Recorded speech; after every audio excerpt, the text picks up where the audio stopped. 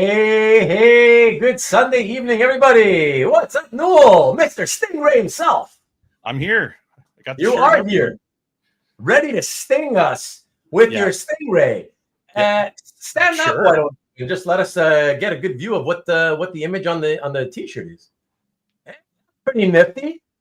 Is it custom, or did somebody have it somewhere online that you could order? I found that on eBay. It's not custom. There was somebody selling them, and I was just like, hell yeah.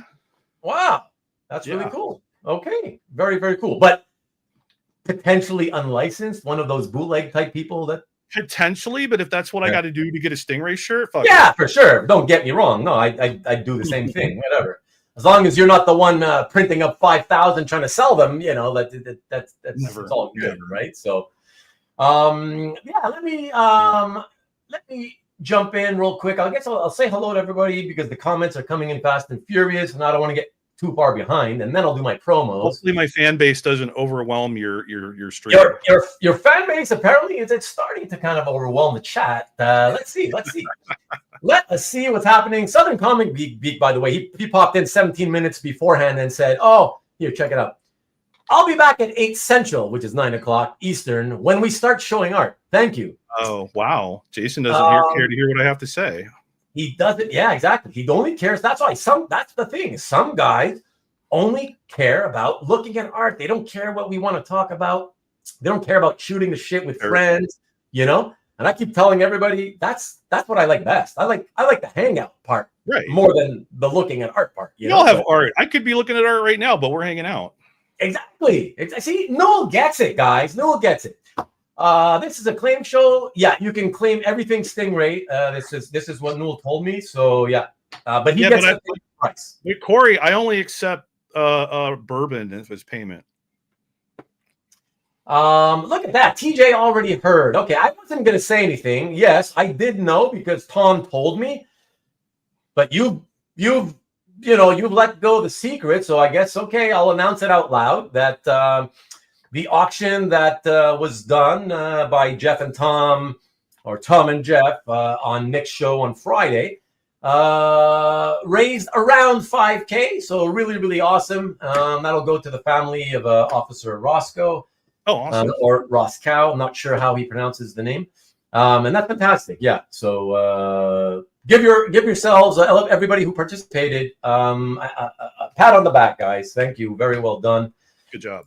And Stingray again, number one Marvel fan. Tom is jealous. Tom, he knows it, man. He's popular. I want to hear all about Walter tonight. We will talk about Walt. Who's he talking about? Walter is Stingray's first name. Oh, that's Stingray. Yeah, Walter. Sorry, what's his last name again? Newell. Oh, it is Newell. So that's what I wanted. That's right. I wanted to ask you about that. Just real quick, because I want to continue. We're jumping way ahead. Yeah, but just real quick, was it then just a complete coincidence, or did some of your desire to follow the character happen to be because you found out this character had, shared the name with you? Oh, that's 100% what it was. Oh, that's what it was. Okay. Yeah. So I didn't know who the character was, and then one day when I was like 18, 19, maybe. Somebody pointed out to me, they're like, "Oh, Newell, just like Stingray," and I'm like, "Who?" And they're like, Stingray, the character. Wait. Who did you said that to you? Somebody, a friend of mine. It was somebody that I met over the internet. Like I was in a chat room. Yeah, I was just in a random chat room in 1999 or something, and somebody was like, "Oh, Newell, just like Stingray," and I'm like, "Who?" And they're like, Stingray, the character, the Marvel character. I'm like, "I don't know who that is." They're like, "Dude, he's an Avenger," and I'm like. Right. Yeah. And so I went, I looked him up, and from that point forward, I thought that the name connection was kind of cool, and that's when I started using Stingray on chats and all of the stuff on the internet, and that's kind of how that started. That's so funny. Hey, CJ, Vivian, thank you for being here as always, honey. Carl, TJ, what's up, everyone? And yeah, that's a crazy way that even there was a time where you had no idea who it was, even as a comic fan, and then somebody else had to tell you about him, and that's how you found it, Yep. That's pretty interesting. Hey, Rick, sir, what's happening? Yeah. Marcus is here. I see. Yeah, he's here. Never missed a show in like 2.5 or whatever years that I've been doing this. So that's pretty awesome. He's like the best. He says I would not boo the Canadian national anthem. I'll have you know, I did not boo the American national anthem either. And I got to tell you, because I just watched the video like an hour ago or so about that, that, you know, some other hockey game or whatever had booing or whatever. I can tell you, my instinct when I heard about it, I was like, oh, let me see what that's about. And then when I saw it, my instinct was I didn't like it. It's negativity. It's more negativity as if you know, this part of the world doesn't have enough of it already. You're just exacerbating the problem. I think. I feel like they're just fanning the flames and adding to the, like, Canada and the United States. We have like a hundreds-year-long friendship and partnership in so many ways. You know, no two countries are more similar and work together better than us two. So, you know, just because one administration is suddenly, you know, going off the deep end, doing all kinds of crazy shit, whatever, you know, making it feel divisive, I don't think that means, oh, now Canadians are going to start booing national anthems, because to me, it's an administration issue, right? That's doing whatever's going on right now. It's not a country issue. It's not a citizens issue, right? Like, even if you hate whatever policies might be being implemented in that other country, you don't suddenly hate people in that country if you have friends there, right? You know, like, it's crazy. So I'm definitely not up on the whole booing the national anthem. That's ridiculous. I'm surprised, honestly, that hasn't already been retaliation with, you know, at the American arenas booing when they play the Canadian national anthem. Maybe it has happened. I don't know, but I haven't heard of that happening. You know, so what? That's where I stand on it. It's just isn't the Canadian national anthem just the sound of Canadian bacon frying? What up, Bergara? The sound of what? Canadian bacon? Canadian bacon frying. Frying? It's a bad joke. That's a bad joke. It is. It is. I'll give you that. What's up, CJ? NTJ, live from Stingray Cove, trademark pending lawsuit with Marvel. I like that. What's up, Kavi? Hey. Yeah, I knew somebody would say it. I was just wondering who was going to be the first. Tom says, face the camera. Face my rear, Tom. No, I'm kidding. The go. camera's here, the thing's here. I got, you know. Is that a Stingray shirt? Everyone who ever sees that shirt. It says it right here. That's right. That is clearly labeled. Right. Hello, everyone. Ruben and Stingray. What's up, Gil? I may be in the minority, but I don't want to get stung by Stingray. Yeah. Well, neither do I. I don't think you're in the minority. I don't think anybody wants Stingray to sting us. Let's say that, you know. Hello, back and forth. Yo, from Carl. Triple X Carl in the house. DJ, Gillen, Carl T. Hey, Mike Asbell in the house. What's going on? Hope everyone is doing well. We are. I hope you are too. Just left Rick's to be here so I could back up my brother Stingray. Rick. Who's Rick? Rick Verbanis. Oh, Rick Verbanis. Okay, you're doing something over there. All right. Yeah, he was doing a Cap movie review stream. Oh, okay. Ruben will pick all Valiant art. That's going to be a short show then. Yeah. Stingray, the future #1 Valiant collector of Sting art. I think there's a character in the Valiant book Harbinger called Sting, and so Carl thinks I should start collecting his art. Maybe. Copy, I'm going to guess wrong. I'm going to guess you're wrong, and I'm going to guess we start before the first hour, okay? And let's see what happens. Let's see. What up? Ruben 2, Electric Boogaloo. Too Fast, Too Furious. I like that, TJ. I like that. I was watching, what was it? I was looking at Lionel Richie video for All Night Long the other day. Oh, okay. And it reminded me that Boogaloo Shrimp from Breakin' was in the video. Good times. Wow. Good times. Boogaloo Shrimp. Carl says he likes the new hat. How do you know it's new, though? How would you compliment them and say it's new? How do you know it's not like 7 years old? That's almost exactly right, actually. I got this in 2018, I think. Oh yeah. See?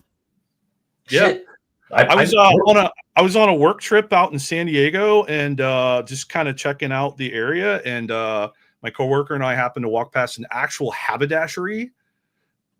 And so we went in and looked at hats, and I liked this one, so I bought it. There you go. And we're on the same wavelength that I kind of felt it could be 7 years old. That's awesome. Yeah, it's for sure great. For sure great, Bill. Yeah, I'm glad it went well. Tom said he initially was going to come on to announce this here tonight, and he said he was too tired. He's been exhausted all weekend. I guess they're him and Jeff prepping or whatever. The after. It's easy to make sales online, guys, but let me tell you, as somebody who's been doing it for a long time, the sales, the deal making itself, that's the easy part.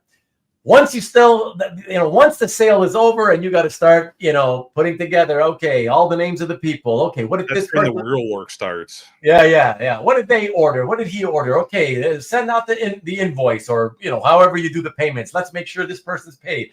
Okay, they paid. Okay, let me start packing this order. My God, that's the worst thing.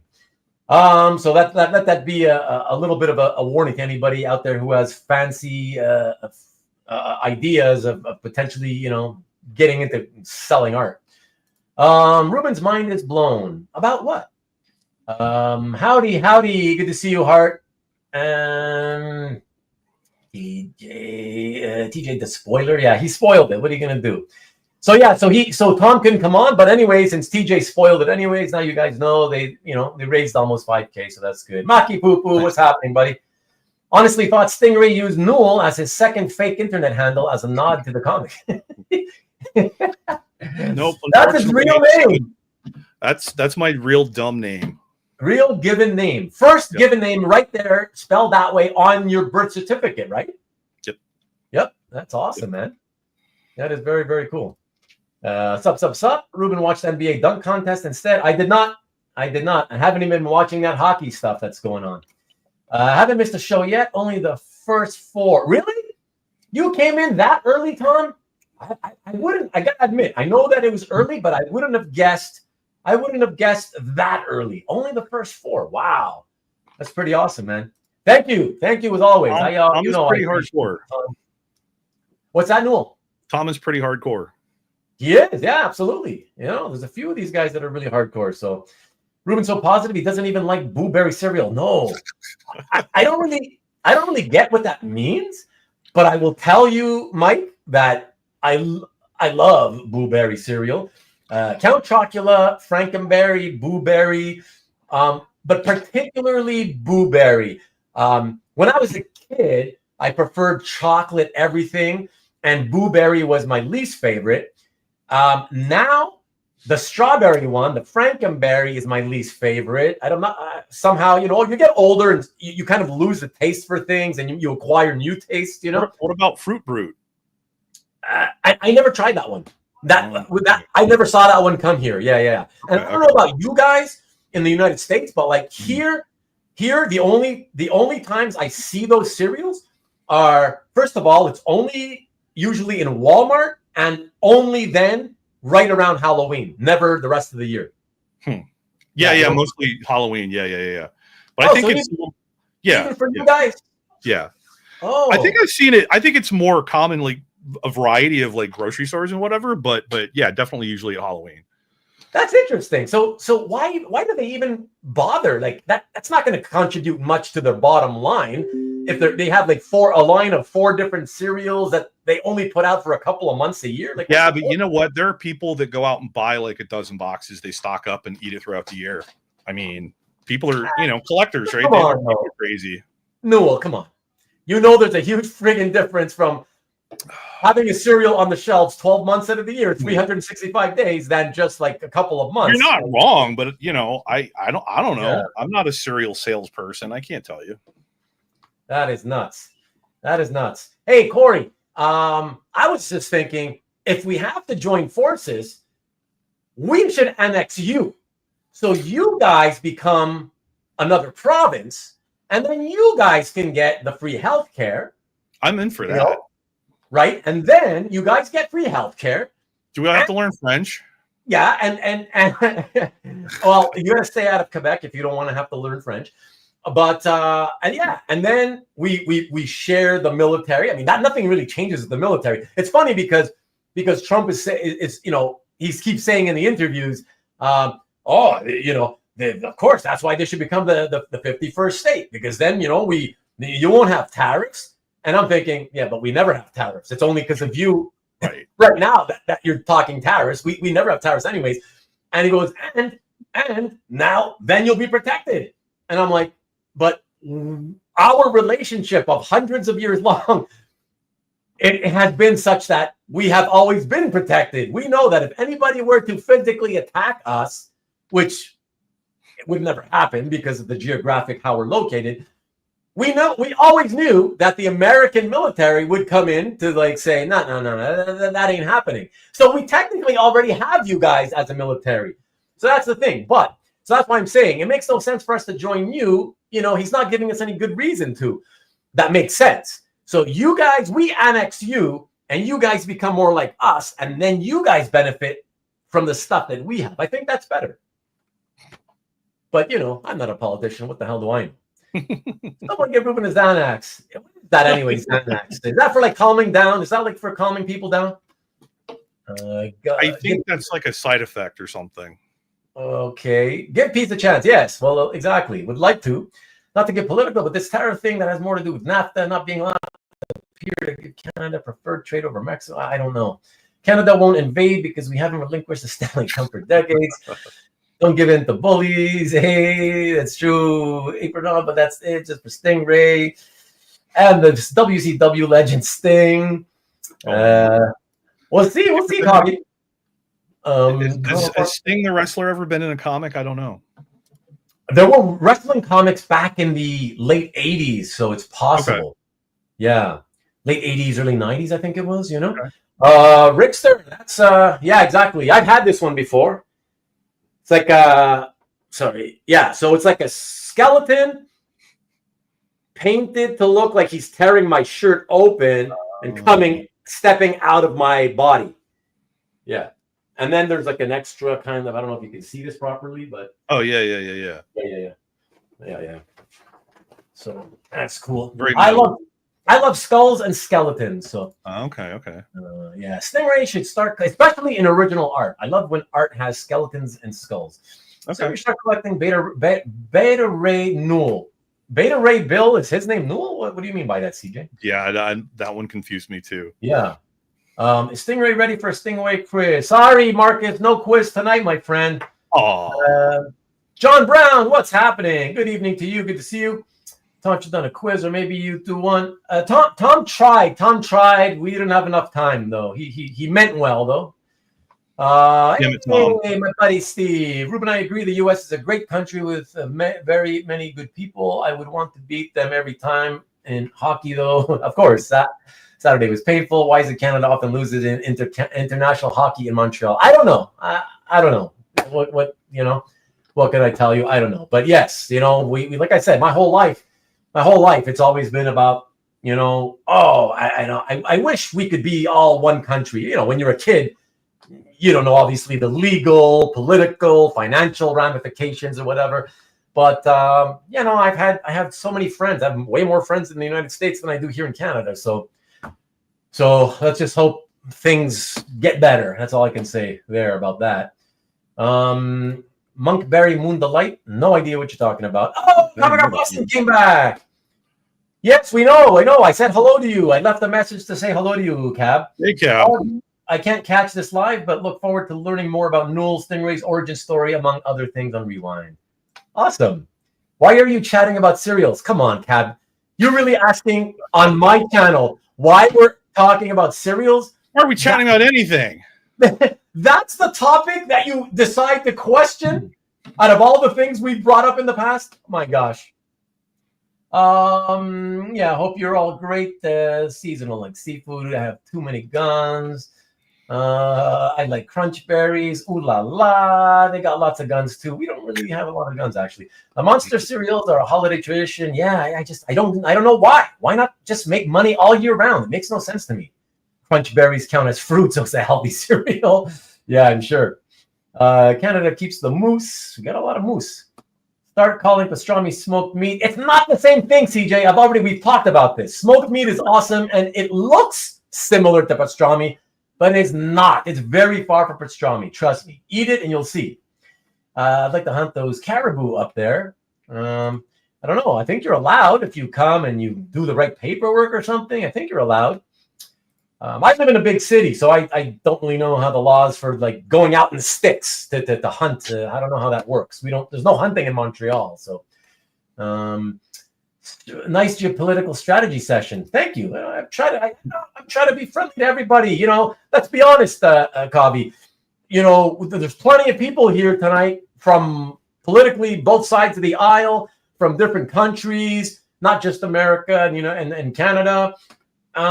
But one thing that has always been true is that when you ignore politics, and I don't mean in your everyday life completely ignore it, but like when you're with friends from all walks of life, from all different places around the world, of all different beliefs, even religious, don't forget that. That's a whole different thing. When we're all together, especially, I'm referring to us, right? Because we have this one thing that we all have in common, which brought us together in the first place, which is, comic books, comic art. Nothing else matters. You see how quickly nobody thinks about things like, oh, the bullshit politics or whatever. We can all get along just fine when we leave all the bullshit out of the conversation, right? Like, and we don't get too deep into the weeds with that. So, that Marvel I don't know if it was Marvel. I don't remember, TJ. Oh, my new buddy, Matt DeTulio. What's happening? What's up, Matt? I've seen more of Matt in the last couple of weeks since OAX than he has ever seen me. And that's because of Angelo and Sarah's videos. Yeah. They love to go visit Matt's booth at OAX. They've got like 20 videos out there. And you notice they keep going back to the same like 4 or 5 booths over and over and over. There's some really great art at that booth, Yeah, for sure. For sure. Hey, listen, that's what they love. You got to go to where you love, but I got to spend some time with Matt at OAX. That was pretty great. Yeah, thanks for dropping by and saying hello, Matt. And hey, Matt. Yo, Matt. Hi to everybody. Hey, Kenneth Bird, the big winner, by the way, Kenneth. I don't know if they reached out to you. I don't know if you were supposed to reach out to them, but just in case it worked out badly, just letting you know, Kenneth, you won one of the giveaways on Friday's Nick's show on Friday. So if nobody's told you this, you got to get in touch with the gang at over at Nick's. All right. Congrats. I do not give a puck. Yeah. That's a hockey show. That's right. Stingray, show your shirt off. You already did. That was a few minutes ago. I'm almost caught up, guys. Ruben will like the new Just Go Savage sort of cone. I saw it. What do you mean? Why are you saying I would like it? If you're talking about the one that I saw, the one where he's on the cross, it's the recreation, right? Where he's been crucified, right? Ooh. I think that's what you're talking about, Rick. Let me know.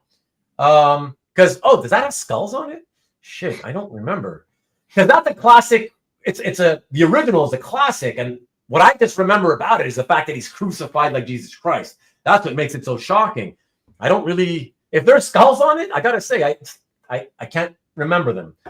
But I'll have to take a look now. Rick Welch, I will check it out. Hey, Cab. Hey, Kavi. Hey, look at that. Comic Art Boston's still hanging out.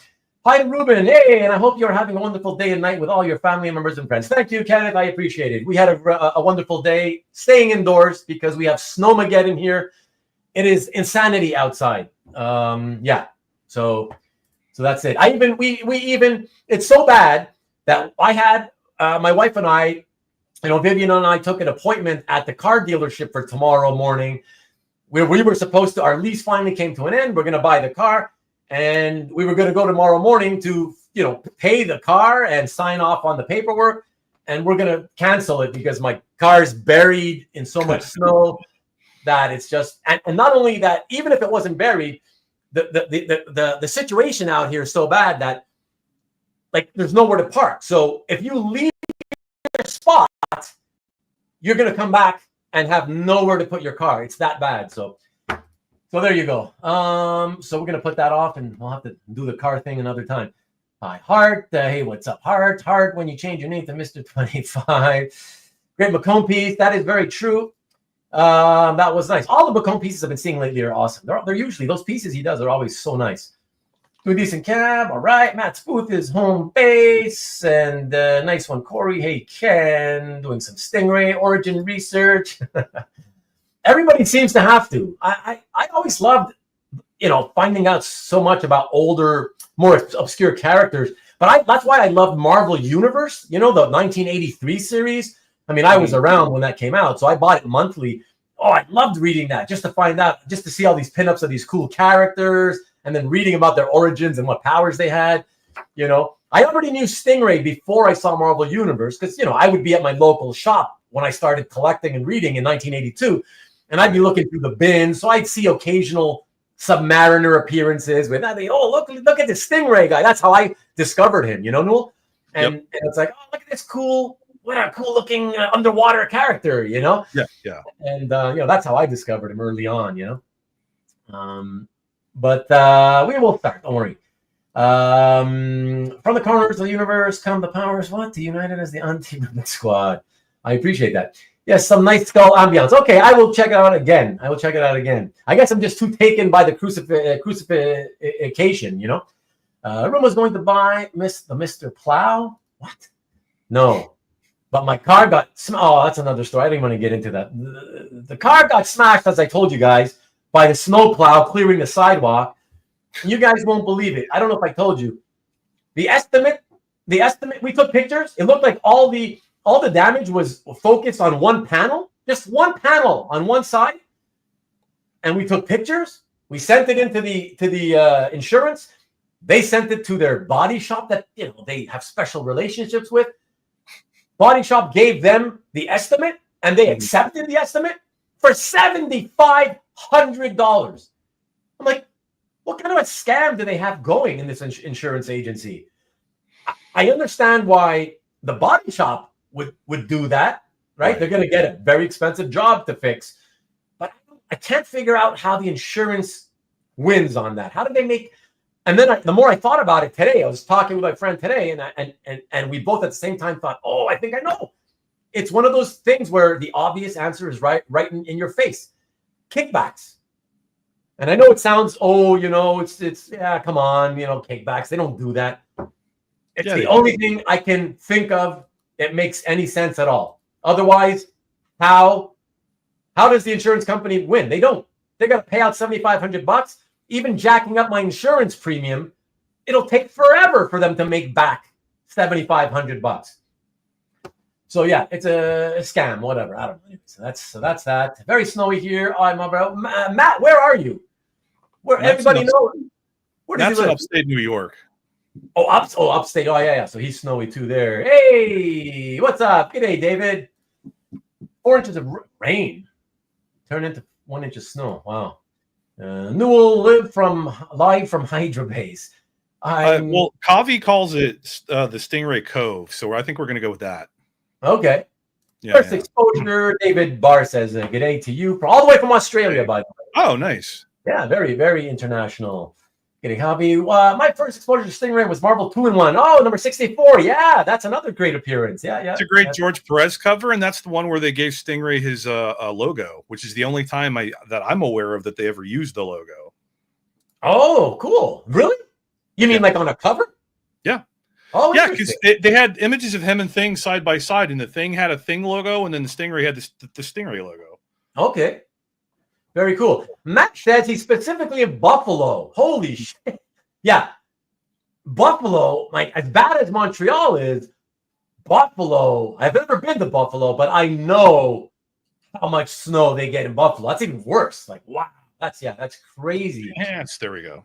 Crazy snowmageddon. So Rich Daddy just come in. Look at the fellow Canuck in the house. Snow was worse south of Lake Ontario for sure. Yeah, man. Good to see you. And loonies and toonies. All right. Let me really quickly, guys. It's the real deal here. Yeah, for sure. I know. It's nutty. It's bad enough here, so I can imagine it's even worse there. So, yeah, lake effect snow from Lake Erie. Yeah, I know, Rich. All right, everybody. Oh my God, you got caught up. I know. But now these guys are going to keep putting in more comments as I quickly tell them about. Just real quick, everybody, as a reminder, next week is a double episode weekend. All right, so it'll be Saturday night and Saturday night. Sorry, what did I just say? Saturday night and Sunday night. Yeah. So Saturday night, okay, that's the not usual, the unusual night for me. The Saturday, that'll be the 16th episode of Comic Art Show and Sell, not Tell, Sell, right? So that's a claim show, sales show. It's primarily, I can tell you, primarily art from the 80s, some 70s and 90s sprinkled in, and maybe a couple of more modern pieces. So that's my usual time, but it's on Saturday, okay? So keep that in mind. All right. And on Sunday, so the very next night at my usual day and time, we've got Khalil in the house finally, and that's going to be exciting. Very, very happy to finally get Khalil on, so that's going to be a lot of fun. Show and tell, of course. So please come back for that. But of course, I'll remind you guys when you first show up for this one. And for this for the sale, since it's a week out, I want to tell all of you, because you guys are kind of used to, what I've done in the past. So I'm just warning you in advance. For those of you who really like the lower, more affordable priced art, so I always like to kind of separate it, and I kind of think of it in terms of 3-digit price pieces versus the 4-digit and up stuff, right? That's kind of how I separate it. And I always like to try to get a mix of the two as much as possible, right? And try to cover as many people as I can. But I just want to let you guys know, those of you who really like the sub 4-piece price category, I apologize in advance, but there's going to be approximately 28 to 30 pieces. And there's probably, I think, only 3 pieces that are going to be 3 digits. So below 1,000, pretty much the majority of the stuff is going to be 4 digits and up.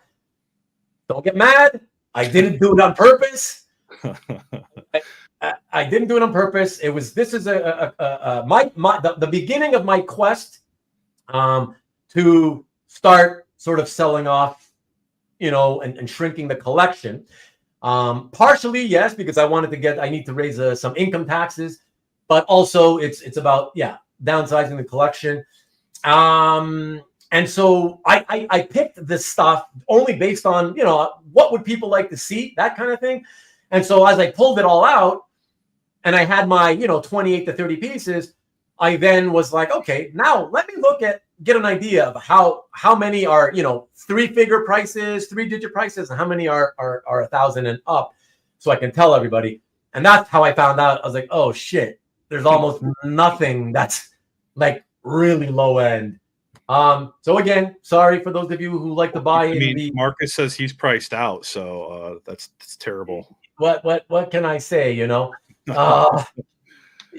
So I can't type tonight. Just call the Great Lakes Lake of America. Yes, Saturday is all right for fighting.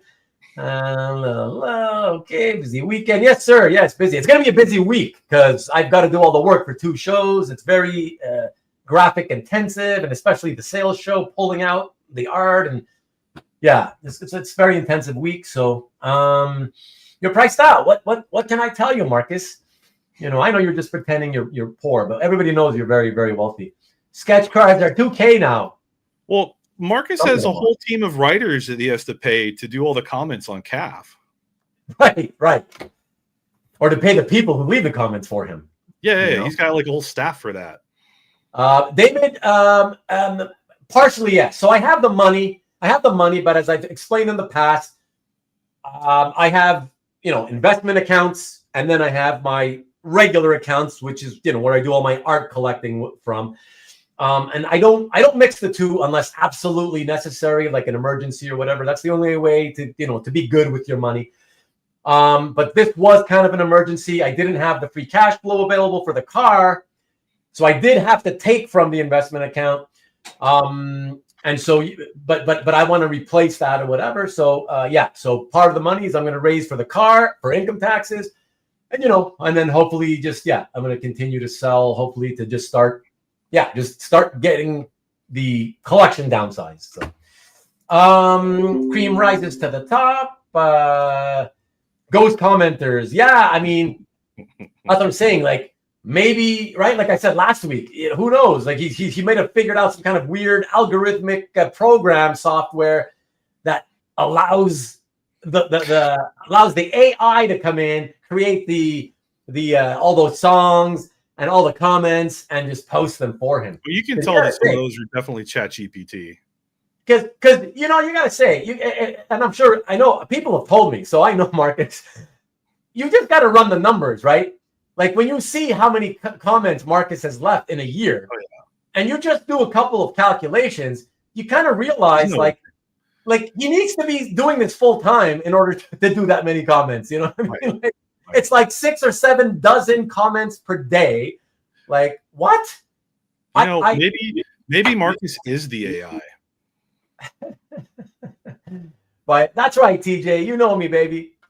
Only for you, though, TJ. I ignore yours only. Send a message. Ruben, send the message to Comics Den. What do you mean? You sent the message to Comics Den? What are you telling me that for?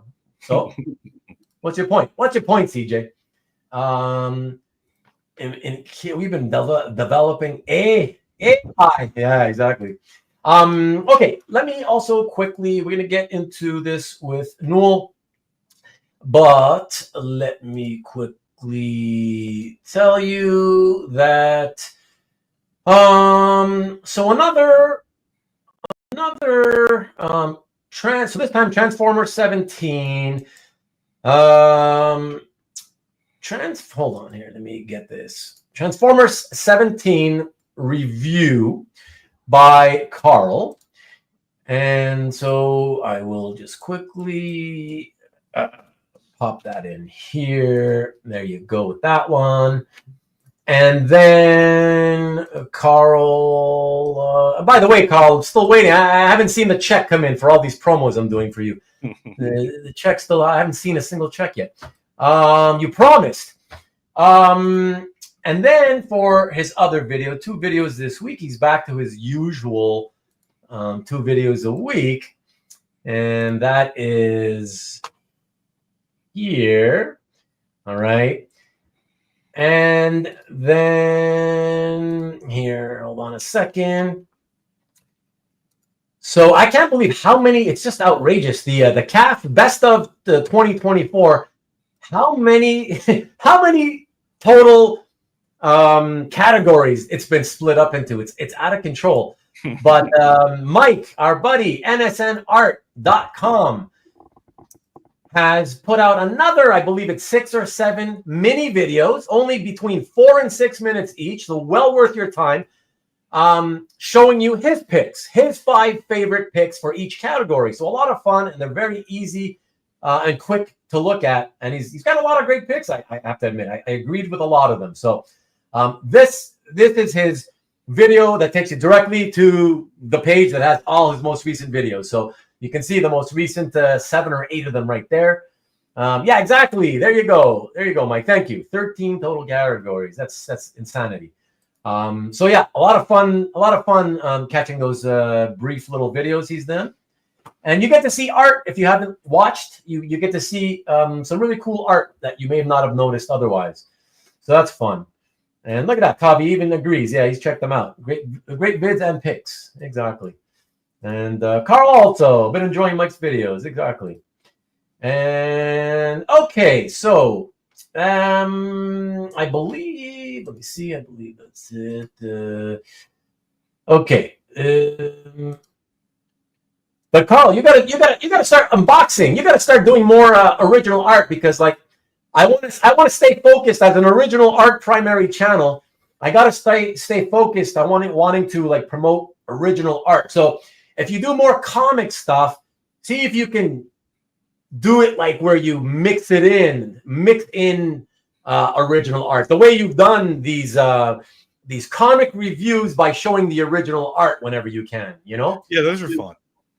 Yeah, that's cool. That way, you know, otherwise I got too many people that it'll never end. I got too many people. I can't start doing promos for people's comic book product or whatever, you know, since I'm not a comic book show or channel, you know? So please, more small channels doing more original art content. Don't forget, guys, that's why Nicky B, look at Nick. You never see me promoting, you see me promote Nick every week, but you never see me promote anything other than the EXP. One show out of like 40 that he does every week, right? Because everything else he does is all comics related, and I don't do comics. It's not a comic channel. So, and so, yeah. So speaking of which, everybody, that's the last but not least here. Let me get that one. So YouTube, the EXP, I'll pop it in here. That goes to the homepage. I, once again, for the third or fourth week in a row, have not found a direct link to this coming Friday show. But here we go. That'll take you, for anybody who doesn't know, if you want to check out Nick's show. Nick is this sweet-looking gentleman right here with the bullseye on his face. And here he is again, 30 years later. Check out every Friday, 7 p.m. Eastern, 4 o'clock Pacific, where you can state your claim on some original art. And it's also a chat show, chat/claim show. All right, so please do check that out if you can. And all right, last couple of comments, and we'll get into this. What do we got here? Always enjoy the, look at that. Tom enjoying more videos from Carl. Yes, just watching NSR. Oh, I just started watching the NSN art. Very cool, very cool. Thank you, brother Tom. Just package your old art. Art unboxing backlog. 3 in the works. Nice. I like it. I like it. Yeah. I talk to Carl sometimes, and he's got more art on the way, I know. Yes. Now, he told me that a while ago, too, so I knew some was coming. Sean Clancy, what's up? Sorry I'm late. Can you start over? No, we can't. And look at that. Thank you, Corey. Thank you for setting him straight. Thank you very much. Awesome wall piece. Such a beauty. Hey, Sean. Nikki the Roach. And thanks, Tom. There you go. All right. Excellent. So let's get into this. You ready to do this, Stingray? I'm good. Let's go. All right, man. So what we're going to do, as always, as you saw, even Comic Art Boston came in not only to tell us that he was here to leave his thumbs up, but that he's looking forward to hearing your origin. Yeah, he's like me. He wants to get to know people, you know. So yeah, man, just maybe a briefer background on you know what around what time of your life you discovered comics, how you discovered them. And maybe then fast forward to how that led to you discovering original art and deciding, hey, I'm going to collect this stuff, you know? Sure. So I started reading comics. I don't remember the exact like time of year or the month or whatever, but it was 1992 roughly. Okay. Right? So I would have been around. Can I? Do you mind if I always ask people? Do you mind if I ask you how old you are? I'm 43. I was born in 81. So. Okay. I started reading comics, right around the time I was turning from 10 to 11 years old. So that's a good age. Yeah. Okay. I think I had been aware of them, but I didn't really collect them until one time. The first comics I ever got, my mom worked at a Toys R Us. And, back then she got paid, I think, weekly, and they were still giving out physical checks and all that, So yeah. I remember one time she took me with her to go pick up her paycheck, and she was chatting with her coworkers, and off to one side they had a display with bundles of comics, the plastic like clamshells that open like that were just all clear, and they'd have like 4 issues of comics in them. You ever seen any of those? You mean was it like in a thick plastic container sandwiched like not a clam really, not real thick, but yeah, kind of like that. It wasn't real thick. It was a thin piece that was maybe like that, wide. It had the depth to hold like 4 comics in between. With the depth, yeah. Yeah, and so they had several different ones of those, mostly Marvel. I don't remember if there was any DC stuff. Okay. But I ended up and I don't remember if I bought them myself or if I got my mom to buy them for me, but I ended up getting a 4-pack of Spectacular Spider-Man issues 185, 86, 87, and 88.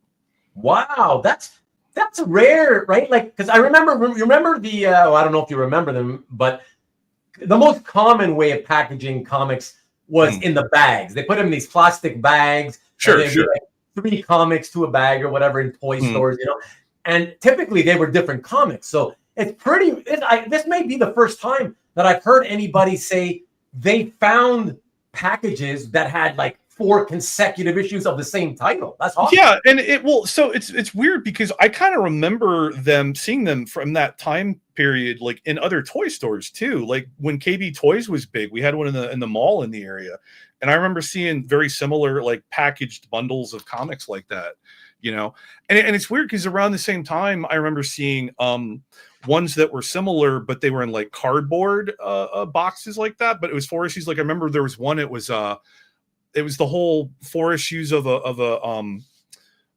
Cable miniseries, but you got all 4 issues. Yeah, and it was labeled as Marvel and everything. The ones that I got, Spectacular Spider-Man, didn't really have any labeling. It was literally just 4 comics crammed into this clear plastic shell. Okay. But yeah, so those are my first comics. Around that same time, I got another one of those bundles that had Daredevil 297 to 300. Cool. That was called the Fall of the Kingpin. That was the Lee Weeks stuff, right? It might have been. I don't remember, honestly. Artistically, I think that was Lee Weeks, but anyway, I just remember that was a story that had Typhoid Mary. Okay. Big in that one.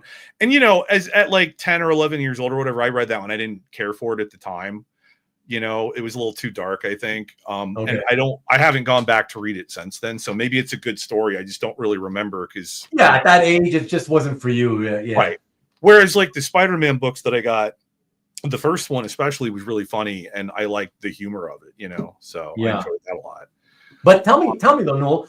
So it was your mom bringing you these things that started off from Toys R Us at first, right? Right. But she wasn't bringing them to me. Like I was in the store with her and saw them, and was like, I want this. Yeah. Oh, I see. Oh, just saying that. Hey, okay. So it's that something about it attracted you, and you just said, "Hey, I'd like." And I think with Spider-Man, I was like, even then, Spider-Man was popular enough, like in pop culture enough, that I was kind of aware of him, but I didn't know much about him. And I'll be honest, I think what drew me to that first issue was the cover. Okay. Yeah, because the cover for 185 is Spider-Man walking toward the camera, looking very imperious, right? And on either side of him, he's got a frogman. I think the name is Leapfrog. But these 2 guys in giant dorky frog costumes, also looking very serious, like they're going to mug somebody in a parking lot. And it was funny. And having that vague awareness of Spider-Man, I was like, I want to check this out. Yeah. And so I got them and I loved them. I thought they were great. Oh, that's cool. So you're pretty well hooked from the beginning. Yeah, like I said, that first issue, Spectacular 185, was really funny. And I laughed a lot, even as a kid. I thought it was great. And I really think that issue sold me on not just Spider-Man, but comics as a storytelling medium, Yeah. That's cool. That's cool. Okay. And so that's around 92. And so you, at that point, do you soon discover a comic book specialty shop in your area or no? It took a few months, I think, if I had to guess. Like, again, I don't remember the exact time frame. It's not like I was keeping track or anything. But so I know that like a few weeks to a couple of months, maybe later, I was in the mall with my mom and we went to a Walden Books, if you remember those. And they had not like the classic metal spinner racks, but they had like the plastic ones, the plastic looking ones that they would put magazines in. And they had some comics in there. And I saw what would have been the current issue of Spectacular Spider-Man. And I was like, ooh, I have some of those comics. Can I get this new issue? And so like I had 185 and 188. I think the one that I saw in the comic book shop was like 197, somewhere in there. Okay. And so I took that one at home and I read it. And that one blew my mind because it had the X-Men guest starring in it. And up until that point, I didn't know anything about shared universes or any of that stuff. And to find out that the X-Men and Spider-Man were in the same world or whatever, right? I was like, holy shit, because I was watching the animated series for the X-Men and I loved it. I thought it was great. So I was just like, oh wow, they're in the same world as Spider-Man. That's great. That's awesome, you know? Yeah. And so from there, I think if I had a friend that told me about a comic shop and I got my mom to take me there. And so I started going there and buying comics. Like, and at first it was just like, you know, a couple of Spider-Man books and maybe like just plain old X-Men, right?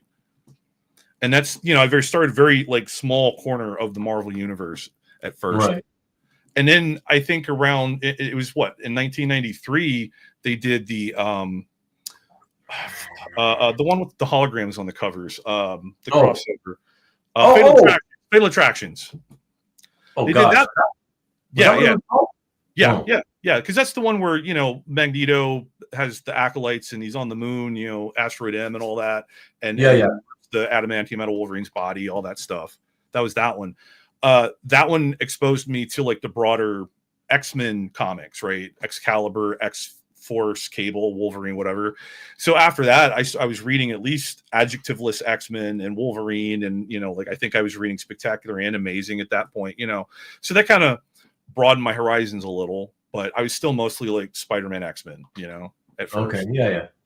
And then eventually, like in 96, I think, with Onslaught, I was really like caught up in the excitement for the build up to the Onslaught that they did. That was the first like real major like company-wide crossover that they did.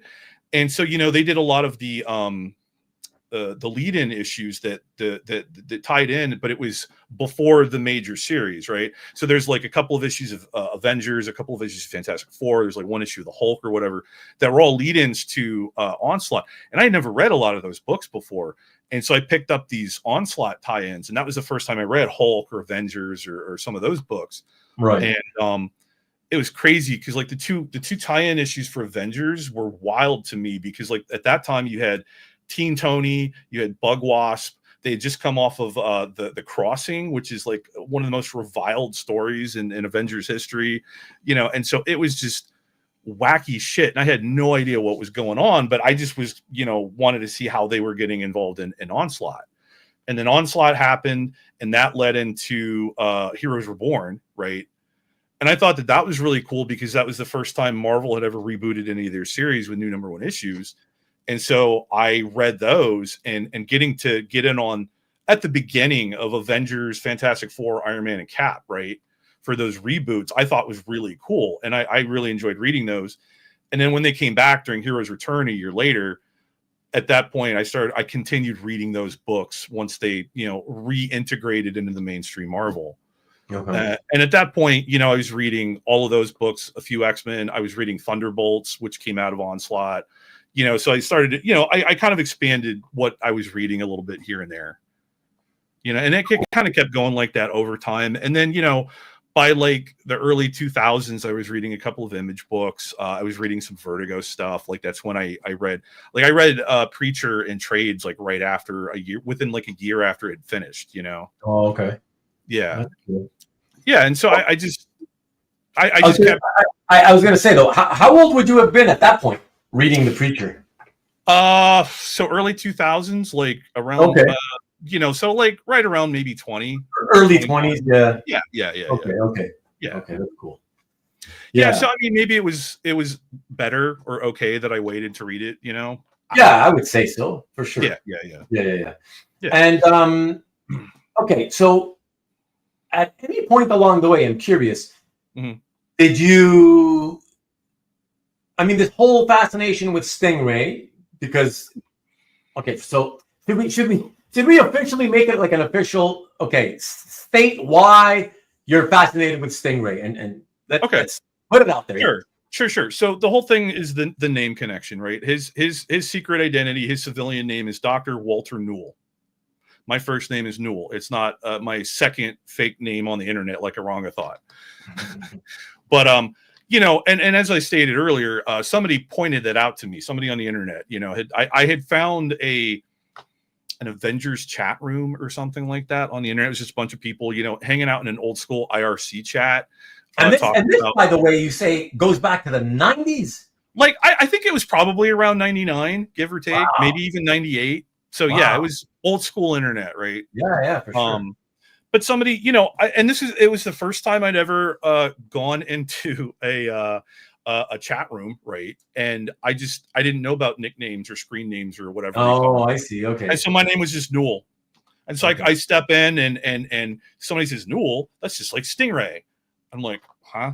And they're like, Stingray, the character. And I'm like, I got nothing. And they're like, he's an Avenger. And I'm like, okay, I still never heard of him. And so they tell me a little bit about him.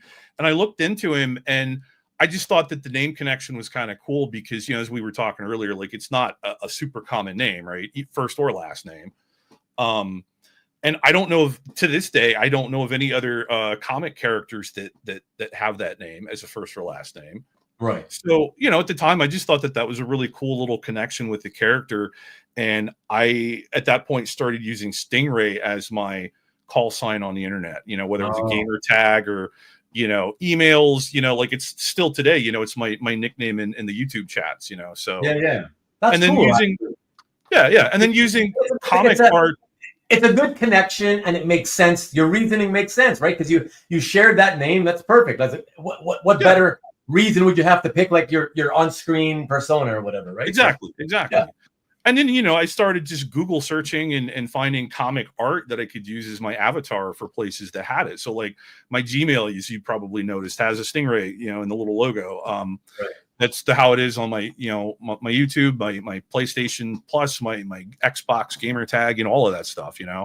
We don't talk about that Stingray, Marcus. He's stupid. No.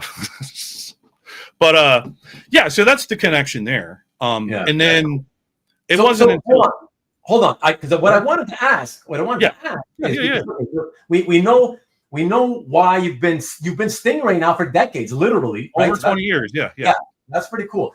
So what I wanted to ask is at any point along the way, from the time you started reading comics, did you only adopt Stingray as that online persona, or did you ever like him so much that you started like maybe looking for Stingray appearances in comics just to buy and have that? Or did you not really care that much about it? It started as just the name that I was using on the internet. Okay. And then over time, I thought, well, wait a minute.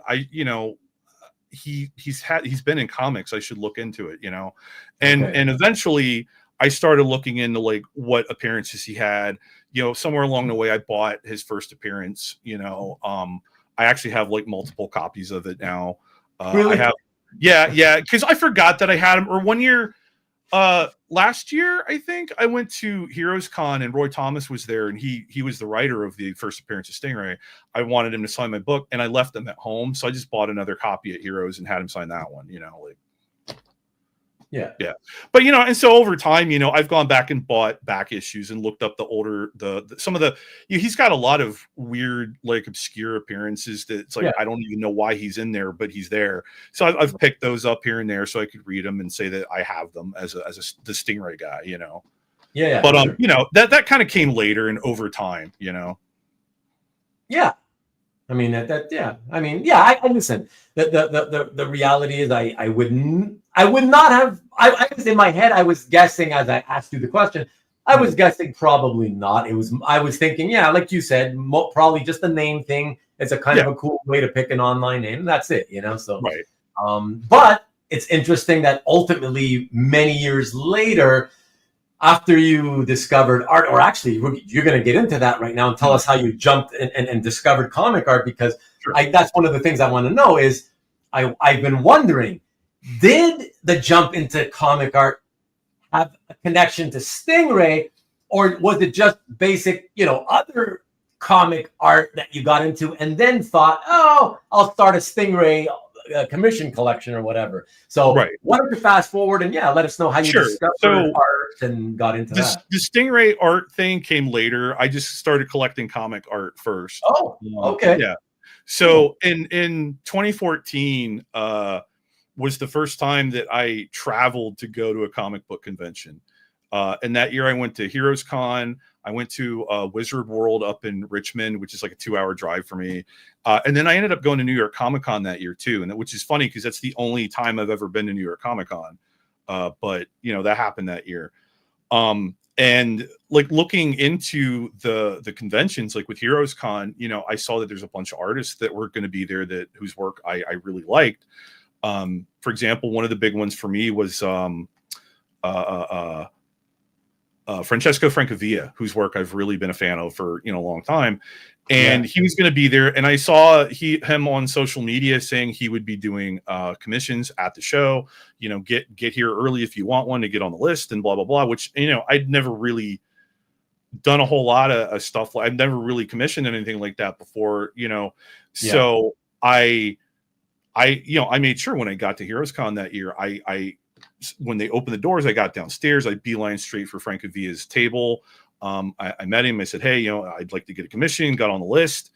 I got a John Constantine from him, and he did it at the show. I got it like later that day or the next day. And, you know, I was kind of hooked at that point, just getting commissions. I thought it was really great. You know, getting like art on demand, you know, that was a lot of fun. See, Carl knows. And so like I did that at Heroes. I got like 4 commissions that year at Heroes, which, you know, for my first like big con like that seemed like a lot to me, but you know, nowadays, for sure. I would, well, whatever, but it does seem like a pretty healthy amount when it's your first time. Yeah, absolutely. And then I got a couple of commissions at New York Comic Con that year. And you know, that was it. Like for a long time, you know, I was picking up art when I would go to shows, and that was it really. Because I didn't know, because I didn't know where else to get it, you know. Right. So going and meeting an artist saying, hey, would you draw this for me? And then they would do it. A little bit later, when I realized that published art was a thing that you could actually buy, and that artists at shows had it with them sometimes, right, with the specific purpose of selling it. So I was surprised to find that out, and I started buying published art too. I still lean more toward commissions because it's like, okay, an artist I like is at the show. If they're taking commissions, I can just like, hey, can you draw this for me? And they're like, yeah, sure. Whereas published art, I had no idea that there were like specific dealers for that originally. You know, I didn't know about Heritage, you know, stuff like that. I didn't really know. So it's like, if I go to a show and there's somebody there that has a published art that I like, I can buy that, but I wasn't really sure how to go about looking for it at first. You know what I mean? Right. If there's something specific that I wanted. Yeah, it was all new. It was all new to you, basically, at that point. Oh yeah, exactly. So like for the first few years, you know, I found that I don't know why, but for some reason, like Baltimore Comic Con was a good one for meeting artists that had published work with them, and I bought multiple pieces of art. Like I bought a couple pieces from Mark Buckingham. I bought a page from McGuinness, you know, stuff like that. And so that's kind of how I started getting into that stuff. Okay. Now the Stingray aspect comes in around. So I didn't start getting Stingray art until like 2019, but in 2018, I think it was, I heard an episode of Felix's comic art collecting podcast that he does. Right. Yeah. And he talked about collectors that have like themes or focuses to their collecting, right? Specifically, the one guy that I remember him talking about was, I don't remember the name, but it's the trophy wall guy. Do you know what I'm talking about? Chris Kyra. Oh, okay. Yeah. I couldn't remember his name. Yeah. And I thought that was really cool. I was like, oh, that's such a good idea for getting commissions. Like, that's really cool, man. And so like this seed got planted from that. And I started thinking that, you know, I really like the idea of having a focus to my collection, you know, having more of like a curated collection than just a smattering of whatever tickled my fancy when I went to a convention. You know what I mean? So I pondered over it for a bit. And, you know, like my first thought was like, well, if I was going to have a theme or a focus or whatever, what would it be? Oh, I could collect Spider-Man art. But I immediately threw that out because like everybody collects Spider-Man, right? And I like being primarily like a commission guy at the time, you know, every artist has drawn Spider-Man at some point, right? Yeah. That's not going to be new for them. It's not going to be exciting or not even necessarily fun. It's just going to be something they toss off and say, here you go, right? It depends. So, yeah. Right. Yeah. So I was like, that's probably not the best choice. And then plus the fact that I'd be competing with a bunch of other people, you know, So I thought about it, and I was struggling to come up with like a theme. Like maybe I could get all my favorite characters as dinosaurs, or some crazy shit like that. But I just couldn't. I never landed on anything that made sense to me, or that felt like I would have actually enjoyed collecting it. Right. And then at one point, a friend of mine was like, "Well, what about that Stingray character that you like?" I was like, "Huh, that's not a bad idea." And so I find it pretty crazy that it was actually a friend's suggestion rather than your own sort of sitting around and maybe thinking, hey, what about Stingray? I think I was thinking too hard about it, Yeah. And the answer was right there. And somebody pointed it out to me, and I was like, that's not a bad idea. And so originally my plan was to just do like a sketchbook where I could get artists to do sketches at shows and stuff, right? And so in 2019 I bought a sketchbook and I took it with me, and I got 4 pages in the book of 4 Stingrays, right? And that was all I got that year. That was all I managed to get done in it. And then like after I was done with cons that year, that was all I had, but I was still pretty stoked that I had a good start to it, because the 4 that I got was page 1 was Ryan Otley, and he'd never even heard of Stingray, but he did it anyway, and he knocked it out. That one is really gorgeous. And I thought it set like a high bar for the sketchbook, right? Like other artists are going to see that's the first page, and that's what they got to live up to. So I was pretty happy with that, Then I got Richard Case, the Doom Patrol fame. Where's the other one? Barry Kitson did one. Oh, and Yannick Paquette. So those are yeah. His was great because it was full watercolor, and he did like he had him underwater with coral that was very colorful and everything. It was really cool. So those are the 4 that I got in the sketchbook, and then that was all for that year. In 2020, I was planning. I had tickets and everything, and I was planning to go to Emerald City Comic Con, and I don't even remember like what artists were supposed to be there, but I was looking forward to get more pages done in the Stingray book. And then, COVID happened, and there were no conventions that year. So I didn't get anything added to the book because of that. I did like 2 mail, email, at home commissions, over the internet that year. And that's, that was it. And I both of them were Stingray, they weren't in the book, but I was like, this is what I got to do since we're, in the midst of a global pandemic and whatever. For sure. Yeah. So in 2021, same thing, no conventions. So I got more, at home, through the mail commissions and that kind of thing.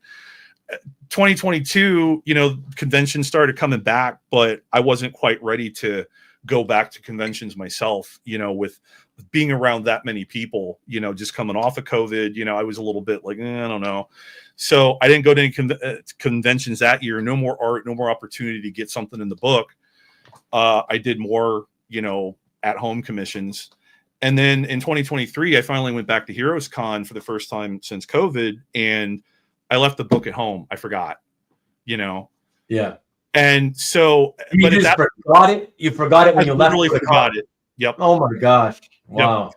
And you must have been pissed, no? I was disappointed. I was frustrated, but I started to think about it. I was like, at that point, I'd gotten enough regular commissions through the mail and stuff. I was like, I guess the book is just done, because you can't hang up the art in a book either, right? Right. So I decided I wanted to frame a lot of the art, because I felt like I was getting good stuff, and I was like, this is worth framing it and putting it on the wall. And I'm like really kind of building something here, like I have a pretty good grouping of Stingray art, and I was just adding more and more to it over time. And I was like, you know what? Fuck the book. We don't need the book. We're just going to do regular commissions and frame them up and hang them. Okay. And so, I mean, that's where I'm at today. So that's kind of like the genesis of how I got to, I just decided I needed a focus. Stingray seemed kind of cool because it was unique. Nobody else was out there collecting the character really.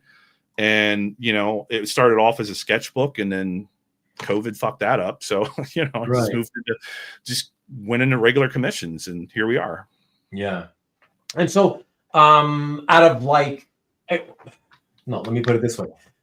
How many, do you even know how many pieces of art you pick up? You know, commissions or published, what doesn't matter. Just how many pieces do you add to your collection in any given year? Or month or week or however you look at it, you know? It varies wildly. I mean, so if you look at, I was looking at CAF recently because you can look at what you added per year. Yeah. The average, I think, was like 16 per year. And then last year I added 69 pieces. Well, okay. Okay. And so would you say that the vast majority these days I'm talking about, the vast majority, would you say is commissions as opposed to published? Or can you estimate what the percentage breakdown is between the two? I don't know exactly, but if I had to guess, I'd say maybe 60-40 commissions to. Okay. So it's still not like, I was thinking it might be like a lot, like 80-20 or, something really strong on the. We could maybe even push it to like 70-30, but I don't think it would go past that, Okay. Because I mean, like, I literally bought 2 published pages yesterday. I bought one in January, so now that I'm more aware as a collector and I know where all the stuff is to look, I'm finding more published stuff that I like, that I enjoy. And if I have if I can afford it when I find it and whatever, I go for it, What is this about colored mats? He's trying to make fun of me. He says he hopes you don't use colored mats, Stingray, because I may ban you. Oh, are you not a fan of colored mats? Not when the artwork is pen and ink, black and white. You should not use. You should not use any color. No, unless I always say, to be fair, unless you're okay with wanting your presentation to look like it belongs in the room of a 5 to 8-year-old child. That's okay. Wow. Okay. If you're okay with that, then I'm okay with that. It's your house, But painting. You have a problem with this? This is not. Oh man. You killed me. Oh man. Why have you forsaken me? Oh, terrible. Hey, listen, like I say, you have to live with it. As long as you love it, that's all that matters. Yeah. Well, I tried to keep it, a simple color scheme, the red and white, because that's the colors of Stingray, and I want to.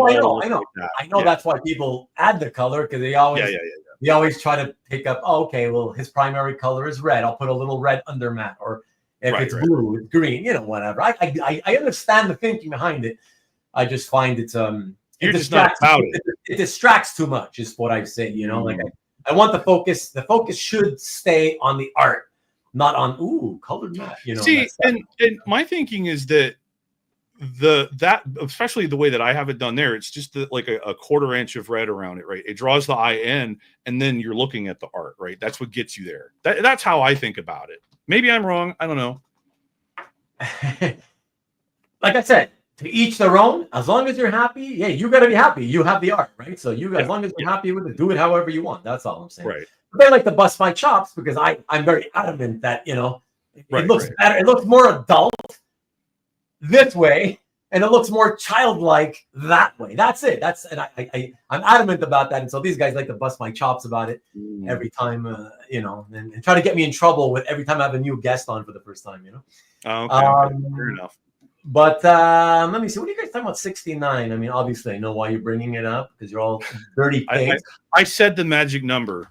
Is that what you had said? Yeah, I added 69 pieces to my. 69 pieces. Right. Yeah, it was 69. Oh, well, perfect. There you go. Oh, yeah. As soon as you say that, these guys are going to go off or get off. Is it? Speaking of children. Speaking. well done. I love that one, Newell. Oh, yeah. Love that. He's been hanging out with me too much. Well, let's say bad influences. Too many. Exactly. There you go. Cobby's got it. Too many. He is triple X Carl. Ruben hates him. Ruben hates Collar. Signifies just a part of his daily vocab now. Ruben would prefer you have 70% published. No, what? No. I want people to have whatever they like to collect. That's what I prefer. This goes back to the dark void of Ruben not experiencing joy. Oh, thank you, Kavi. I appreciate that. Oh, no. And Ruben's favorite mat is Detulio. No, Marcus, you're gonna make Kennedy jealous. So I have to say no, and not to make Mr. DiTullio sad, but I have to say Matt Kennedy is my favorite Matt. You know, and he'll be back very soon. Got a show already scheduled for those of you who haven't seen on my channel. Sting like a bee. Yeah, I get the red accent. Ruben doesn't. No, that's okay. It's not his art. Just get the. That's right. Just get the commission colored, and you'll be fine. That's right. If there's color in the piece, of course you should have. And that's highlighted matte. You know. Yeah. Well, I have a mixture of colored and black and white. So I mean, you know, I just like the idea of the uniform look for the matting for all of them. You know. No, I get it. Yeah, that's like I said. Whatever you know floats your boat. I'm good with. Just let me quickly say that Rodney is saying hi, Stingray, and to me and to everybody. Just dropping by really quick to say hi because it's my birthday today. Can't stay long. Happy it's your birthday. Happy birthday, Rodney. Have a good one, bud. See you hopefully next week. And Rodney, if you're still here, it's 2 shows next week. In case you're wondering, there's a sales show on Saturday night at 8. It's a twofer. And then the regular show on Sunday night. All right. Have a good one, and hopefully see you next week. Matt says, I do accents on some pieces, but for the most part on black and white, I do black or white matte. There's a guy who at least almost perfectly knows the way to do it. You know, that's what I'm saying. Right. You know what? He also collects Black Bolt, and so that makes sense. You know, he collects Black Bolt, so that means he loves black mattes. What? Is that the thinking behind that? Okay. Man. All right, we'll go with it. Yeah. Take photos of the art, not what? Plate plus always take photos of the art, not scanning. What are you talking about, CJ? What do you mean by that? What do you mean? Yeah, what do you mean? I don't want to guess. Color TV is here to stay. Black and white was still 20th century. Nice job. I do 2 colors per frame. All right. Ruben betrays his inner child. I have apparently, according to Cobby, I don't have an inner child. My soul is just I'm devoid of a soul altogether. You know. Okay, Rodney, you heard my awesome mine and Newell's awesome birthday wishes, so that's good. You were here for that. That's good. Said it again. What? Mark Vega, has Ruben shared his thoughts on framing the art with the comic? I have, and we're not going to get into that. I will not get into that. You know what we should do? If you guys really want to try to bust my chops, I should do an episode where we only talk about presentation, art presentation. Shit. I will. You know, I'm going to spend 3 hours, 4 hours going off on so many people, on so many ideas, and you guys will spend 3-4 hours just busting my chops, like and chopping me down. You guys would probably appreciate that, though. You know, what is up with you guys and your obsession with like XXX hardcore sex? Do you know the story about the XXX? No, they keep talking about it, but. Matt DiTullio and Carl Choi did an episode of Amateur Dueling Dealers together, and it was episode number 30. Okay. So the label on the show was XXX Amateur. And it is the single most viewed video on the Comic Art Live YouTube channel. Okay. Say that again. They did the sales show. Amateur Dueling Dealers. Yeah. Amateurs.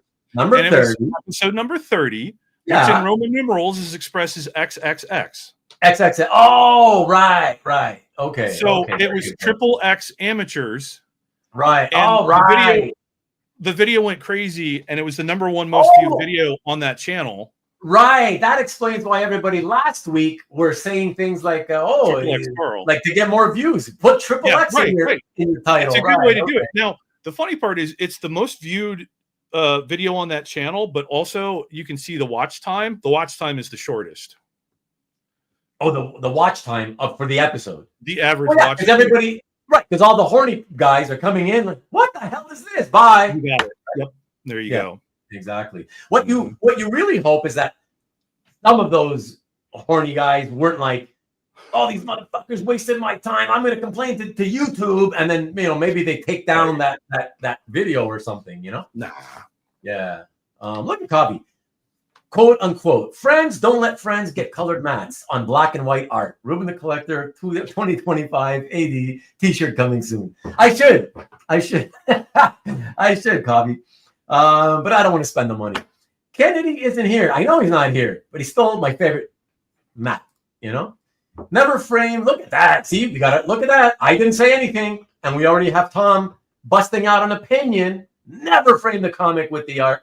I'm leaving it there. Like I said, maybe we should do a show like that. I think we would all be going nuts. I think we'd all be yelling at each other for each other's opinions. People in capes who wear their underwear on the outside. How dare we make the art seem childish? See, but that's the thing, Ian. That's the thing. There's already enough going against us and the hobby. That's the thing. You should, right? There's enough things to make it seem childish that I feel like, we already deal enough with it. At least let the presentation look adult, But it doesn't just go, by the way, just to be clear, and I've said this in the past, it's not just about comic art. It's even, any type, if it's fine art, if it was pen and ink, fine art, what I say still applies for that. Don't add color. You shouldn't be adding color to black and white art. So it's not just about comic art. But anyways, so what is it about the color that you feel makes it childish? It first of all, it's more than anything. It's more about it being distracting. Okay, it grabs the eye because it grabs the eye immediately, right? Your color is attracted to your eye is attracted to color more than to black or white. Okay, sure. So right away you look at that. Whereas when you have a subtle sort of off-white with off-white outer mat with, let's say, a black under mat and a black and white, inked piece. Yeah. There's nothing there that's bam hitting you in the face like the red square or green or blue or whatever. Your eye actually tends to immediately go bam right to the center of the presentation where the art is, the image area. And that's what you should be doing. You're presenting, you're framing art to present the art. Yeah. So you should be wanting the eye, everybody's eye, to be attracted to the art, not to, oh wow, look at how he did his matting, or look how he did his frame, or whatever. Like, that's distracting. You want people to see the art and be attracted to the art immediately. That's it. Right. I agree with the sentiment, but I don't know that I agree that just that simple line of color is oh, look at, you know what I mean? It's not as frilly. It's not as if there was more to it, if they were doing like multiple layers and that kind of thing, I could get behind what you're saying, but I don't know. Like I said, in the end, right? Like, I'm just one guy. I'm telling you how I feel. I have the right to tell you how I feel. Just like I tell everybody else. Of course, you should keep doing it the way you want to do it. It's your art. Yeah. I don't care. I'm just telling you how I think it should be, whatever, Yeah, that's telling me that we have never met, so I am not offended. And so are you saying that if we do meet, and then I still say that Matt Kennedy is my favorite Matt, then you'll be offended? That wouldn't, that's not fair either, But noir or not, that is the Matt question. Nice, Peter. So hi Ian, hi, hellos, no worries. Yeah, because we should get started. But Ruben, you hate photos of art. I hate photos of art. Oh, you mean okay.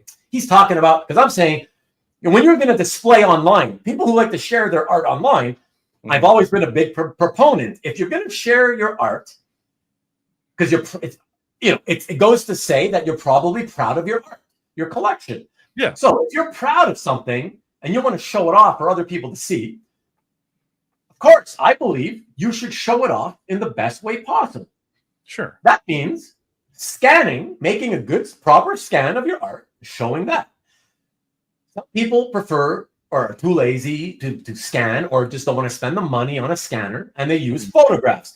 Sure. And I've made the point many times that photographs look shit compared to scans. It's just that's a fact. Now, a few guys in the hobby, they know how to use their, what do you call it?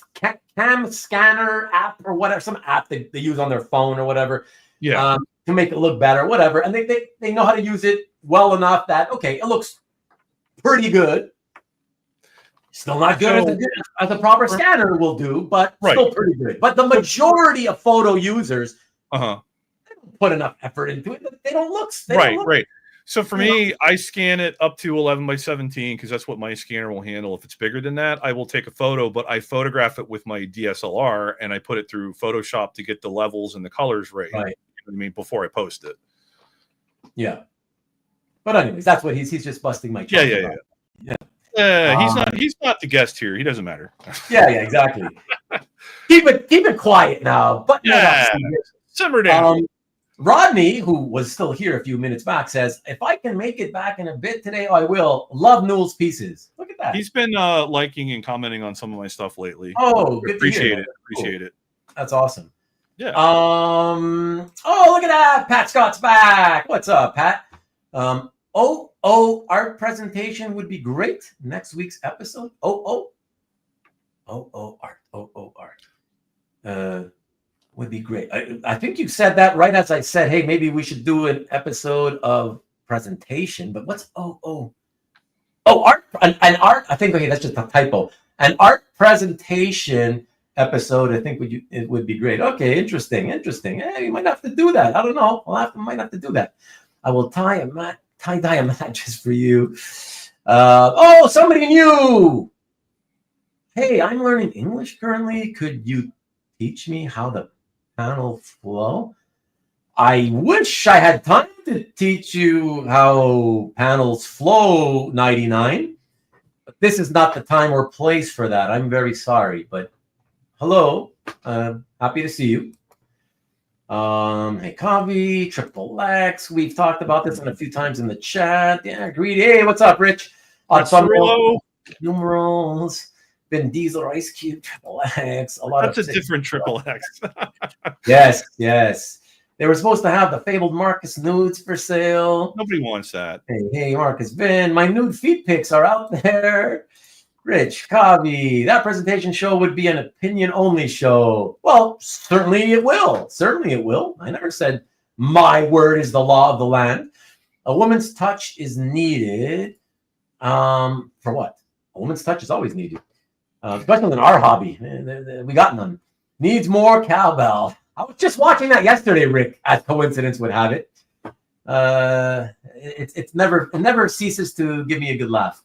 Only frame the comic with the art if the art was fading and oh God, here we go again. Rich, don't be bad. When is the show going to start? Very soon. Heart, maybe 45 minutes. No, it's coming up now, actually. The show started long ago. Kavi isn't busting his chops enough to hurry him. That's right. Kavi's my guy. My hurry up man. We never start seeing the art until 10. You know that. And yet you guys still hang out for all the time, which is why I appreciate you so much. I got nothing better to do. Exactly. I must have blacked out. What's up, Hart? Come on, bro. Come on. You're supposed to be on my side. Hart is taking over impatience role from me. No, it'll always be yours, Kavi. Ruben wants his house to look Spartan. Oh, so since I just tuned in, did I miss all the art? No. Oh, wait, it's not 2 hours in yet. Exactly. Thank you. Oh, you're so funny. Can you show an example? A regular viewer. You think it's framed really well? I can't actually, Pat. I mean, I have a bunch of frame stuff here, but this is not what I always talk about. What I have here is all colored stuff, right? So it's all not all, but mostly with some amount of coloring in the presentation. I actually, believe it or not, don't have any black and white art framed at all that I can remember. Yeah, I'm pretty sure I don't have any. Yeah, so sorry. Otherwise, I'd be happy to show you. I have. See a red knot. Oh, nice. Rolling Stones, baby. That's a good song reference. I like that. Love that. CJ's the music man. You guys should mud wrestle over which way is the right framing way. I think I'll pass on that. The light color red on the mat is really nice looking for that. Okay, you got a fan. There you go. You know, Marvel fan. Tom likes your the one that you showed, the Stingray piece. Matt Ruben could have met Matt at. Oh yeah, exactly. But since we left early, you know, we didn't get to. Marcus, you and I, man, Ian. We miss seeing everybody. Hey, Ian, good to see you, man. What's happening? Guys, can you please keep it down? I'm trying to get some work done here. Says the guy who has us on full blast as he tries to get work done. Right. Now I don't think any color should be with pages. Good. You're listening to me. I like that. Howdy, Javi. I have special matting. You do have special matting. Ian's like you, Newell. He's got some colored matting on the black and white pieces too. Look, a lot of collectors do. That's why I'm saying, whatever. Do what you want, man. I'm going to give my opinion and just say what I think is really good. Look. It's your show. Just tell them to fuck off. It's fine. Yeah. Carl, you're one of those lazy pricks, Mr. 100% cam scanner guy. Exactly. But you should be honest and tell us: is it because you're a lazy prick, or because you're too late? You're too cheap to buy the scanner? Because a lot of guys have told me, I just don't want to fucking waste money on a scanner. I'd rather keep that money for art. Good enough for OnlyFans. Good enough for XXX, Carl. Yeah. Only Caesar is the photo pro. Exactly. He's one of the very few. Yeah, exactly. Flatbed Friday. You got it. Hey, what's up, JC? In art school, JC, we finally learned something about you. See, JC, he's kind of shy. He doesn't want to be in the studio with me, which is too bad because he's a nice guy. He's a cool dude. He's a loyal viewer of the show. But look at this. One of these rare moments where he reveals something about himself. Never knew you went to art school, JC. See, that's something cool we could talk about in the studio. Get to know you a bit, man. Went to art school. Okay, we were only allowed to frame art in black or white matte board. But are you referring to black and white artwork? That's what I want to know, JC. What are your thoughts on collectors, I guess, enhancing their artwork so that to hide imperfections? Enhancing the artwork? Oh, you mean with that, right, like in Photoshop or whatever. I definitely don't. I find if you're just showing off your art, like it's in your collection and you're just putting it on CAF, let's say, to show it off. Listen, bottom line is, I always say I would prefer if everybody scans and photographs the art and tries as hard as possible. If you're gonna digitally manipulate it in any way, to show it, make it look as close to the original as possible, right? That's what makes it interesting to me. If it's old, right? If the paper has some age to it, I want to see the age of the paper. I love seeing the age of the paper. If it's got little notes on the sides and the margins, or white out, or coffee the stains, notes on the side are fun. Yeah, anything that's on it, but especially the color of the paper, I want to see it. Which is why even if you do have a scanner, some guys, for some reason, always scan in grayscale. And I hate that because it always hides the whiteout. It hides the color of the paper. You don't know if how nicely aged it is, or how not unnicely aged. You don't know any of that stuff. Like, why? It gives it a nice look when it's aged. It gives it character. It gives it character. Exactly. I want to see all that stuff. So that's what I think about that. So no, I don't want people hiding it, Gil. And especially sellers. You guys know. Yeah. You guys know there are some sellers who purposely do things in Photoshop or just do grayscale scans. Yeah, no. So that it's because they don't want you to see the whiteout and whatever imperfections, Hate that shit, man. Yeah, if you're selling, you need to be showing the real deal. Yeah. It's all about full disclosure. I've said that a million times on this channel. I'm all about 100% full disclosure. That's what everybody doing, especially when you're selling. It's one thing if you're just not selling, you're just showing it off. Okay, that's up to you. You're not. It doesn't matter because nobody's gonna get fooled when they receive it. But sellers definitely. Yeah. We are, Carl. We are. Hold your horses. You guys keep talking. I gotta keep talking.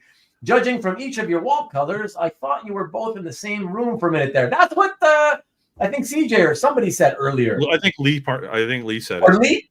Yeah, Lee. Yeah. I think it was Lee who said it. Yeah. That we're around the corner from each other, Yeah. It's a trap. What comics do you recommend? I'm into Watchmen, body horror comics. Oh boy.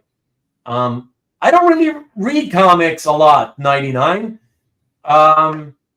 Somebody right below said Hellblazer, and I would second that. Hellblazer's a good horror comic.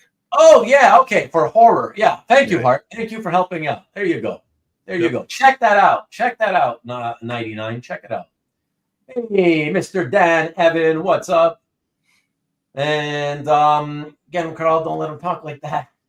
FGC was wrong. Well past 8. Yeah, exactly. Thanks, Carl. Shut your faces so I can get to the art. How about that? Right. If you guys stop commenting, we could be done. You're commenting. You're telling me you want to keep talking. Right. No space for a scanner. I know that, Carl. I know that. I know. You told me.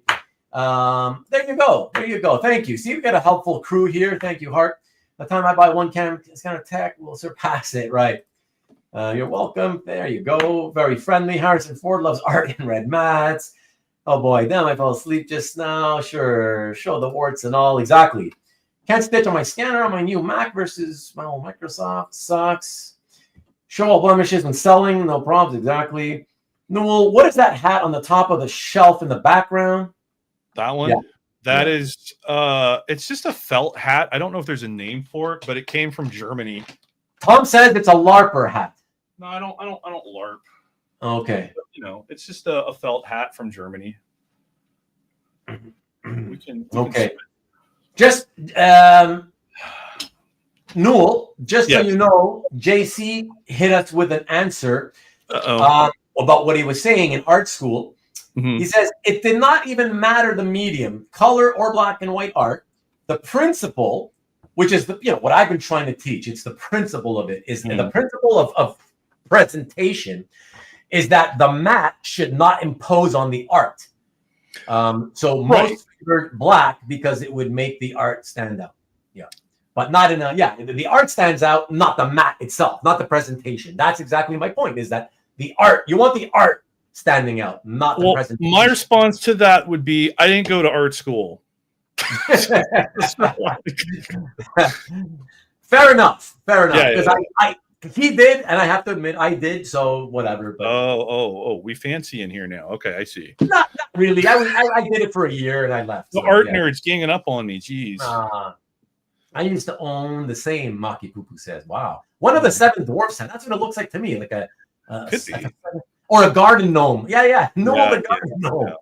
Yeah. Didn't mean to paste the whole link. Just the. Oh, you didn't post a link. You think you posted a link, TJ. Viewers can't post links. It disappears. Once you enter it, it disappears. I've posted a link to a scanner many times, whatever. It doesn't matter. Let people do what they want. Hat will look better with a black band. Nice, Rick. I like that. I think it came from Munich. Could be. Wizard hat.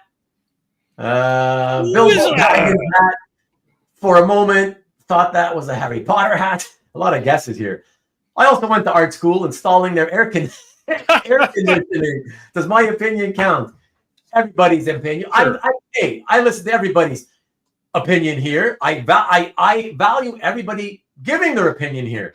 Doesn't mean we have to agree with it. That's all. Just like you don't have to agree with me. So, of course, you can give your opinion, Sean, for sure. Buy what you like, frame how you like it. Just don't do it incorrectly. Exactly, Carl. There you go. Yeah, I don't have a wrench, no links. Yeah, there you go. My art teacher, we hated passed out when she cut herself teaching mat cutting. Oh my God, that's funny. Wow. Funny AF for sure. And next, fellas. Yes. All right, Newell, you ready to get into it, bud? Sure. All right, let's do this. All right. My opinion is we're ready to see some art just about now. Yes, sir. Producer Kavi has spoken. Excellent. Yes, we're going to do it, buddy. Everybody. All right. I'm going to cue everything up here, and we're going to get the show on the road. As usual, yes, I am the sole selector of the pieces tonight. Maki Pupu loves your hat. And Newell has no idea what I've chosen. None whatsoever. Let alone the order of what I've, that I've put it all in. And so that's it. So it's going to be a surprise to him, as it is to all my guests typically. That's it. So let's see what we all think here, and what we'll get Newell's feedback later and see what he thinks about the selection. But yeah, let me cue this up. So the first piece of art, I bet you nobody's expecting this because, of course, you know me, guys. I love to throw curveballs. So the first piece in tonight's show and tell, number 68 with Newell T, a.k.a. Stingray, is this one. Ooh. Surprise, right? Ooh. Yeah, a little bit. Yeah, tell me about why you picked this. So this is the only piece of art I own by Matías Bergara, who I'm a big fan of. I loved the comics he's done over the last couple of years with Cy Spurrier. He did the fantasy series Coda, and then he did the one, the silent one. First Bloody Step, I think is what that one was called. Really, really great. I just think he's a fantastic artist, and I wanted something by him. And last year, Felix does the drops that he calls San Diego Felix Con during San Diego Comic Con. This one came up. They did a day that was all covers. And this one came up, and it was one of the few pieces that didn't get snapped up immediately, because, Felix drops can be a feeding frenzy. So this one didn't get snapped up right away. It was still there like hours later after the drop had happened. And the colors on that one are striking. And I had been reading Animal Pound. It was a mini series from Boom, as you can see on the cover there. Tom King, Peter Gross. It was kind of like an updated version of Animal Farm, the novel by George Orwell. And it was a fun book, but this was a variant for issue number 4. And I just really, really liked the colors and the art, and having read the book, I liked what it represented, but I just thought it was a striking piece of art. Like that red flag is really amazing. The colors on the dog are I think it's mostly watercolor, but if you get in close on it, you can see that there's a few like the smaller white hairs on the dog look like they're done in colored pencil and that kind of thing. So this is one. It was available, it was there, and I just wanted an example from Bergara. So I went, and I thought it was reasonably affordable, for a cover. So I decided to go for it. Oh, very cool, man. Yeah, and I think it's a gorgeous piece. I love it. It's really lovely, and it's different. Because let's face it, most of us are here with our houses full of superhero art, and even when it's not superhero art, it might be, say, sci-fi, Western genre, that kind of. So it's, how often do you see people with a comic book about animals, and a dog on the cover's nothing but a dog, right? Oh, dude, the covers, the main covers on all the variants for that series were a lot of fun. I thought that they were well done. Yeah. So that's very nice. Yeah. And I particularly loved, not just the fact that it was a dog, but I like the Bergara art as well, So I was like, oh, that's going to be a fun piece. I want to show that one, For sure. Yeah. It was a good pick. Yeah. So I figured again, with me wanting to always throw curveballs, I'm like, okay, I'm going to start with that one. Nobody's going to be expecting that, No, nobody saw that coming. Yeah. So see, that's why I can't do shows like this. I don't own any cool art to show. Yeah, shut up. Whatever, Tom. Excuses. Mister, I'm too shy to be on camera. Oh boy. Okay, let me see. Oh, and TJ's still there. I don't want you to think I forgot you, TJ. But 45 minutes back, TJ had asked, were you disappointed that the TV show wasn't the Marvel character? And I think he was referring to Stingray, but I didn't know what that meant. Here, let me. I don't know what TV show we're. Oh, really? Okay. We were talking about Stingray. Here it is. Were you disappointed that the TV show? There used to be that old Stingray TV show, Stingray. Oh, the one it's like from the 60s or something. 80s? No. Oh, maybe is it the 80s? Okay, no, I've never seen it. I have no idea. Okay. So no idea. There you go, DJ. Of course. Listen, Newell, as well as I do, I'm sure. He did that just to fuck around. So. Oh yeah. It's not like he actually I have no idea. It's not like he actually expected a serious answer, right?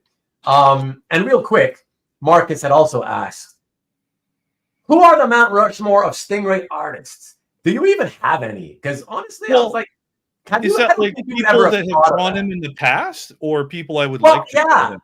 Yeah, because that's typically what you do when you say who's the mount on your Mount Rushmore of, let's say, Spidey artists, right? You're obviously you have to pick from all the people who've done the character. Okay. With a character like Stingray, literally no artist has ever done like a run on Stingray, because there hasn't been a run of Stingray. It's just been right. He's literally never had his own books. Yeah, I mean, but I mean, like off the cuff, right? Marie Severin, because she drew the first appearance. Yeah, she did the cover. She did the whole issue. George Perez we'll pick because he did the that Marvel 2-in-1 issue that we were talking about earlier, right? And everybody loves George Perez. He was one of the greats, so we'll put him up there. We'll say John Buscema because Stingray was in a run 6-issue storyline, The Crossing Line of Avengers in the late 80s or early 90s, and John Buscema drew all of those issues, and he did the covers, and Stingray appeared on at least 3 covers out of those 6 issues. So that gives me a spot for one more. Oh, geez. Actually, you should pick for your last pick the artist, if you have this in mind, the artist that you would most wish you could get a Stingray commission from. I think that would be right. Like, that's a pretty long list. Oh, really? Yeah. And you've never thought. Well, I know. I would figure you have a long list, but there's not one out there. Well, like one above all the others. Above all else. Yeah. Anybody? Not that there has to be, right? Not that there has to be. Yeah. No. Well, I know one that I'm trying to maybe figure out for the future. Simone Bianchi. Oh yeah. Look at that. Stocking up to Matt DiTullio. Oh, you gotta love it. And Matt's in the house. Right, he's in the house. Look at that. Up, it's just true, But like I said, there's a long list of people that I need to get, and they aren't all named Simone, so I don't have to worry about Matt for most of them. Oh, DiMeo. Yes, I have a DiMeo. We showed. I have it. Yeah. You have. Yeah. So, I wanted to put that up. Yes, Rich. Yes, that one was great. Exactly. There were 2. One was the Jerry Anderson show. Oh, there was a 60s Stingray. Okay. I vaguely remembered that. Second was the 80s show. Right. Okay. Thanks, TJ. Imagine if Kirby drew Stingray. That would have been cool. Yeah. That would have been pretty cool. Yeah. No. Why do you keep mentioning comics then? I met them at OAX. Okay. Yeah. A lot of people met them. Yeah. But I don't know. Why is he mentioning that? He's not sucking up, just a man of great taste.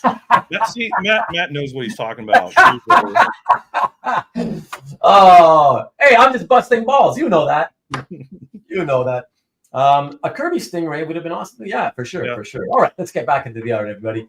All right, so second piece on tonight's show and tell is, let's see what we got. Even I can't even tell because some of the pieces, the in StreamYard, the slides show up as tiny little thumbnails, and when they're like panel pages, it's like what's that again? So I'll be seeing. I'll be reminded of it once it hits the screen, just like you'll be seeing it for the first time. So yeah, check this out, everybody. This is the next piece. Check it out. That's a fun one. This is a fun one. Yes. That's why I wanted it up there. That one I picked up last year during a Dueling Dealers. I got that from Anthony. And I decided to get that one because it's just a really good Tiger Shark page. And I've decided that Tiger Shark is Stingray adjacent. So I've been kind of, broadening my horizons a little bit. And that was a way to do that. Okay. Yeah. Were you a monthly reader of this title? Not West Coast Avengers, no. No. Okay. And this page is from 86. So I wasn't even reading comics at that point. That's true. Yeah, that's right. Yeah. That's right. I forgot about that. Yeah. That's true. Simonson would do a cool Stingray with the wings open. Well, a lot of artists would do a lot of cool Stingray. It's such a cool character, and the character design, you know what I mean? Yes. Well, and that's one of the things I like about it is it's relatively simple, so it gives the artists a lot of room to show off and really do their thing. Yeah, see Stingray adjacent, Matt knows. Yeah. And you know what I noticed? Like CJ says, Tiger Shark fun. So on the commissions that you have, like on the pieces where you have added Tiger Shark, is that I know that on one of them the artist just put it in there, but do you sometimes ask for both of them to be together? Yes. So okay. At least twice I got a tiger shark when I didn't ask for it, which I'm not complaining, right? I don't mean that to sound negative. It was a surprise, and I was very happy to see, because a lot of times, it costs extra to get extra characters, Yeah. But in some cases, I have asked for it because the ones that I got where I didn't ask, I thought that they were pretty cool, and it gives an opportunity to kind of see Stingray in action, And Right. they're kind of like nemesis, because I don't know if you're aware of this, but for those of you who don't know, Stingray is Tiger Shark's brother-in-law. He married Tiger Shark's sister. Yeah. No, I didn't know that. Wow. Yeah, so they have the family connection, and they don't like each other because of that. Thanksgiving gets kind of rough, I imagine. So I would guess so. Yeah. Yeah. Tiger Sharknado. That's funny. But yeah, so I just I don't know. Tiger Shark's such a goofy but fun-looking character. Oh, I like him. He's another one of those. Like, to me, Tiger Shark, Stingray,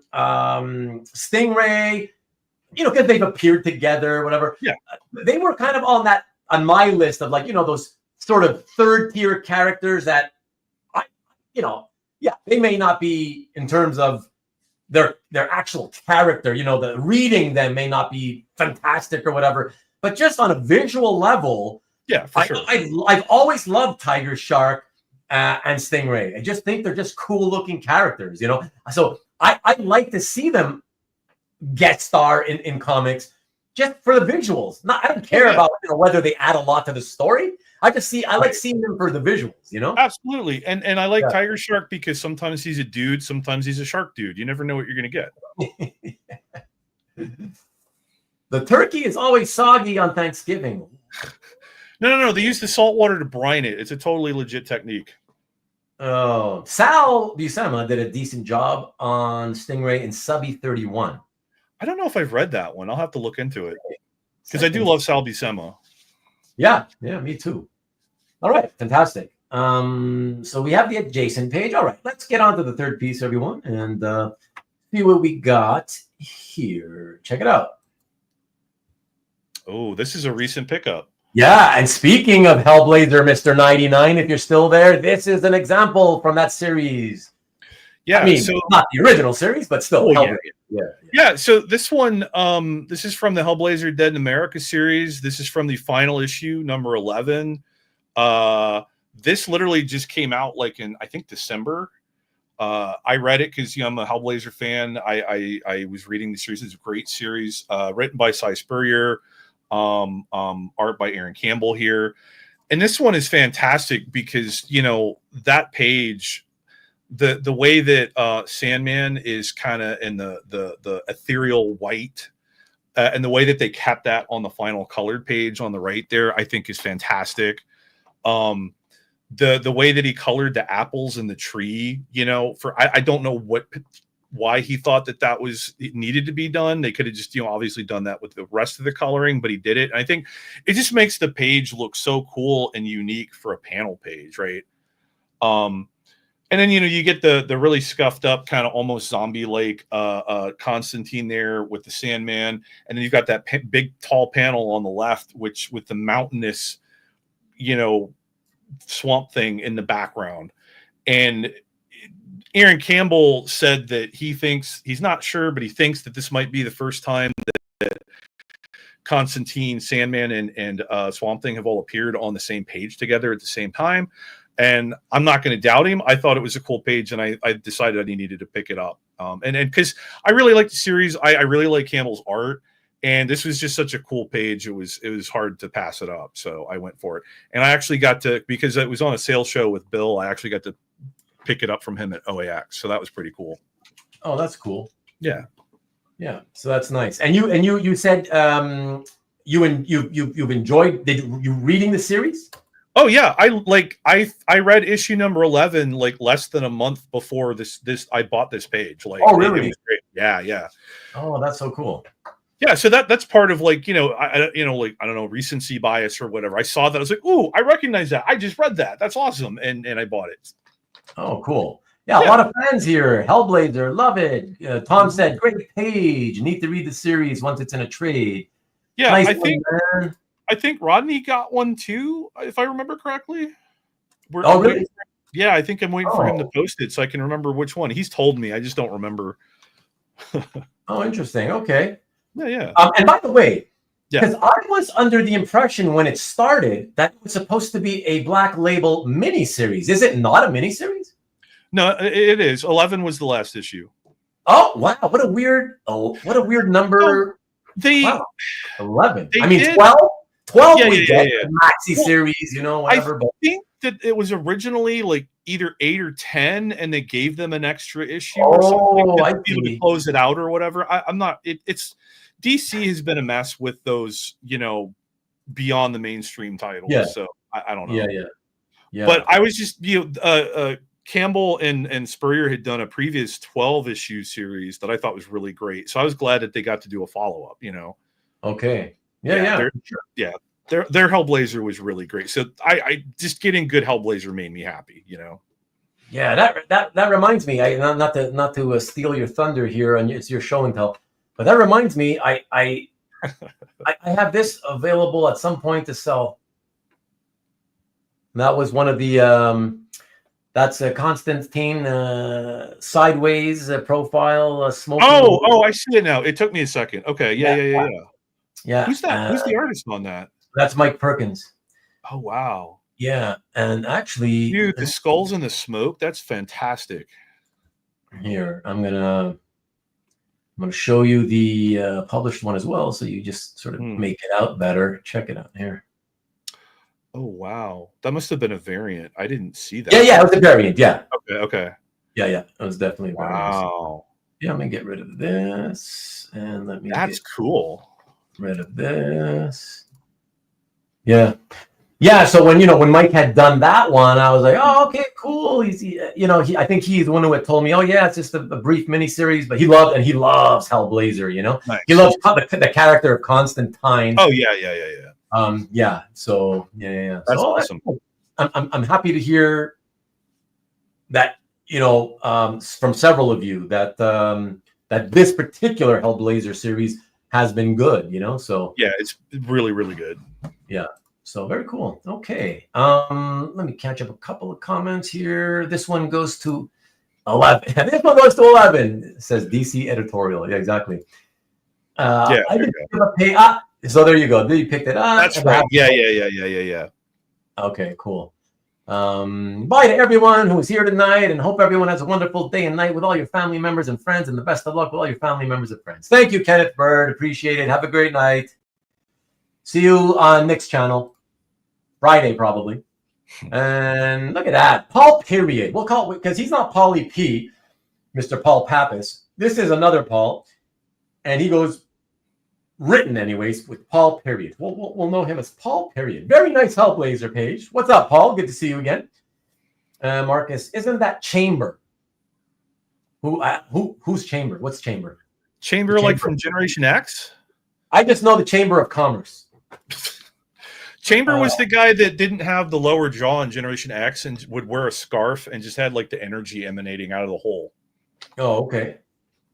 You know more than I do about that. That's for sure. Yes, I'm going to be buying that one. Yep. Rodney is mentioning that the regular size hardcover for this is coming up next month. Yeah, I'm probably going to pick that up. Okay. And there you go. Some nice gents saying good night to you, Kenneth. There you go. All right. Let's get to the next piece, everybody. And, from Hellblazer, we go on to Doctor Strange by Chris Bachalo and Tim Townsend from 2017. I don't know why, because it's not like you and I have ever spoken in depth or anything about like your collection. But when I saw it in your gallery, I thought, I don't know. I felt like, this is not something I would expect to see. Again, it's based on what? Nothing really, but it was interesting. I like Bachalo's graphic approach to art and how he lays out pages. Oh, same. Like in this one, the eyeball tentacles in the gutter there. The one down on the bottom there. It just adds something to the page, right? It breaks up the panels a little bit. It just makes it more visually interesting, I think. Yeah. So this is one that I picked up. I actually bought this one from Matt DiTullio last year. Look at that. And Matt's not even here to take the applause. Wow. Yeah. I'll let him know. But I was a big fan of this run on Doctor Strange. I think this was still when Jason Aaron was writing it. And Bachalo was on the art. I've loved Bachalo since his Gen X days. Right. I've really been a huge fan of his. I love his work on this, on Gen X, on Spider-Man. He's just fantastic. Yeah. And I didn't own anything by Bachalo, and I thought this is just a cool page, and I like that it has the Lady Jane version of Thor on it. And so when Matt had it during a show last year, I decided to pick it up. Cool. Yeah. Was it? You mean last year's OAX? No. It was just a sales show that he was doing. Oh, the sales show. Okay, yeah. Oh, cool. Oh, very nice. Yeah, so that's my one so far example of Bachalo. Okay, and just so you know, he himself says Bachalo. Oh, really? Like the instrument, believe it or not. Oh, okay. I heard him say it once. Okay, I did not know that. I was like, I haven't had a chance to meet him. Yeah. But so no, very nice stuff. But you haven't read it, correct? I'm sorry? You haven't read it. You haven't read that? Oh no, I was reading that series when it came out. Yeah, absolutely. Oh, you were reading it. Okay. Yeah. Okay, yeah. Okay. Yeah, I enjoyed it a lot. And you liked it a lot? Okay. Who was writing it? I believe that when Bachalo was doing the art, I think it was still Jason Aaron. Oh, okay. Oh, yeah, because he started it, correct? Yeah. That was the run with Rich Johnson just got the cover first one. The one where he has the axe. Bill Johnson just put the first cover. Right. That's right. Yeah, that run. Yep, that's from that run. Okay. Yeah. That's Jason Aaron. That's right. Yeah. Yep. Yeah. Okay. Cool. All right. What do you say, Marcus? Just like Barucci is said. Baruchello. That would be Baruchello. But you got to do this when you say it. Exactly. Baruchello. Excellent. All right. Let's keep it rolling. So from Chris Bachalo, Doctor Strange, we jump to Avengers. From back when you from right around the time you started getting into comics. Yeah. So I did not read this issue when it came out. This is a little bit before my time reading Avengers, but I'm a big Steve Epting fan. I like his later work, like what we think of when we think of like his run on Captain America, a little bit better, but I still think that this period is really solid work. You get some of those heavy blacks that he's known for, really solid figure work. And this page is cool because you get like pretty much the whole team in one shot there.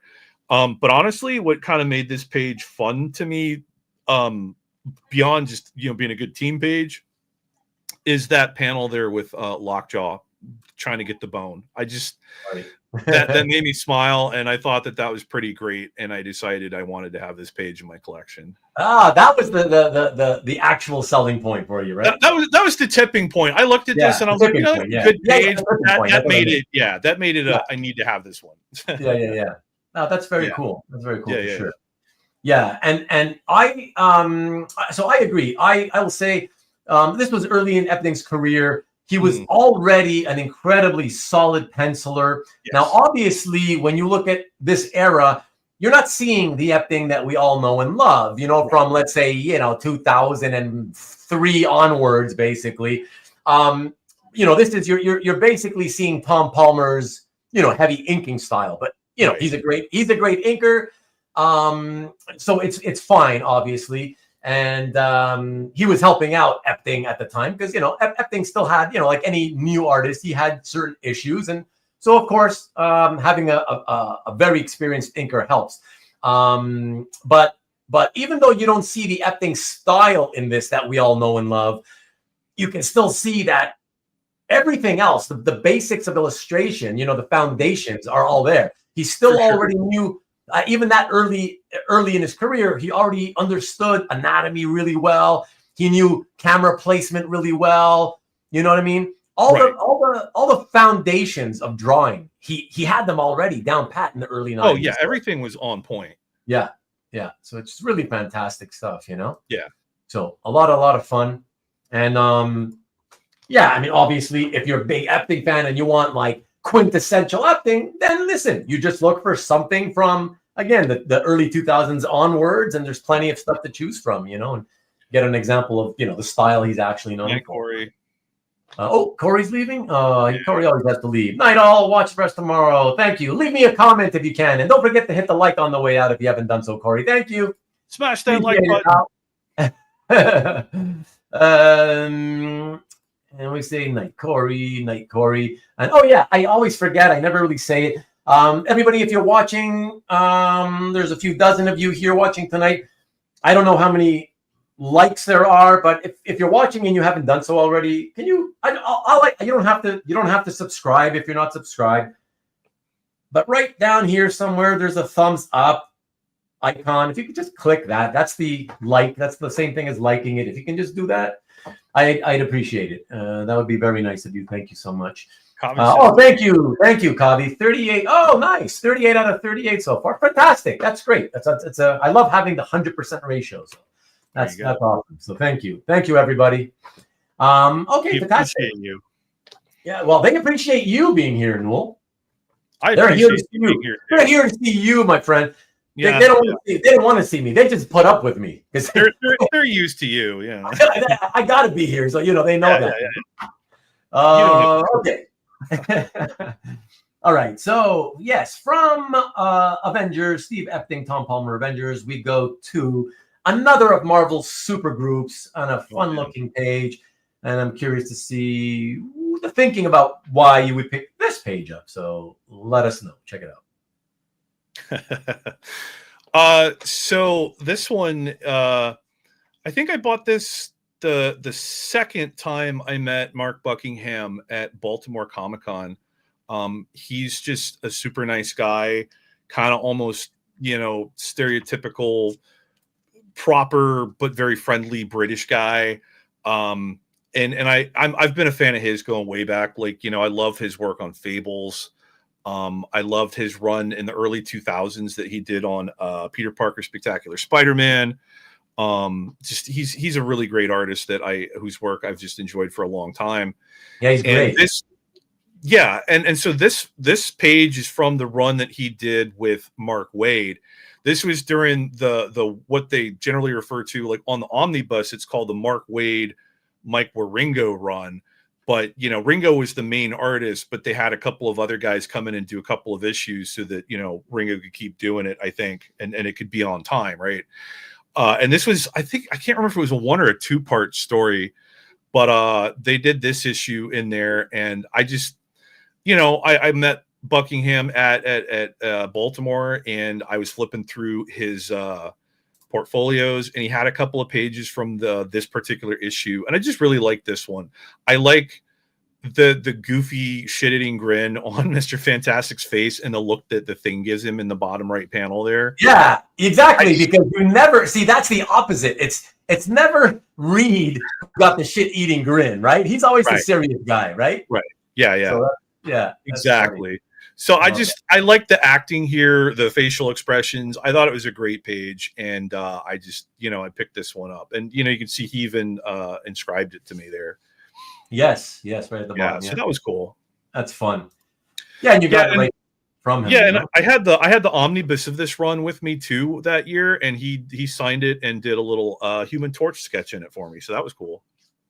A Human Torch sketch where? I had the omnibus of this run. In the omnibus. Yeah. He signed the omnibus and did a little sketch of the Human Torch on the inside of it for me. Oh, that's fun. Yeah. It was really cool. That's very cool. Oh, cool. I'm happy. Yeah, because, you know, when I first came across this page, I was just thinking like, oh, okay, you know, some random Fantastic Four page from this era, you know, that's fine. But it felt very funny and fun to me.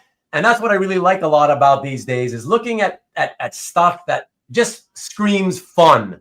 And this page had that in spades for me. And I was like, okay, I want to ask Newell, you know, why he bought this, because I wanted to see if your reasoning just by some coincidence happened to be as simple as my reasoning, that it's fun And so why not? That kind of thing. Yeah, it is because it's fun, but I mean, this is, in my opinion, one of the best runs on Fantastic Four. At least you were loving the run. Yeah, exactly. You were loving the run anyways, right? So yeah. So you would like to have had a good patronage regardless. Yeah. Okay, cool. That's fun. Yeah, a little head sketch he did really in there. Yeah, that's fun. Yeah.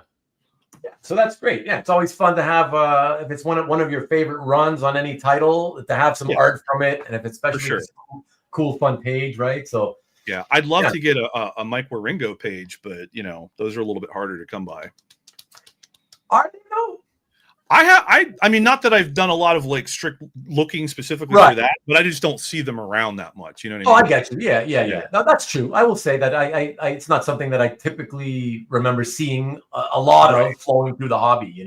Right. By the way, did you notice that Tom said he has the previous page? Oh, really? I didn't know that. Yeah. Tom's got good taste too. Oh.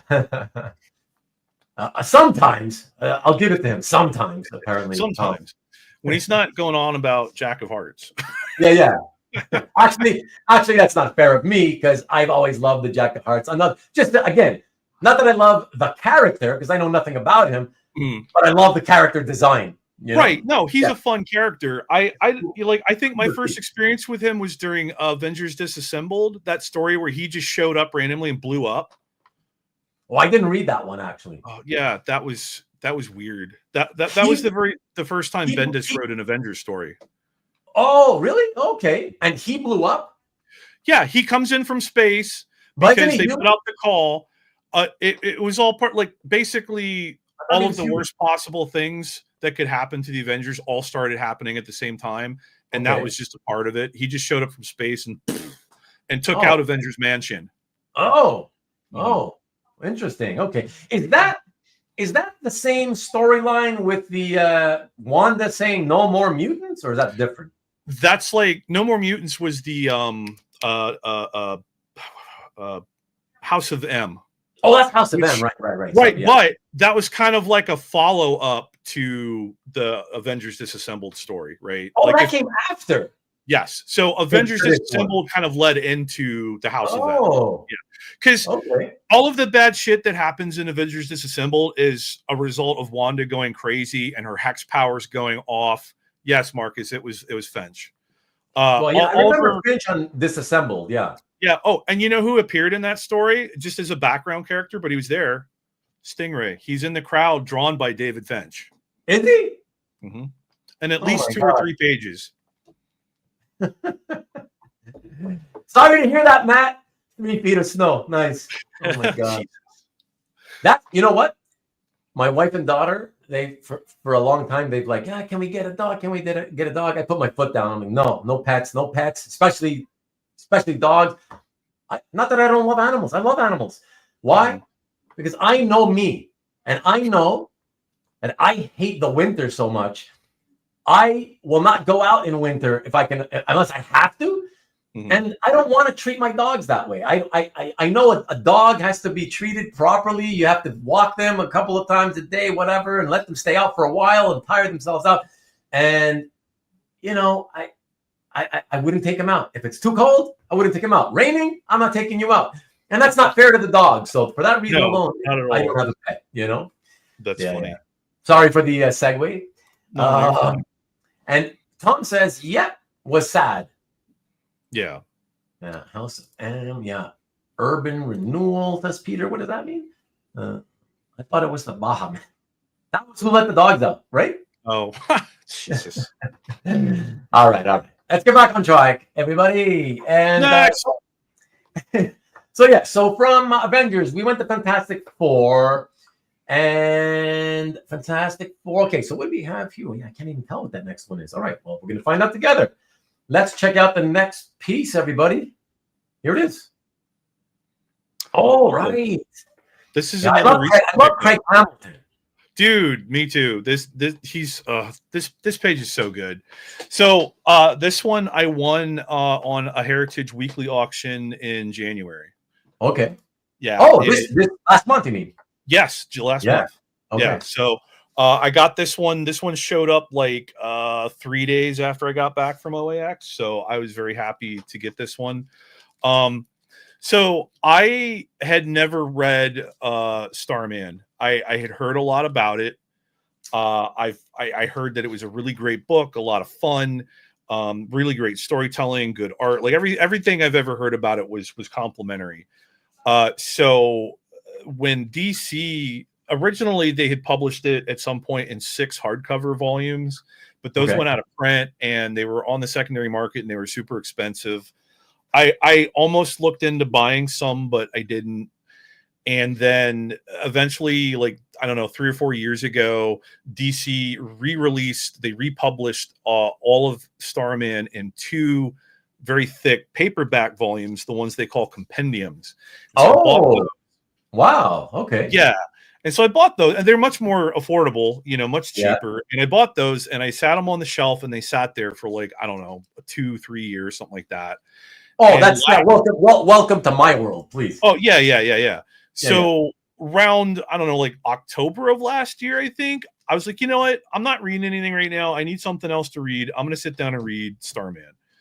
And so I sat down and started reading this book in like October of last year. So, and the first issue of Starman, I believe, came out in 1994. So I'm only getting to it 30 years after, right? Right. And I kept reading it, and like honestly, from issue 1, it had sucked me in, and I was just like, wow, this is great. And I finished reading it, the whole series, about a week before OAX. Okay. And like the week before that, I think, or maybe even 2 weeks, this page was up for auction on Heritage. And it just so happens that this issue, which focuses on Michael Thomas, the blue-skinned, red-haired guy there, who is the Starman of another planet, he was like the focus of this issue. It's set mostly in a disco club in New York in the 70s. Okay. And that's why he's dressed like that. He looks like that. Yeah, exactly. Yeah. So this was honestly one of my favorite issues from the entire run of Starman. I really enjoyed this story because it was a one-off. Was it a standalone issue? Yes. Oh, okay. Yeah. So beginning, middle, and an end, and that's it. One and done in this one issue. Right, exactly. And what's great about it though is, this one and done issue, the stuff that's in it, the events of this issue get woven into the greater tapestry that is Starman, right? Like it's not something that's just forgotten and left, behind.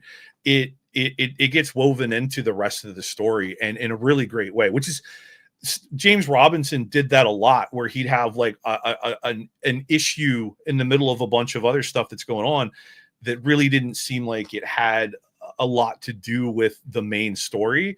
But then, like a dozen issues later, you'd find out how it all connected together. And I just thought that was really, really well done. Yeah. And then this issue is one of 2. So there was like 81 issues of Starman. Craig Hamilton drew 2 of those issues, and this was one of them. Wow. And I don't think I was familiar with his art prior to reading this issue. And really? Wow. Yeah.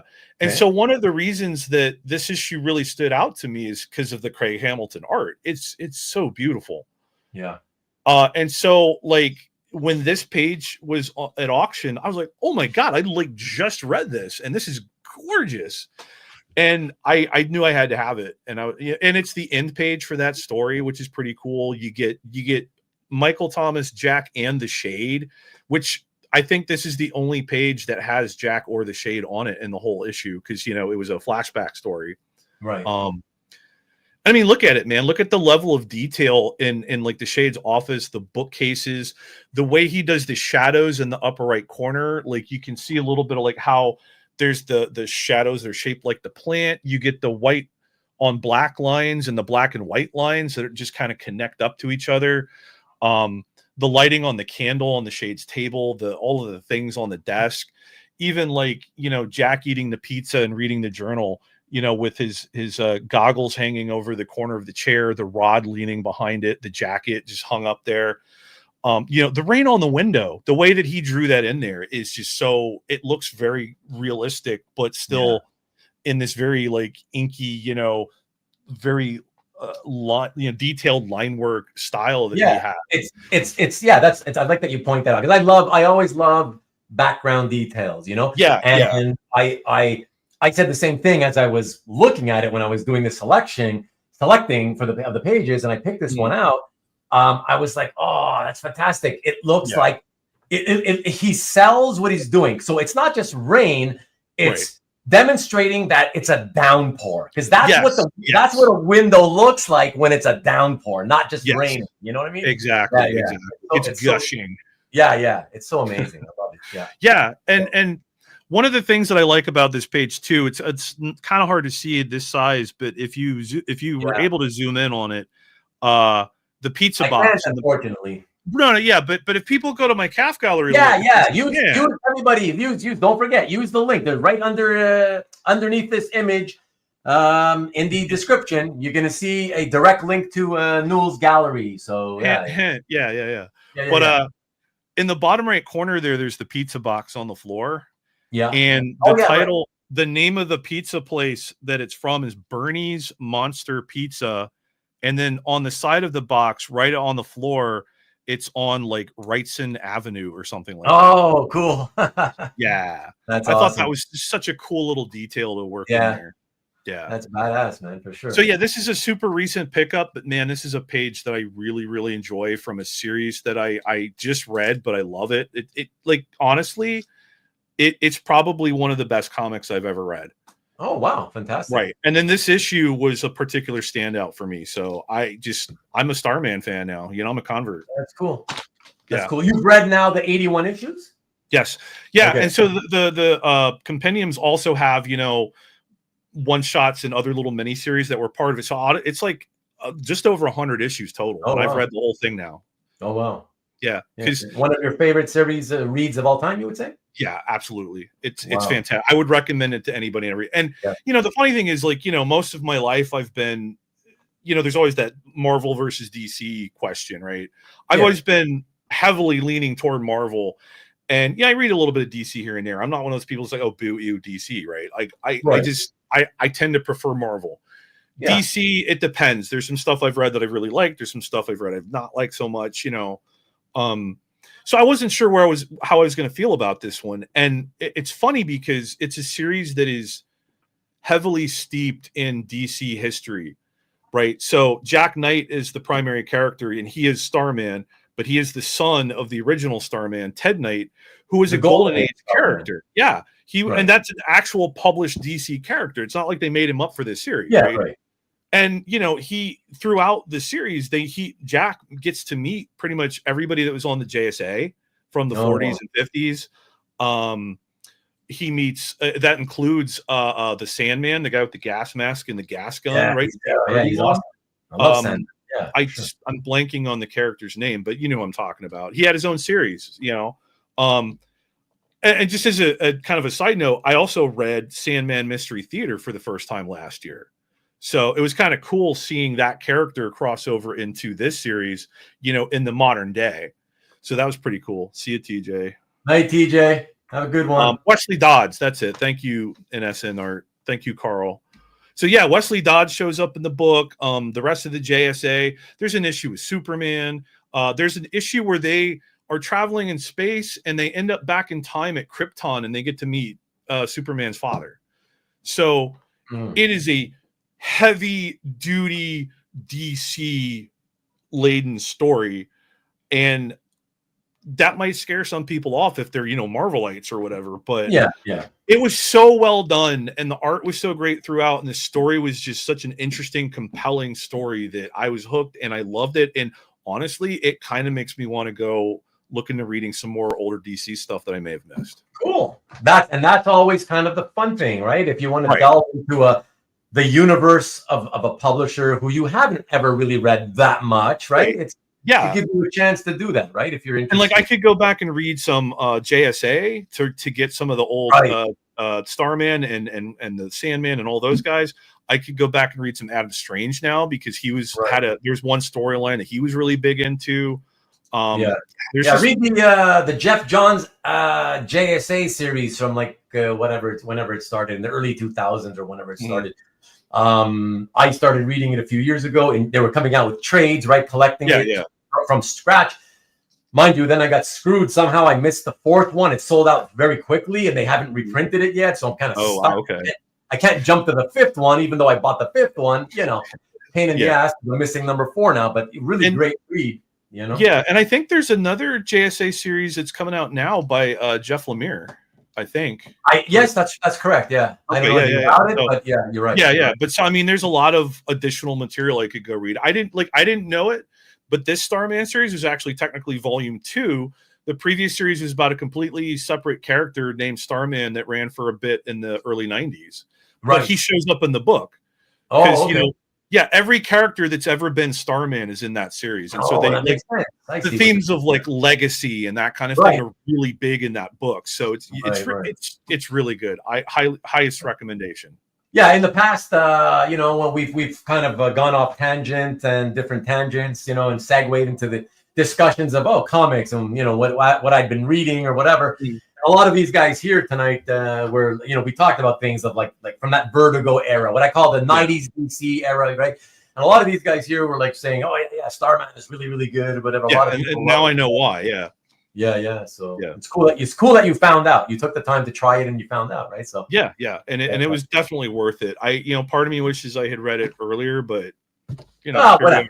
You did, right? Yeah. Now you've done it. I got there, only 30 years late. Got there and you have a nice piece of art from it, so that's that made me really happy that I was able to get that. Yeah, so that's awesome. All right, everybody. That's a great little Starman. Wow, had I known that you loved it that much, I may have kept that one for the last piece because I always try to keep either like the show-stopping piece or something that means something to the collector a lot as the last piece. You know. I had no idea that it meant that much, that you liked it that much. No, and there's no reason you would know that. You know, that one almost seems like an outlier in my collection, you know, but yeah. Jeff Johns, JSA Stingray. Exactly, Peter, exactly. Good afternoon to you. Good afternoon. All the way. See, first we had David in Australia, and now we have Timothy Finney in Japan. Oh, wow. Good afternoon, sir. Cool, man. How you doing, man? Jeff Bridges and Robert Hayes, Starman 2. Oh gosh, that's an 80s movie. Any Stingray art? There might be. Question. There might be. Yellow light, go very, very fast. Starman. All right, let's get to the next piece, everybody. And for this next piece, so this next piece, I was like, why would you get this piece? Now this next one, everybody, is a commission. Oh. Why would you get a commission of a character showing he's disemboweled with his large and small intestines spilling out of his body? Oh, what's the point of all this? You know, I'm being facetious, but do you know what I'm talking about, Newell? It's the Ian Bertram. Here we go. Check it out, folks. Like, that's crazy. What the hell's happening here? Holy shit. So this was the first commission. Wait, was it the first? I don't know. This is a commission that I got during COVID, right? Okay. This is one of the first ones that I did that during that time frame that was mail order. I had just read Little Bird, which is the comic that the creator-owned book that Ian Bertram did through Image, right? Him and I forget the writer's name, but Darcy something. Little Bird is one of those books that I read it, and when I was done with it, I wasn't sure if I could really explain what it was. You know what I mean? What it was about. Like it was kind of dense, but also the art was so wild and unusual because it was Ian Bertram's art. But if nothing else, I thought it was beautiful. And so this is one of those things, you know, where Felix announced that Ian was doing commissions, and I was like, sign me up. And you know, when he asked, what do you want? I just said Stingray. And you know, I don't, when I do commissions, I don't like to art direct. You know, I like to ask for the character, and that's it. Oh yeah, sure. Give them some freedom, right?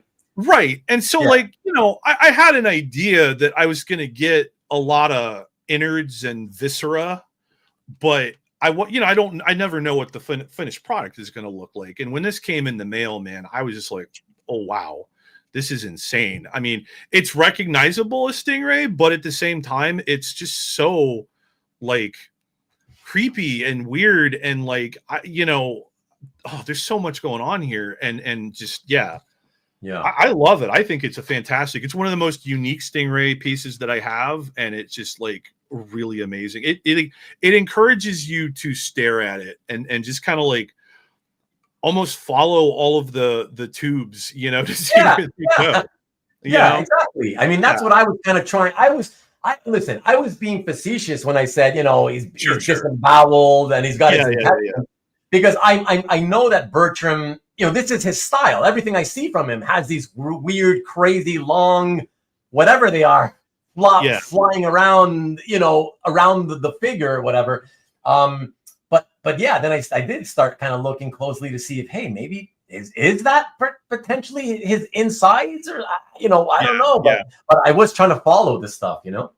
Yeah, and you know, it's funny because I met Ian at OAX this year, and I was like, I don't know if you remember, but you did a Stingray commission for me back in 2020, and he kind of paused and he's like, you know, I think I do remember that one because I've never had to draw Stingray before. And like, yeah, I get that. Yeah. And I was like, well, that's cool, man. But I just wanted to tell you that I thank you. I really, really like it. And since we're both here, I thought I'd just, you know, let you know that I really enjoy that one, you know? Yeah. So that was a cool moment.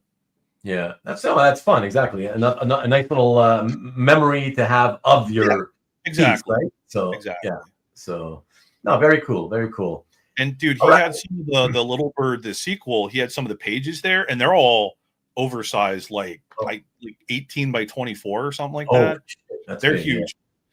Yeah. I would have loved to have picked one up, but I'd already spent all my money. So yeah, that happens, right? Yeah, I know. I think Corey Rust got one, and that was pretty cool to see that. But yeah, good for you, Corey. I know you're gone, but you'll catch this on Rewind.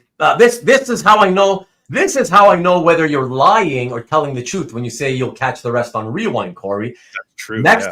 Next week when you show up, you need to tell me that I stopped the show at I interrupted the show at 10:32 on the East Coast, 10:32 p.m. on the East Coast, to talk about whether you're watching this on Rewind, Corey, because Newell mentioned that you bought a page from Ian Bertram. So mention that next week. We'll and if you don't mention it, we know you're a liar and you're not watching it on Rewind.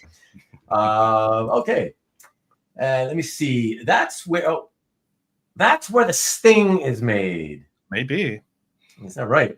Ian's stuff is very nice to look at in person. Flip through at AOX. Beautiful. His elements of Mobius influence that I really enjoy in his work. Yeah, that's kind of, I see that too. That's what I see come out too, you know? Yeah. All right. Let's keep it rolling. Next piece is going back to published art, and it is this one. Another fun one. This I picked for fun, the fun factor again. Yeah, this is such a good page. This one is actually framed and up on the wall, and every time I walk past this one, I giggle a little or I smile at the very least because it's just so much fun. So this is one just randomly. I was at Baltimore Comic-Con one year. I want to say 2016-ish, maybe 2017, but I was at Baltimore and Ed McGuinness was there. And so I stopped off at his table and started looking through his portfolios. And this was like while Spider-Man Deadpool was still coming out, and I was reading it actively. So I read this issue. I recognized this page immediately. But, you know, I started flipping through the portfolios, and he had art from issue 1, issue 2, I think even issue 3 and 4 maybe. And I flipped through the whole thing because he had practically the whole books at the time. And I'm flipping through them, and I'm seeing a bunch of art that I like. I've been a McGuinness fan since like the late 90s when he was working on the original Deadpool ongoing book. Okay. You know, back when all his figures were super chunky. But so the page that precedes this one, this is page 15. So 14 is a full page splash of Mysterio looking kind of badass and diabolical. It's a very great, like if there's like a villain collector out there, it'd be a great page for them, or somebody that's really into Mysterio. Yeah, John Nguyen is a villain collector, but he typically buys cover splashes and pinups, not panel pages, you know. Well, the one I'm talking about was a splash page. A splash page, okay. Yeah. And you know, he's like got his hand up in the air, looking all you know, sinister and whatever. The reflection of the room in his helmet was like upside down. It had like almost like an Escher kind of thing going on. Really cool page. And I'm like, holy shit, this page is awesome. I kind of want this. But that one was a little bit more expensive than what I wanted to spend at the time. So I turned the page in the portfolio and I see this one and I laughed because I'm like, oh my God, I remember this moment from the comic. This is hilarious. And it was like half the price almost of the splash page. And then, Ed McGuinness had a rep at the time and he was sitting there and he's like, if you see anything you like, feel free to make an offer. And so I talked him down a little bit. Like he shaved $75 off of it for me or something like that. But I was like, I need this. And I bought it immediately. And I love the action on this page. I love that middle panel, the way that, they smashed Mysterio with the car, the little bits of glass going up onto the windshield. Yeah. I like the bottom left panel a lot. I love how the silhouette there allows you to not worry about the detail and just focus on the crunching of the Deadpool buggy into the cabinet or whatever. And then the last two panels, the looks on the two characters' faces, the use of the eyes, even though they have masks on, right? That's a thing that I love when artists do that with Spider-Man. Having them, the little squint that Spidey does, the way that Deadpool looks at him, like, all you need to know without any of the dialogue. No, exactly. Yeah. It's specifically those last two panels. Yeah. Without even reading them, I love them. I was like, I know what's happening. They're it's like you could tell it's some sort of buddy cop type thing going on here. Where it's kind of like, one of them did something wrong, the other one looks over and says, well, you idiot, or that kind of right, exactly. And I mean, this is just a cool page too, because you have the Deadpool buggy, right? And it's Deadpool and Spidey, and then Miles is in the back seat. You only really see him a little bit in that top panel, but he's there. Okay, yeah, I see there. Yeah. So this is just such a like you said, this is a really, really fun page. It makes me laugh constantly. So I just had to have that one. Cool. Yeah, that's awesome. Cool, Newell. See, I finally used it. Got it. Yeah. Awesome. Yeah. No, that's a fun one for sure. So happy to pick that one out. Yeah. Well, for the next one, we are going to go back to the commission. Part of your collecting focus. Sure. And I really like this one. And I hadn't heard of this artist until I did, I believe it was my show and tell episode with Scott Brown, Hoarder's Hide. Oh, okay. He had bought a bunch of art by this artist, and I checked it out. I was like, "Ooh, this is I like this guy." He had like a sexy chick. I forget what title it was, but it was one of Nick Barucci's published books. I forget the title of it. Okay. It was a nice looking girl on it, whatever. And yeah, then so when I saw that you got a Stingray commissioned by that guy, I was like, okay, I have to pick this one, and it's nice. So check it out, everybody. Oh, okay. Yeah. I wasn't sure who you were talking about. So I know Drew. Drew's a friend of mine. We used to shop at the same comic shop. He's local to me. Cool. Yeah. Nice. And so I actually did not commission this one. A group of friends who also know Drew got together and commissioned him to do this for me for my birthday in 2021. Oh, very cool. That's nice. Yeah. So I enjoy Drew's work a lot, and he's just a great guy. He's fun to talk to, fun to hang out with. It's funny because I see him more these days at like Heroes Con in Baltimore than I do locally, but it's one of those things. But yeah, I love this one because it's it shows that Drew gets the design, the simplicity of it. He keeps it simple and just makes it look great. The simplicity of the little boxes in the background, nothing too fancy, just to give him a little shape to kind of separate him from that background. Yeah, exactly. He looks sleek, he looks kind of sexy, and then I think one of Drew's strongest things, the thing that you can never like find a negative thing to say about his art is the coloring. The colors are bright, they pop off the page, they're dynamic, and then with the shading, and he does all of that with like Copic markers, however you say that. Oh, that's Copic? Yeah. Yeah, absolutely. Oh. He carries around this big plastic tub that keeps them all vertical, and he just like goes in and finds the color that he wants. Oh, and yeah. just goes to town. And yeah, his coloring is impeccable. It's fantastic. And you know, this is one. It's really goofy too, right? He did this one for me, and I didn't know that it had been commissioned for me, right? And then Drew like hit me up in DMs and showed this to me. And he said, "Hey, you know what? There's another guy out there that likes Stingray as much as you. How does that make you feel? I did this for him. Ha ha ha." You know? And he's like giving me shit about it. I'm like, "Oh, well, I mean, nobody likes Stingray as much as me. That guy's number 2. Fuck him, whatever." And then, you know, that was like the end of it, I thought. And then on my birthday, they handed me a little envelope, and I opened it and see that, and I was like, "Oh, wow, okay." So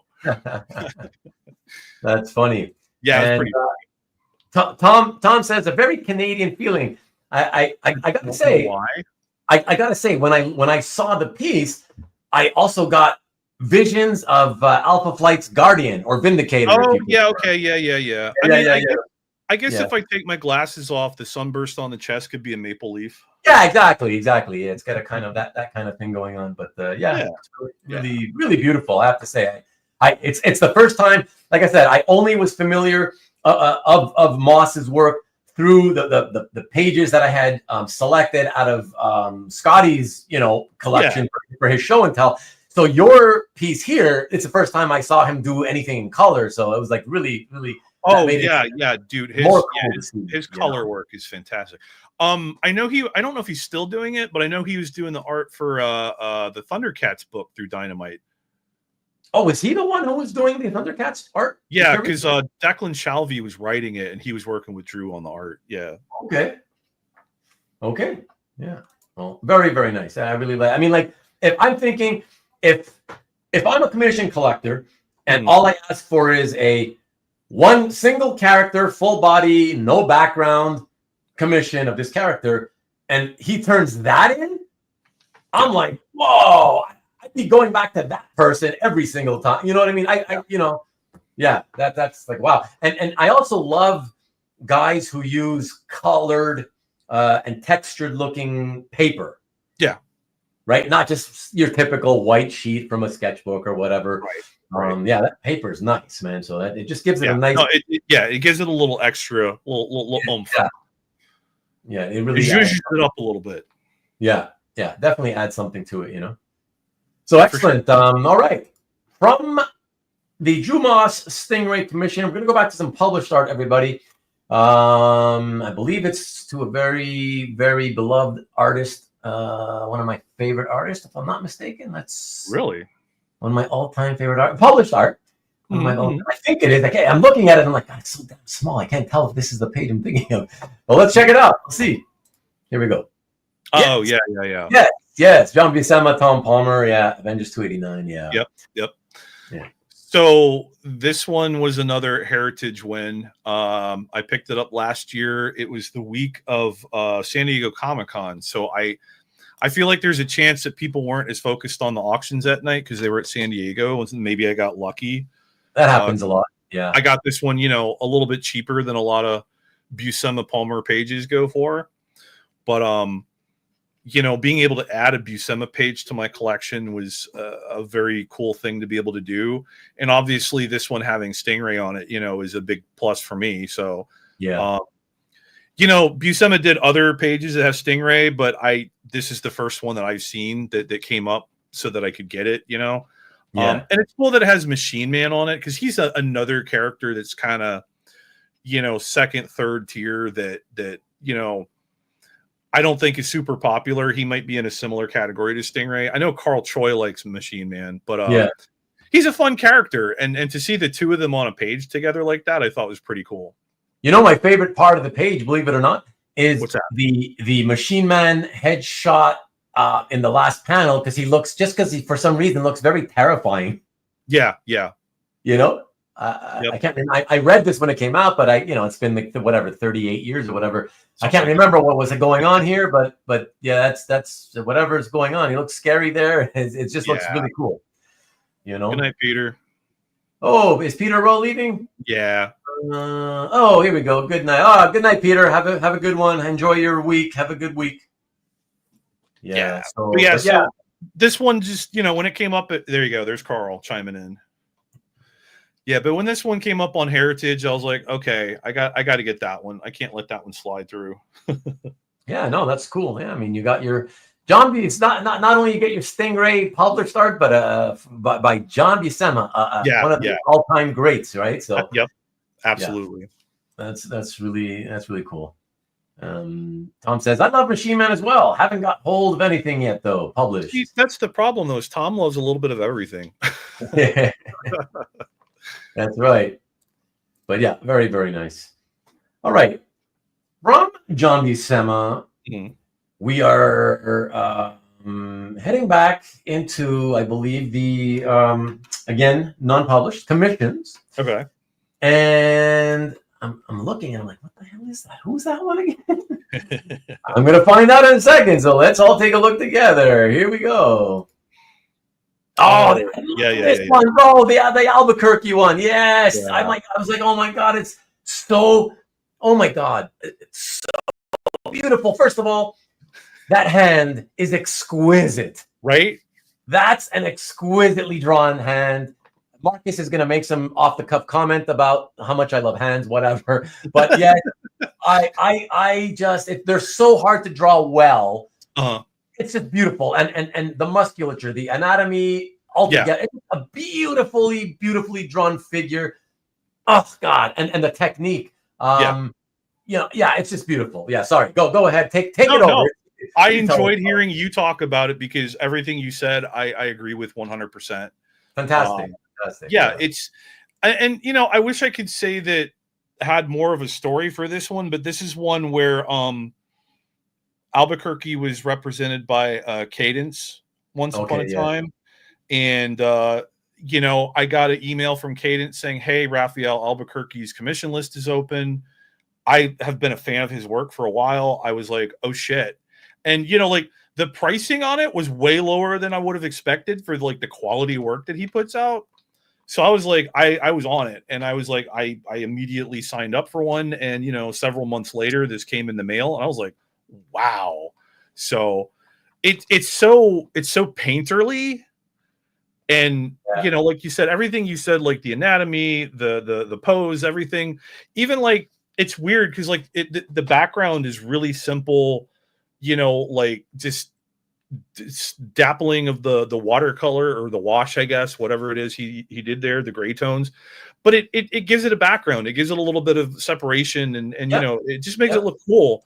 It almost vaguely hints at the fact that he might be underwater, which goes with the way That's true because they can double as bubbles underwater, right? So right. But the way that he chose to do the cape, it looks very much like fabric. It looks very flowy, like maybe he would be under, that's how you would imagine it if he was underwater, right? Yeah.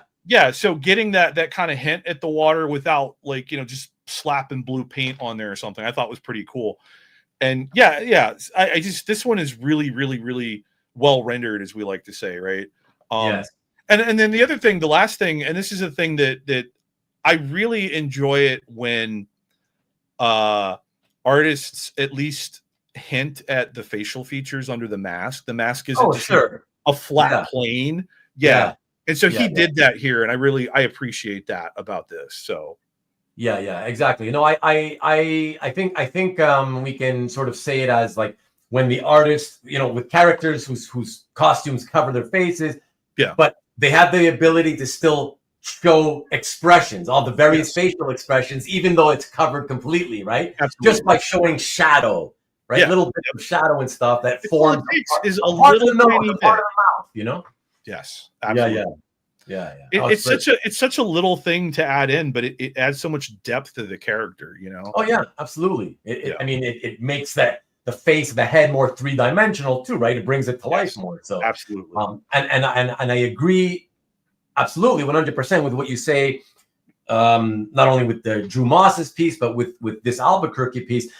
One of the things I've said, we've the guys and I, we've discussed on a few occasions about how commission collecting Mm-hmm. The many reasons why I've done a few, right? But Sure. I never really became a commission collector for many reasons. Okay. And one of the many things I dislike is I find it like I like to see it for a few moments, and then after I'm like, I just don't feel I need to own it. I'm like, okay, I've seen it, I'm done.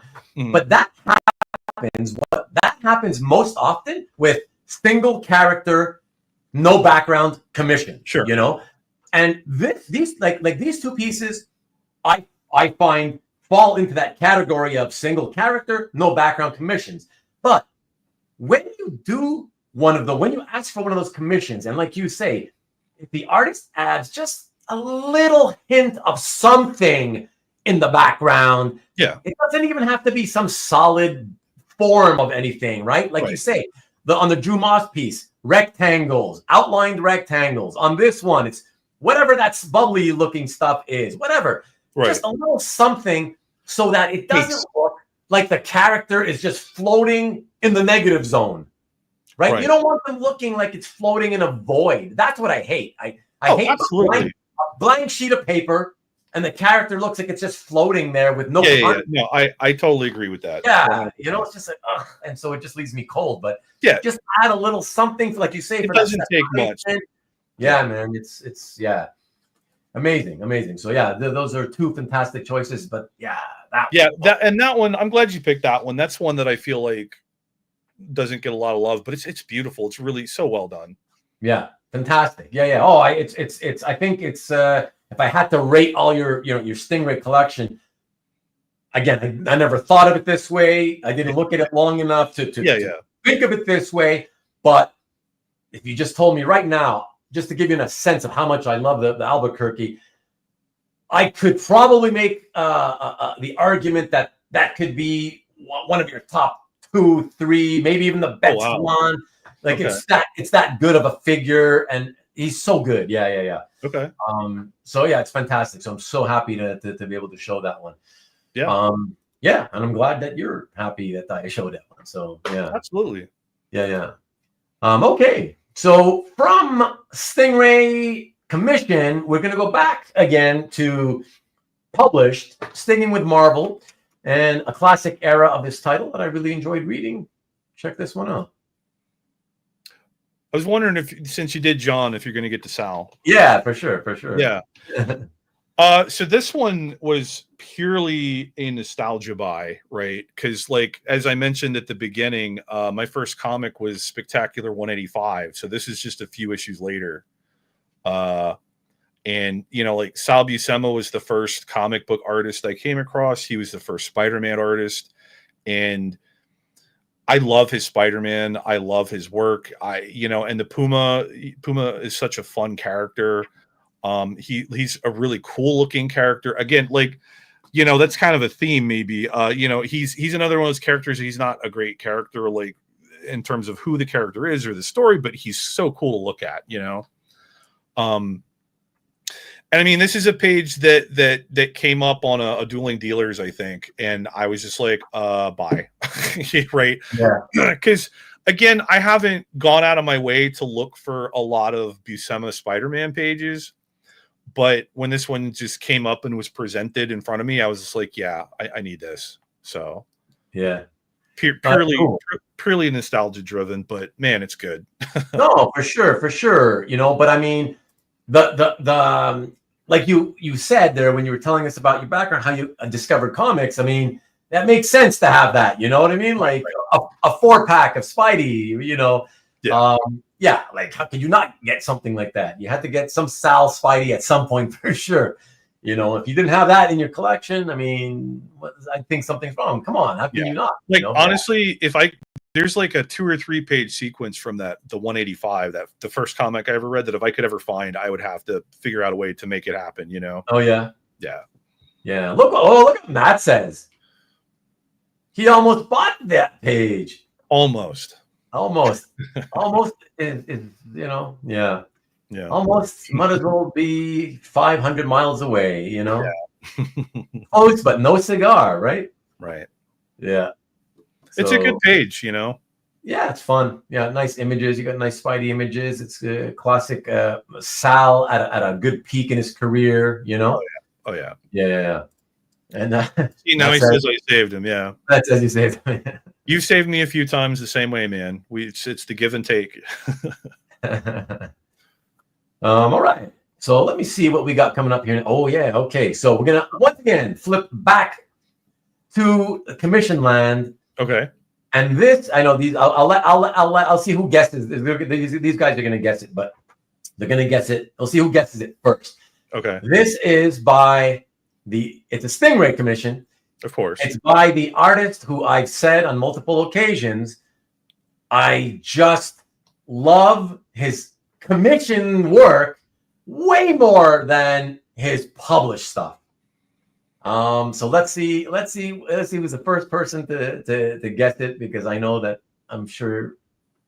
Marcus is going to be one of the first. But this is a great piece. But yeah, I'll say it again. Did Marcus guess it? Let me jump in.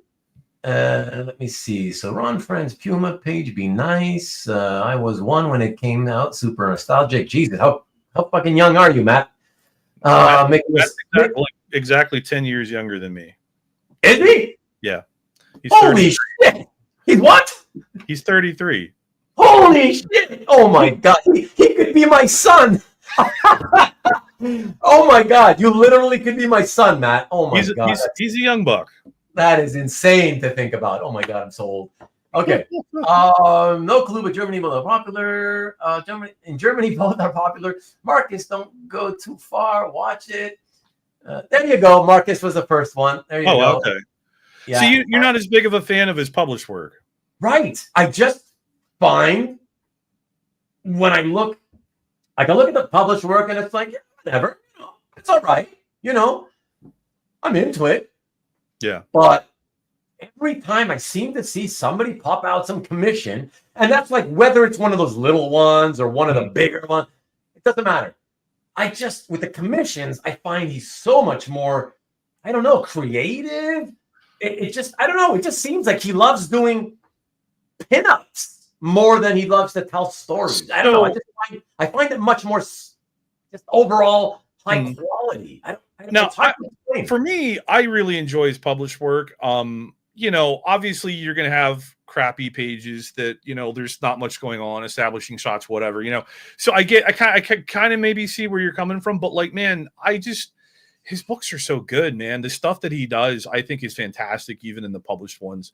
Like one of the things I really love is the way. Sorry. Can you repeat that last thing you said?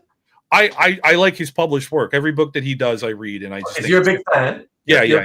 Okay. And would you say in your estimation that the in your eyes, from what you've seen, his published and his commission work is basically all of the same quality? Like you see it, and you don't see differences in it? I feel like that's a tough question, because with the published stuff he's doing, there's a lot of panel pages and stuff, and you get like one of my favorite aspects of his published work is he's one of those people that likes sound effects that are right. The art, right? Yeah, I like that. Right. Yeah, I think that's fantastic. This stuff when he does the beep boop boop boop, the Transformer sound effect in the Transformers book, love that. I think that's fantastic. Right. You don't really get that in the commissions, right? Right. But then with the commissions, it's like he's telling a story in a single image. Right. And I love the way he does that. And he is so good at evoking an emotion in those. Every commission I've seen of his does that, where it's you get a feeling, you get a sense of like, what the characters are feeling. It's like he's telling this story on that one single page. And it's amazing how he manages to do that. Whereas in the published stuff, he's doing the comic thing. He's doing panel pages and whatever to try to show the different moments and tell the story in that way. So I kind of get what you're saying. I still love his published work, but I don't know if you can really say that it's the same thing. You know what I mean? Yeah. And listen, don't even for a second, please don't for a second think that I'm trying to steer you into saying, no. Oh yeah, there's a different, whatever, like to answer, to sort of go with what I'm saying. No. No. I genuinely, I I noticed that for me, and and it's the only artist that I can remember to the best of my memory. The only artist I think I've ever been able to say that about. You know what I mean? I mean, it's interesting because I never really thought about it that way before. You know? Yeah. But either way, it's again, and it's not a anti-comment. It's not a pro comment. It's just an observation. How you see it. It's just an interesting observation, which I'm always amused by it. And so every time I see another somebody else's piece by him, and it really blows me away, I'm like, again. I like what I just saw is felt, so whatever, Yeah. He did one a couple of years ago that I remember seeing. It's Spider-Man outside of a pizza place on a street in New York, box open, eating pizza with a group of New Yorkers, right? And it's just such a cool piece. It's such a quiet moment. It's not superheroing. It's not action or fighting. There's no supervillains present. It's a bunch of people and Spidey sharing some pizza. It's the most New York thing ever, right? I saw it. That one is so good, though. I was so jealous of whoever got that one when I saw it. I was like, oh my God, that's one of the best pieces of Spidey art I've ever seen. Like, it was so I think Newell, the more I think about it, I think at least a part of why I feel like I'm more impressed with the commissions, it might be simply that when I think about commissions, and again, again, not being a big commission collector myself. You're a hater. It's fine. Keep going. Whatever. Yeah. When I look at his, I feel like he seems to really think it out. Yes. A lot. When you pull this up, I'm going to go into that. I will go into that. Okay, a lot before he actually does it. I agree. I guess that's one of the things that impresses me. Yeah, that's definitely one of the things. It really feels like every time I look at it, I'm like, he didn't just like, oh, who do you want again? Oh, the Millennium Falcon. Okay, here you go, Millennium Falcon, floating floating in a void.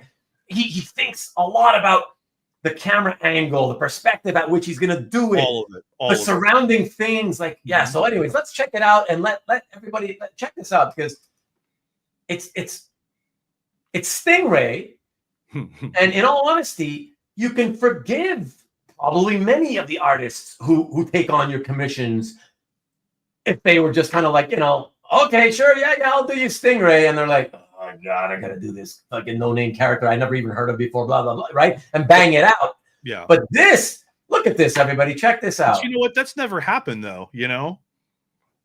Look at that. What the fuck? Like, so.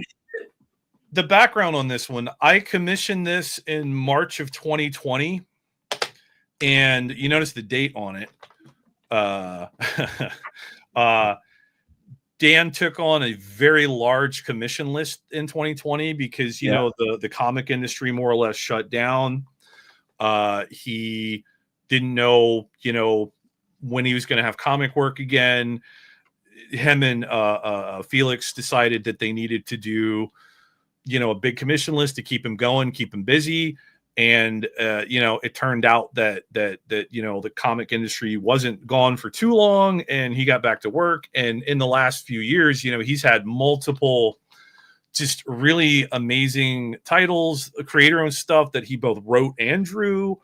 And, he's like, basically, I don't know if it's on the same level, but you know how like in the early 90s, like Liefeld and McFarlane were like rock stars in the comic world, right? Yeah. I feel like DWJ is that now, or at least as close as we're going to get to that. You know what I mean?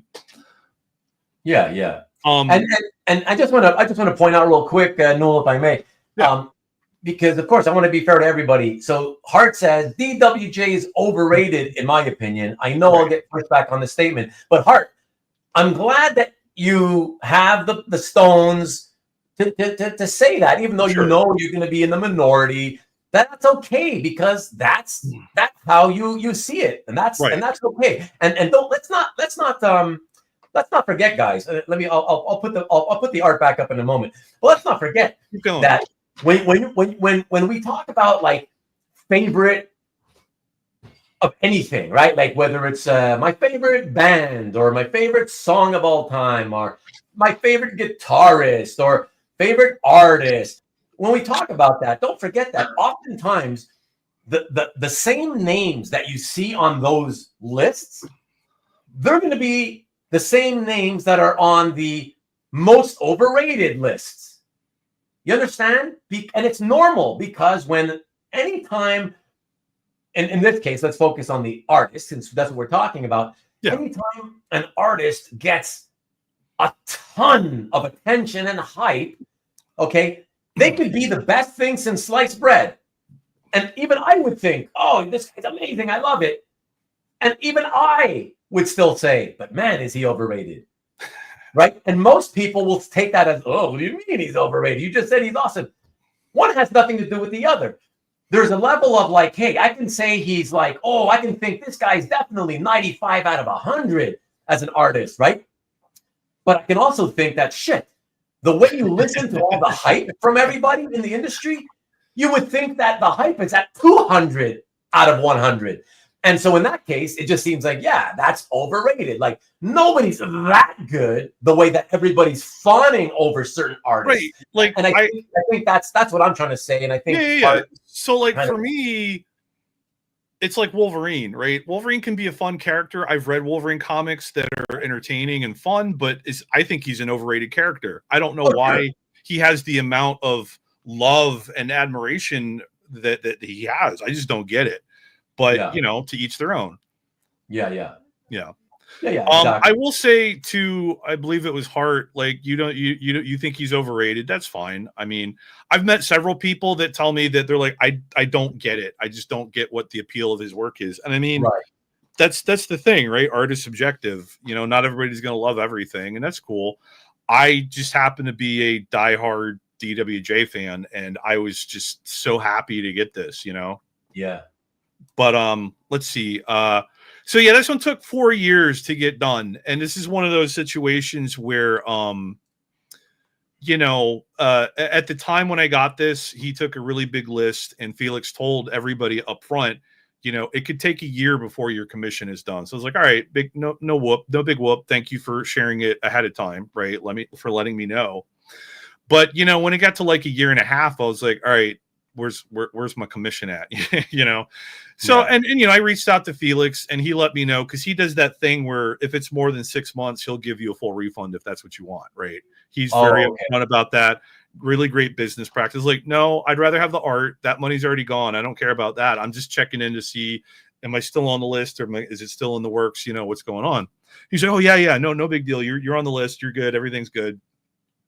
And it got to the point where I was checking with him almost annually, you know, just to see, hey, am I still on the list? Is Dan going to still get to this at some point? Like, oh, yeah, he's going to get to it. So finally, this one got done last year. And I think it was in May.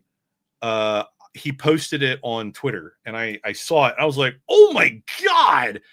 And I was like, oh, man, I assume this is mine. I hope this is mine. This is amazing. And he replied back to me. He's like, yeah, I said, unless there's another Stingray collector out there that I don't know about, I assume this is for me. And Dan was just like, yeah, no, I'm pretty sure this is for you. I was like, sweet. so I got to see it ahead of time. And, you know, usually Felix just mails out the commissions after the artist mail them to him. And I was like, well, Dan was on the list to be at Heroes Con last year. So this is like a month before Heroes. So I emailed Felix. I was like, yo, dog, can I pick up that Stingray commission from Dan at Heroes? And he's like, yeah, this shouldn't be a problem, but, you know, I got to make sure Dan brings it with him. I'm like, well, you're kind of like the boss, right? Just kind of nudge him and tell him to bring it, you know? So it ended up working out, and I picked this up in person at Heroes last year. So that was pretty great. Oh, that's cool. That's cool. Look at Stanley. He's getting his bravado up and saying that most Felix artists are overrated. That is a bold statement indeed. Yeah. I mean, they definitely, you know, he's an unbelievable marketer, and he markets them really strong. That's for sure. Yeah, that's for sure. But a lot of them are really, really good illustrators. So I'm going to be honest. I think the vast majority of the folks under Felix are highly talented and have just like unique voices in terms of, the artistic vision, and I think most of them are fantastic. So, all right, but let's talk more about this one, because this is is like, this one kind of hot swaps places for me. If I was to come up with a list of my top Stingray commissions, this one could be number one some days it's number two. But it's usually right up there. Given the subject matter, I realize I might be a little bit biased, but I honestly feel like this might be one of the best commissions, not just by Dan, but by anybody ever. This might be one of the best commissions I've ever seen. Like, this is just so, and I could say that about a lot of DWJ's commissions, right? But, obviously this one being Stingray and being mine, I have a little bit of a bias, but so let's talk about why I like this one.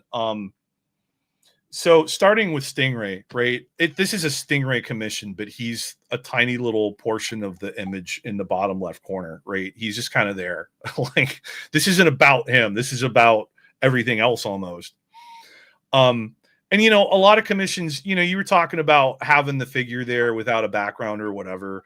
I find that a common thing with a lot of commissions, especially the quicker, the smaller, the cheaper ones, often you get the ones where you get the character in like a heroic pose. Maybe they're flying, maybe they're, swimming in this case, whatever. And there's nothing behind them, and they're facing the camera and looking strong and powerful and heroic and all of that. And that's it. That's not what's going on here at all. Stingray's not looking at the camera.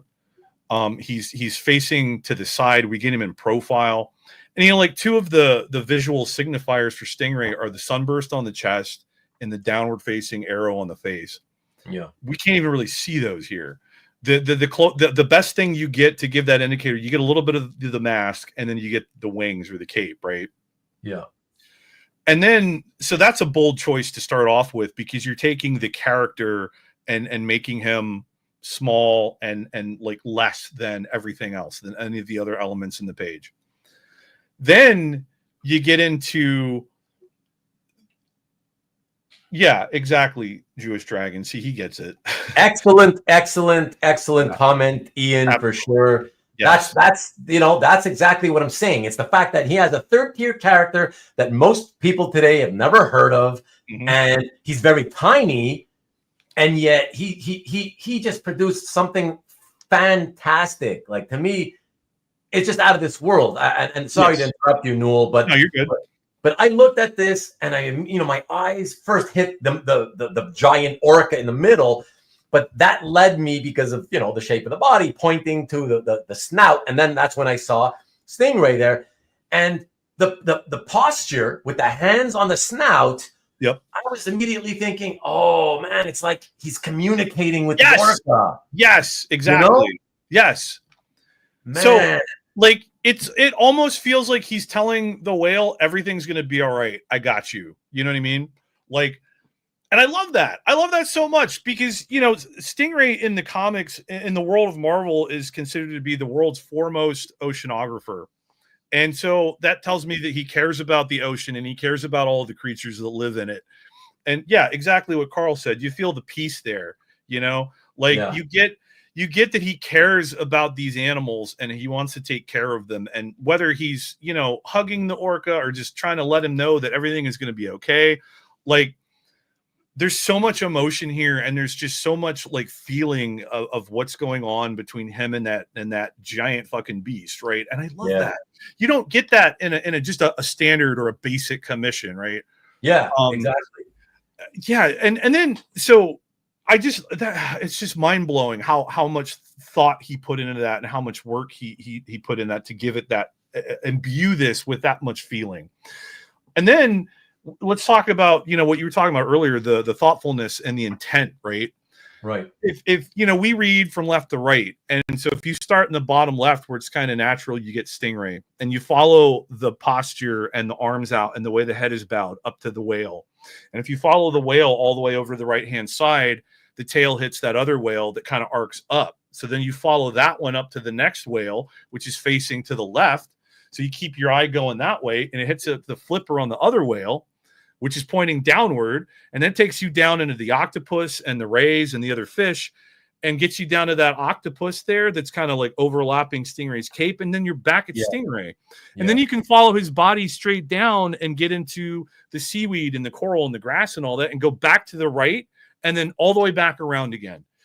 You cannot tell me that that was not intentional, that he did not, of course, stress over that and think about how to lead your eye to get all the way around and take in all of the aquatic glory that is this commission.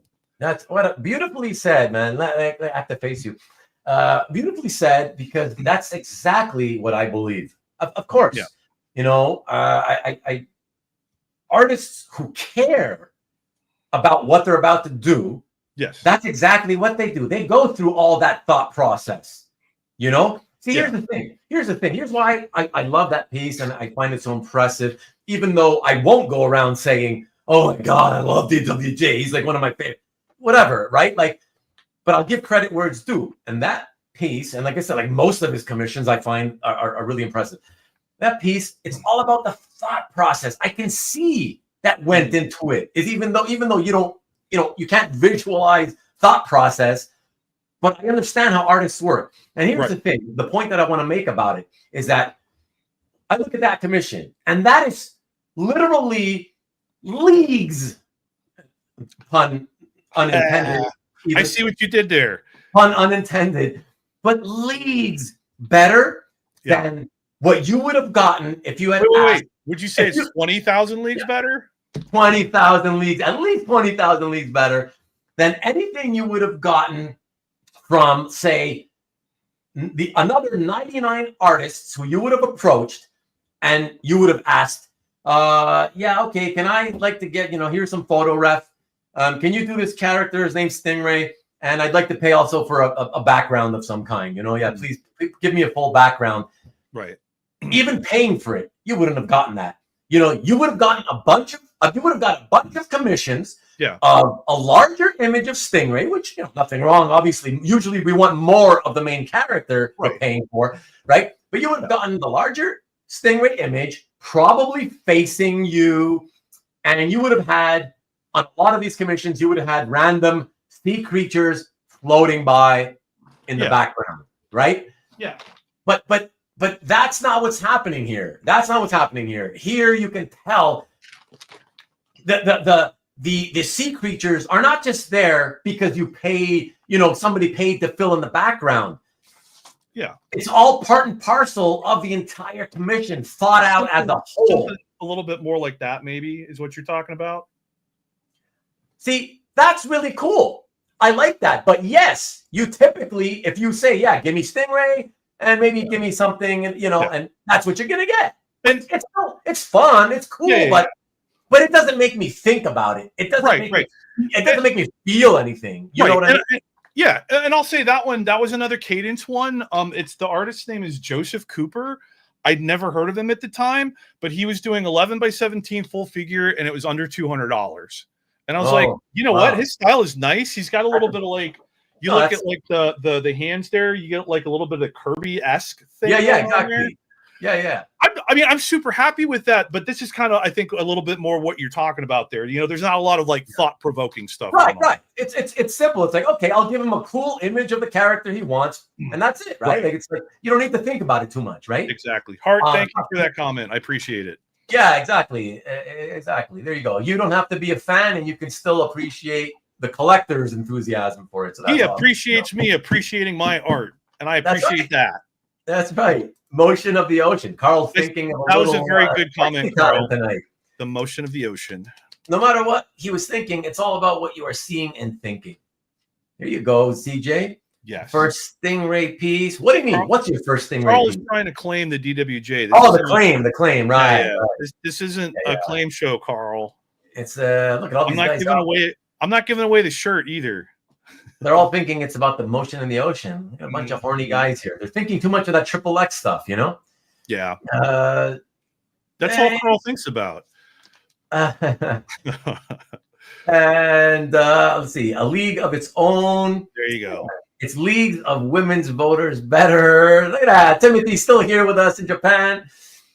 Jules Verne. greater than Finding Nemo. I would have to say I agree with you, Rick, for sure.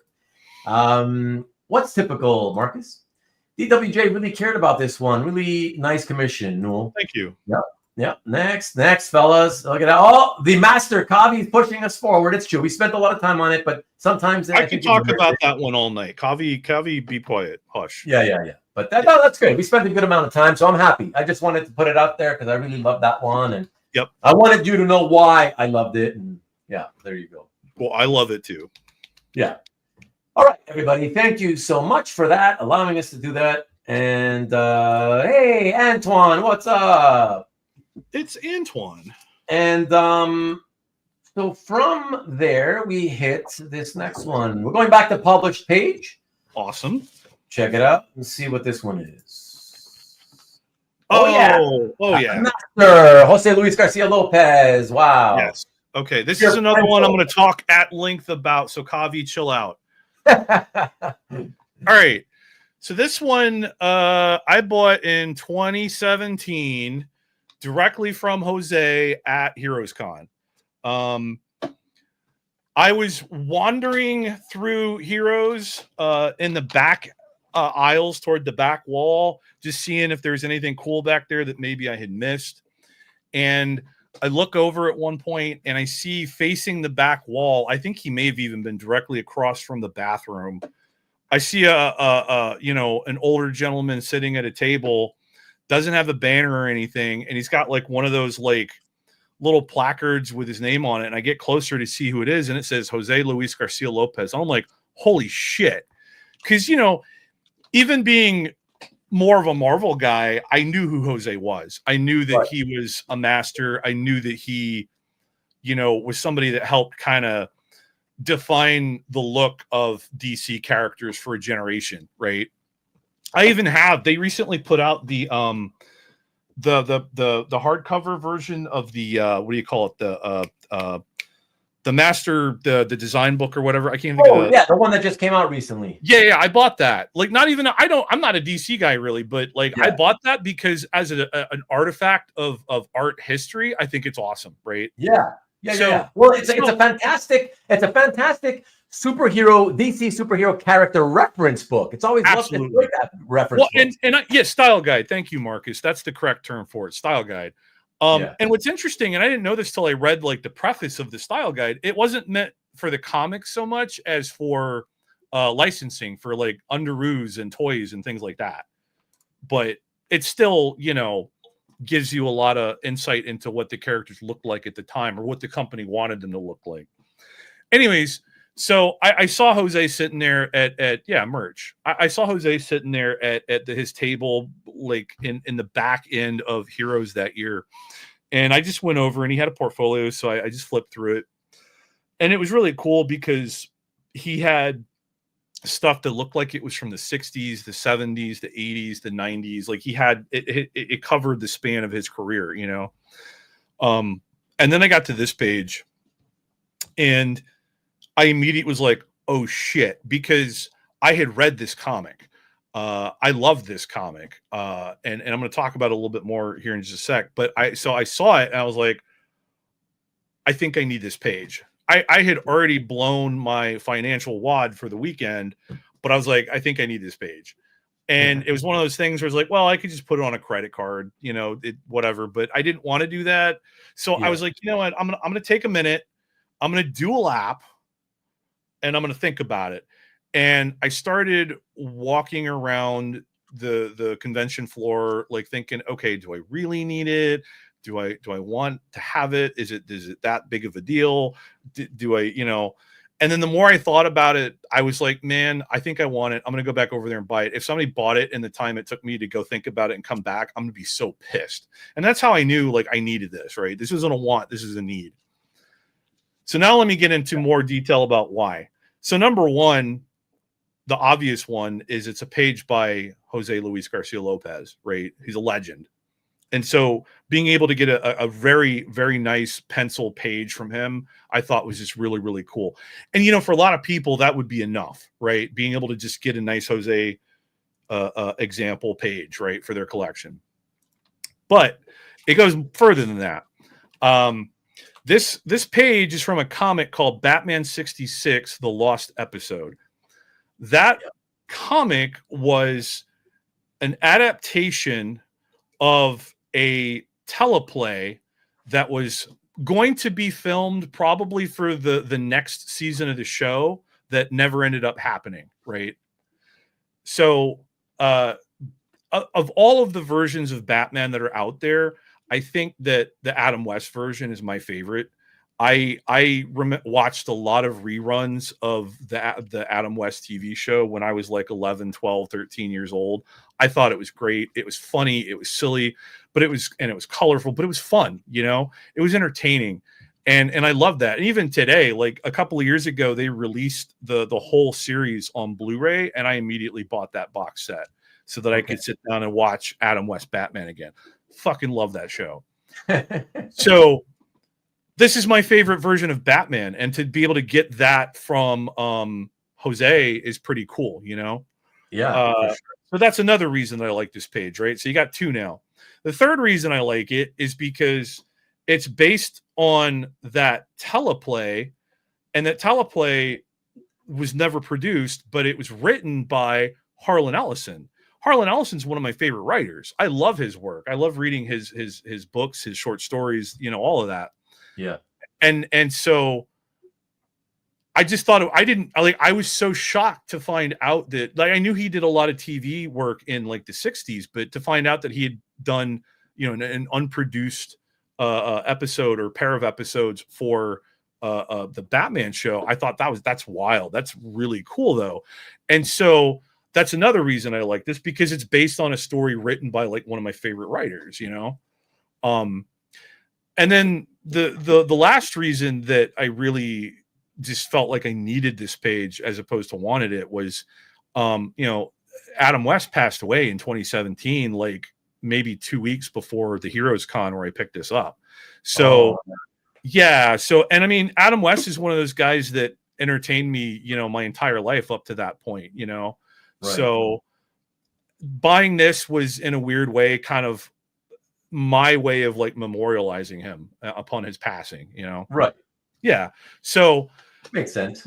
Of all the art that I own, this one maybe has like the most connectivity for me, if that makes sense, Yeah, sure. Yeah. Absolutely. There's a multitude of reasons why I like this one and why I felt like I had to have it. And this one is actually framed and hanging up also. Oh, nice. Nice. Yeah. And then if you want to talk about the art, right? Because this is an art show. Yeah. I love the acting here, the body language, the facial expressions. This is another one that even without the dialogue, you can kind of get it, right? There's the coin toss. And I love it because Batman manages to switch out his coin in this story with one that will land on the edge and stay there. It doesn't fall over, right? And so you see the coin standing on its side in that little inset panel. Yes, Carl, exactly. It was a need. And you see the coin on its side in that one inset panel, and then that bottom left panel, the look on Two-Face's face as he looks at it and realizes that he can't make a decision now, which leads him to drop the sword, and then he just puts his hands out and says, "Take me away," right? Yeah. Like the look of utter defeat in his face and him just giving up. So it's so good, man. It's so well done.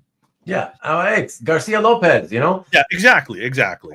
That's what he excels at, right? Like he really brings the figures to life. Yes, absolutely. And it's so great because, like, as far as likenesses go, he does a really great job of making that Batman look like Adam West. Especially the scenes when he didn't have the mask on, or if he was Bruce Wayne. This book was really good. And if nobody read this one came out as one of those prestige format comics that Marvel or DC does, where it was square bound and it was really thick. It had a cardstock cover. Oh, and okay. The cover is this amazing painting of Two-Face by Alex Ross, where he's got the suit on, and you know, there's the business side, and then there's the party side, which was like tie-dye. You know, Alex Ross, love him or hate him, like the colors are always amazing, right? And he just made that cover like pop, and it just, this was a beautiful package. And then in addition to getting this comic adaptation of the story by Harlan Ellison, they had the teleplay printed in the back as like bonus material. So I thought that was really cool too. Yeah, and Marcus is asking, isn't this a Batman 234 story? Not sure what he means by that. Is that the one with? Oh, you mean? Oh, I see. That you mean a story connected to that issue that 234 had the Two-Face in it. That's the Neil Adams pirate ship, I think. Yeah. Yeah, with Neil Adams. So that's, would that one have been out in 1966 or whatever? Oh yeah, that's from the 70s for sure. Okay. Yeah, that's there you go. So no, Marcus, it wasn't. Yeah, that's an interesting thing. That's right. It's the same character, and it did have some kind of like ship like this pirate. Yeah. Neil Adams. I know the cover you're talking about. That's funny. Yeah. I didn't even think about that. Yeah, classic Neil Adams. You know, also on a boat. Yeah, exactly. Early 70s. Yeah, 71. Yeah, but anyways. Yeah, so fantastic for sure. Had to have García-López. I was happy to see. Oh, he's got a García-López. Right? Anytime a collector has that, I got to choose that. You know. Yeah, I only have 4 or 5 published DC pieces, but I mean that one. Yeah, that one's a great one. I love that one. For sure. All right, getting into the home stretch. About a handful to go, everybody. Let's check out this next one. We're heading back into the Stingray world of commissions. And you've kind of seen it already because I used a part of it for the thumbnail. Checked out the whole thing. This is not a commission. Oh, I'm sorry. I meant to say card. It's card. Okay. Yeah, okay. Just wanted to make sure. As you can see, I have the card art. Whatever. Yeah, I was going to say, like, wait a minute. Yeah. I'm so used to, because all the other single character pieces are commissioned. So I mean, to be fair, looking at it, I could easily see you might think it was a commission. Yeah. Right. Because it's like a pinup thing, right? Whatever. But card art, special card art, everybody. Check this out. And I got 2 slides to show you. I got one where I can show you the art with the front of the card. And then I'll show you the just front and back of the card itself without the art. Okay, so here we go with the art on the left and the specialty card on the right. And then you can see that's the front of the card with the back of the card by Bella Rachlin. And yeah, we'll leave it on here because this is nicer to look at the art. Check it out. Okay, there we go. So tell us a little bit about this one, Newell. So this is one. This is from the Unbound card set, which they apparently do like annually. Like this is the 4th set, year 4. I used to collect cards in the 90s. I haven't really been into cards so much recently. This set is particularly weird to me because apparently every year they get a single artist to draw a bunch of card art, and then they publish the cards, and you notice on the card there's the number on it.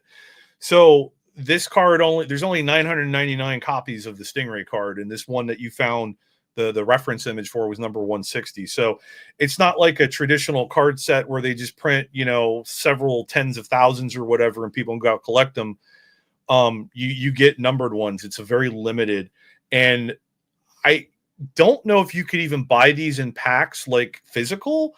This is one of those ones that you get the what they call the e-pack, and like it was like $15 to get the e-pack. You would open and get a single card.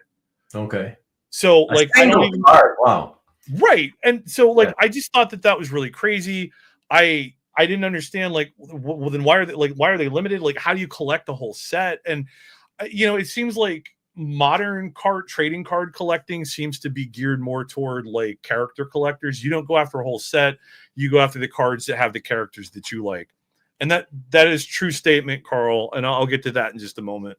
But so anyway, this one I have seen Bella's art. I've been following her on Instagram for a couple of years now, I think. I mean, I've always been fascinated by her art. I think it's absolutely gorgeous. she's one of those people that kind of similar to what I was saying about Drew Moss earlier. Her colors are impeccable. That's like one of the things that you always just kind of stands out about her art. I mean, all of the other aspects. I mean, you look at this art here, the anatomy is great. The tones, the lighting, you know, like she even did really, really good hands here. Right. Oh yeah. Yeah. It's all great, but the colors, man. And it's, you know, it's not, obviously the colors are better in person. It's a little bit difficult to see here, but like right in the middle of the faceplate, you see the teals and the blues and the little bit, but there's a little bit of pink in there. It pops a little bit more when you see it in person, but there's a little tiny hints of pink throughout the piece. There's the greens kind of mixed in with the teals and the blues, like right above his head to the right a little bit. You see some of the green, like, it's so subtle in places, but when you notice it, it just really makes the piece pop even more.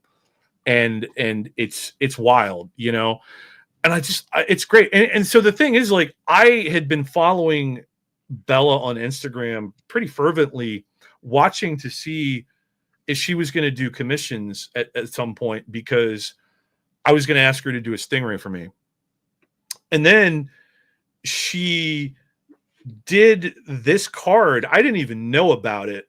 And then like when this came up, I saw it on her Instagram and I was like, oh, James Siegel reached out to me and he was like, hey, Bella's putting this up for auction. Thought you would like to know. And I was like, oh shit. And so I was like, you know, yeah, would like to know. Like, thank you for telling me. And then after James told me the next day, Jose, who is one of the card collector guys, he's one of the admins in the card collector group on Facebook.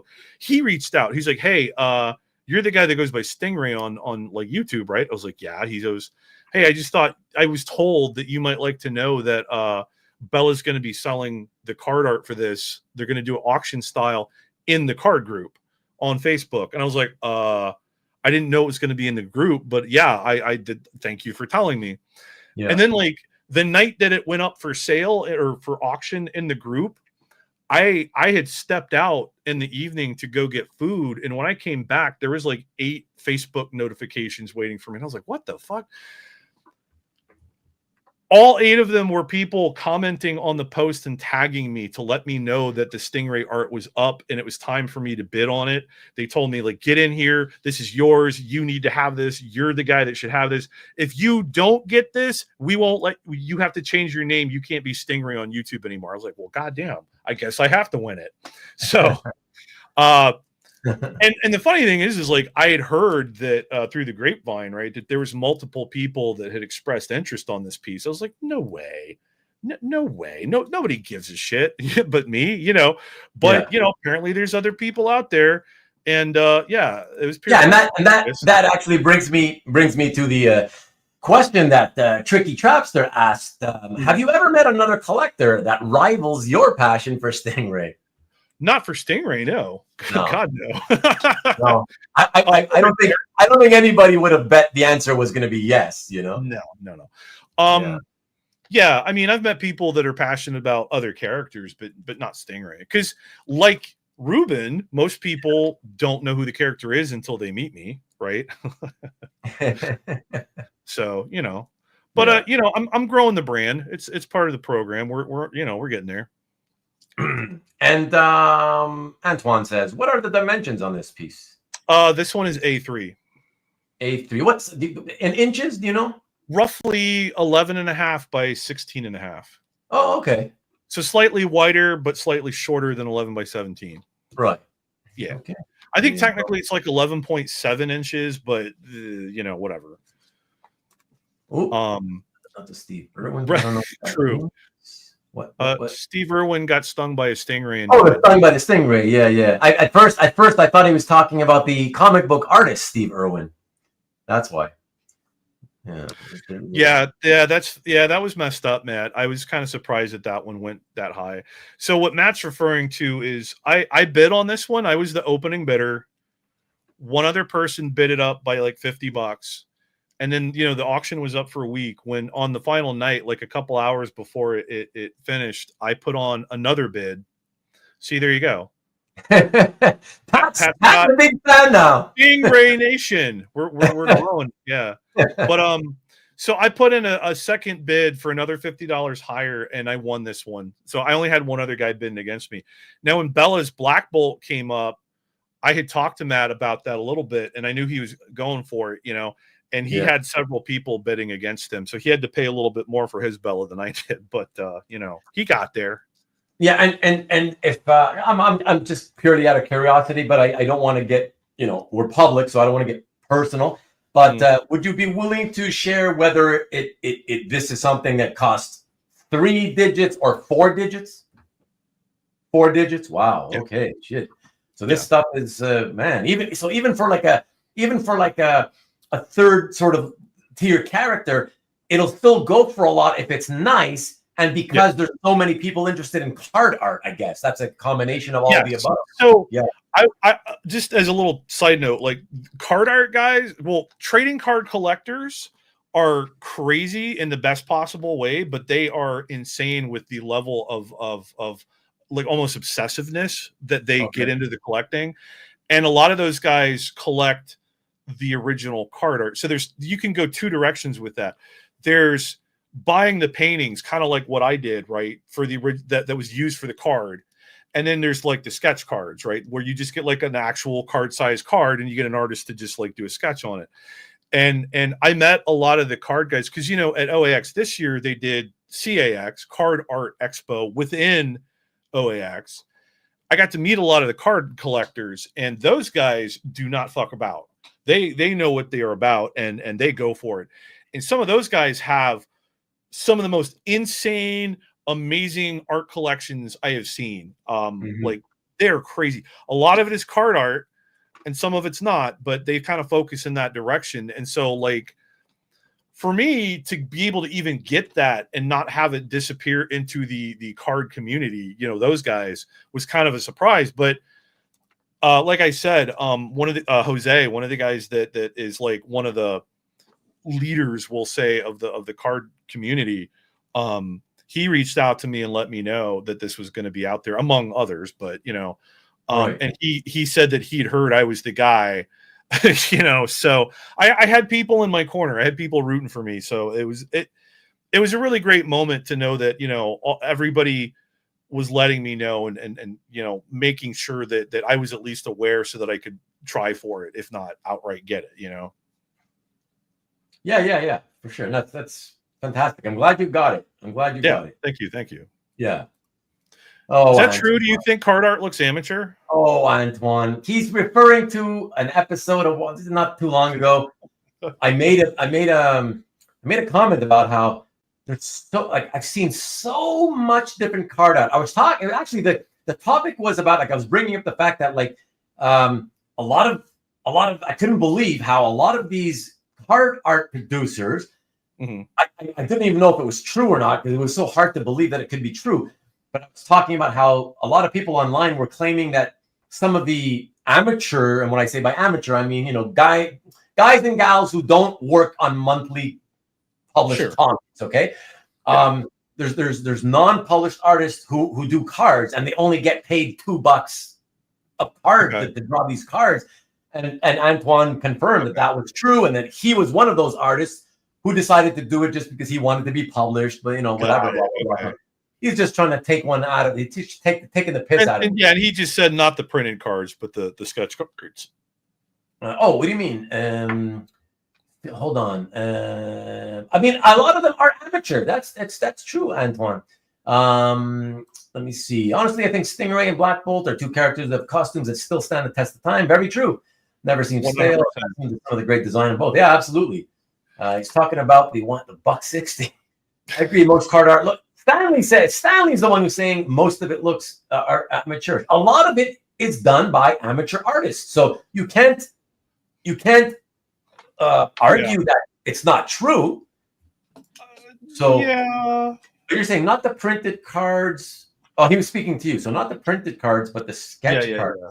Well, I don't know what that. Oh, you mean like because you do them, and for the express purpose of inserting them into packs so people get originals out of the packs? Is that what you mean, Antoine? I think that's what you mean. Well, like during OAX, they had an hour and a half period where they'd given away in the swag bags actual cards that were blank. That I know, and then people take it around to get the sketches or whatever. That I know. But the ones that I'm talking about, where I see that they are done by amateur artists who don't work in the profession of comic book art, right? Sure. And they do these, and they get paid a couple of bucks. And I don't know what they're intended for. Like, are they just to be bought and sold on the secondary market once they're drawn? Or are they giving who's paying them $2? Like, clearly that means some card set manufacturer is paying them. And for what? To take it and publish it as a published card? Or are they being inserted into packs so that the pack openers are like, oh, look, an original sketch card? Like, that's what I don't understand. Yeah, I don't know. And Carl has a comment there. Not all pack inserted sketch cards are created equal. And yeah, that's for sure a true statement.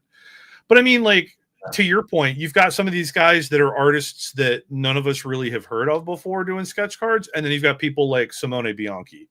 What I mean? That's what I'm saying, right? Like, you have everything from definitely high control to like very amateur level artists, whatever. Like, it's just a fact. I've seen it with my own eyes. And they're not necessarily bad. They're just, Okay, so Marcus is saying, so some of those are just to have one of one in the set. So you pull out, they open a pack, and then you can pull out and say, oh, I got an original or whatever, a one of one original. It's a piece of original art, right? Right. Instead of a printed card. Right. Yeah. I was saying that I agree that the vast majority of original sketch card art is on. Oh, you agree? Okay, it's not saying anything particular. It's like, oh, I see. Okay, sorry. Small size leads to poor art. Well, no, but listen, if you're not a very good artist to begin with, the size isn't going to help you, Stanley. Spectrum, the quality to be sure. Right? Yeah. Inserts are there to something rare can be pulled. Right. Okay. Thank you for clarifying that. I think that's what makes cracking packs fun. Right. You could get great shit or shit. Yeah, there you go. So insightful, Carl. I love it. Well said, Carl. All right, let's get to the next one, everybody. Carl, this next piece, Newell, I love it, because I only read one trade from this series. Oh. On the recommendation of a friend, like, I want to say like almost 25 years ago. Okay. And there's a character. He's not on your page, but there's a character in this storyline. Oh my God, I was like, oh, that's so brilliant. I love it. And I'm pretty sure this is the storyline. So here, let's check this out. Yeah, here we go. Oh God, this. Oh. I'm talking about the character called Hanged Man. The Hangman. I love the Hangman. He's great. But it's past tense, right? It's Hanged, Hanged Man. Not the Hung Man. That's different. That's what Marcus likes to watch. The Hanged Man. Yes. Yeah. That's so awesome. So he was. I think he might have been this issue. I don't remember. This is the Confessor storyline. No. Confessions was the title of the story. Confessions. Okay. Yeah. People always used to tell me, read the Confessor. Read the Confessor storyline. Okay. All right. So let's all right. I'm gonna settle down a minute. I'm gonna ruminate. All right. Confessions is the best storyline in Astro City, and Astro City. Yes, that's what people. Yeah, that's what people were telling me. Exactly. Yeah. Astro City is one of my favorite comics ever of all time. I love it. I've been reading it since it was coming out in '96, so we're almost on 30 years of my love of this book. Yes, Marcus, that is the Confessor and Altar Boy. Astro City is one of those books. He's not better. I like the Steeljack story, but I wouldn't say he's better. Anyway, I love this book. Confessions was my favorite story for a long time. There are other really good stories, but I think Confessions still stands up as just a really, really, really excellent story. And this is like the Confessions kind of refers to the Confessor and his sidekick Altar Boy here. Right. This was a 6-part story in Astro City, which when it came out was the longest, continuous story within the series. It was a big story because, so Marcus and I kind of got into this a little bit in the comments when I posted this page, and so he's kind of repeating himself here. But this story is about the Brian, who is the guy that becomes Altar Boy there. He comes to Astro City, comes from the country, decides he wants to move to the city. looks for, a job, wants to, like start his own life there, and he ends up running into the Confessor, who is this like weird, almost Batman-like character. He's a detective that like tries to solve crimes and save people and just do the right thing. But, he only comes out at night. He disappears suddenly, right? So very, very Batman-esque. And the younger guy convinces him to take him on and teach him not only how to be, like a hero, but how to be like a detective and how to like figure stuff out and to question things, ask the right questions and that kind of thing. And so they're like fighting like normal criminals, but while they're doing that and just trying to like, he's trying to learn how to be a hero. There's an area in Astro City called, what is it called? I just blanked out. Something Hill. Shit, I can't think of it, but it's the area where there's a lot of weird supernatural stuff, right? And that's where the Hanged Man usually appears, because he never talks to anybody. He doesn't speak. He's just a guy with a cloth sack over his head and a rope around his neck, and he appears in the sky sometimes. And it's like no, it's not Notting Hill. It's usually Shadow Hill. That's what it is. He is the protector of Shadow Hill. And if you see him appear in the sky, it's usually a sign of bad things. So people start getting murdered in Shadow Hill, and the Confessor kind of just appears in the sky, and everybody's like, oh shit, this can't be good. And so they start blaming the Confessor for it, and all of this stuff is going on. And so like background elements of this story, there's an alien invasion where there's a group of shape-shifting aliens who have infiltrated the government, right? And they're like sleeper agents or whatever. So it's a lot like the Kree Skrull War thing that Mark was just referencing. It's also predates the Secret Invasion storyline by a few years in at Marvel. So it's a trope that's been done before, but it was kind of a background element to this story. And what's interesting is the aliens that shapeshifted and replaced a lot of government people in this story also infiltrate the government to institute a superhero registration act, which is to get the heroes off of the battlefield so that they can come in and invade the Earth. And again, it's another trope that's been done multiple times in both Marvel and DC, I think. But it also, that was like a big story point in Civil War, which came out, like 10 or 12 years after this. Right. And so, Marvel did the Civil War, which focused on the, like, whose side are you on? And how do you feel about registering superheroes? They did a whole big story about the Secret Invasion. This 6-issue story contained within the main series. They didn't have tie-ins, they didn't have one-shots, and they didn't have miniseries all being a part of it. Just 6 issues of the main series had those 2 elements in it as like background elements behind the more personal human story of this guy learning to be a hero with his mentor, the Confessor. And so in this page, Alter Boy wants to go to Shadow Hill and try to like solve the murders and figure out what's going on. And the Confessor tells him like, no, we don't go to Shadow Hill. Right, that it's got its own protector. There are things worse there than just like guys who will mug people. That we're not going to mess with that.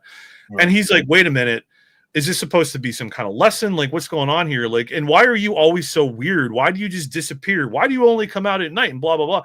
And the Confessor like turns on him, and that's that third panel up there where his eye kind of lights up, right. And he's like, oh, you think that's how we do things? If you want answers, you need to ask the right questions. You need to be the detective that I've been teaching you to become and figure this shit out on your own. He's like, you want to know? And that bottom panel, he's like, you want to know what I am, boy? You want to know my secrets? He's like, you have to earn those answers for yourself. And you don't see it here, but like when you turn to the next page, the Confessor just is gone. There's not even a puff of smoke, just disappears. Right. And it's such a great dramatic moment. And the funny thing about this page is, I've loved Astro City for years. Brent Anderson, the artist, he's had a website forever, but yeah, Antoine, he's a vampire. You find that out a little later. Brent Anderson had a website for years, but it looked like it was made in 2001. It was really shitty. It didn't work. You couldn't tell if the art that was listed on it was sold or not. A lot of the links were broken, whatever. Yeah. And then last year, he updated his website finally. It still looks like it's like 10 or 15 years older than it is, but it works so much better now. It actually functions the way that it was intended to.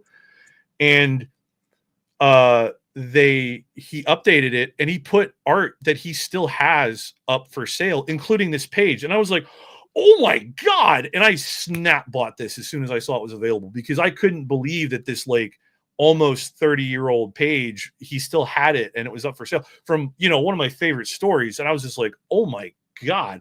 And I just got it like that. I had to. There it is. I still have that trade. Yeah. I got to say, though, I don't understand why, but while you were talking, I said, oh, let me pull out the published page. And I'm here. It says chapter 5. It says issue 5. Yeah. But I've just gone through it 4 times and the page is not in here. So the way that they do those, I know what you mean. And I've got the modern one. It's like, because it has issues that take place before and after the actual 6-part story, they label the chapters of that trade. Oh, I see. So the chapter doesn't necessarily correspond to the issue number then. Right.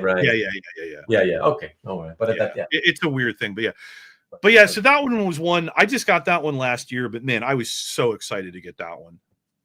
Yeah, I can imagine. It's a beautiful page, and I've always loved Brent Anderson. I've always been a big fan of me her, too. And like I said, the only thing I've ever read of Astro City was this, and I remember that. I will say, if you are interested in Astro City, over the last couple of years, they have put out new collected editions. They're paperback. They call them, oh, thank you, Pat. They call them Metro books. And so they have now 6 volumes of the Metro books, which cover all of Astro City that has come out up to today. That sounds wonderful. I have no space left. I'm one of those people who I need badly to force myself to become a digital reader so that I can start catching up and buying things that I want to read, but I say no because I got no space for it.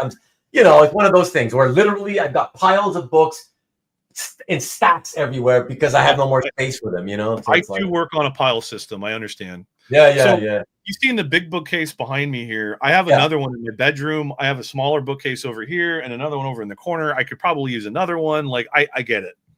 Yeah. Well, there you go. I think a lot of us understand what I'm getting at. Yeah, for sure.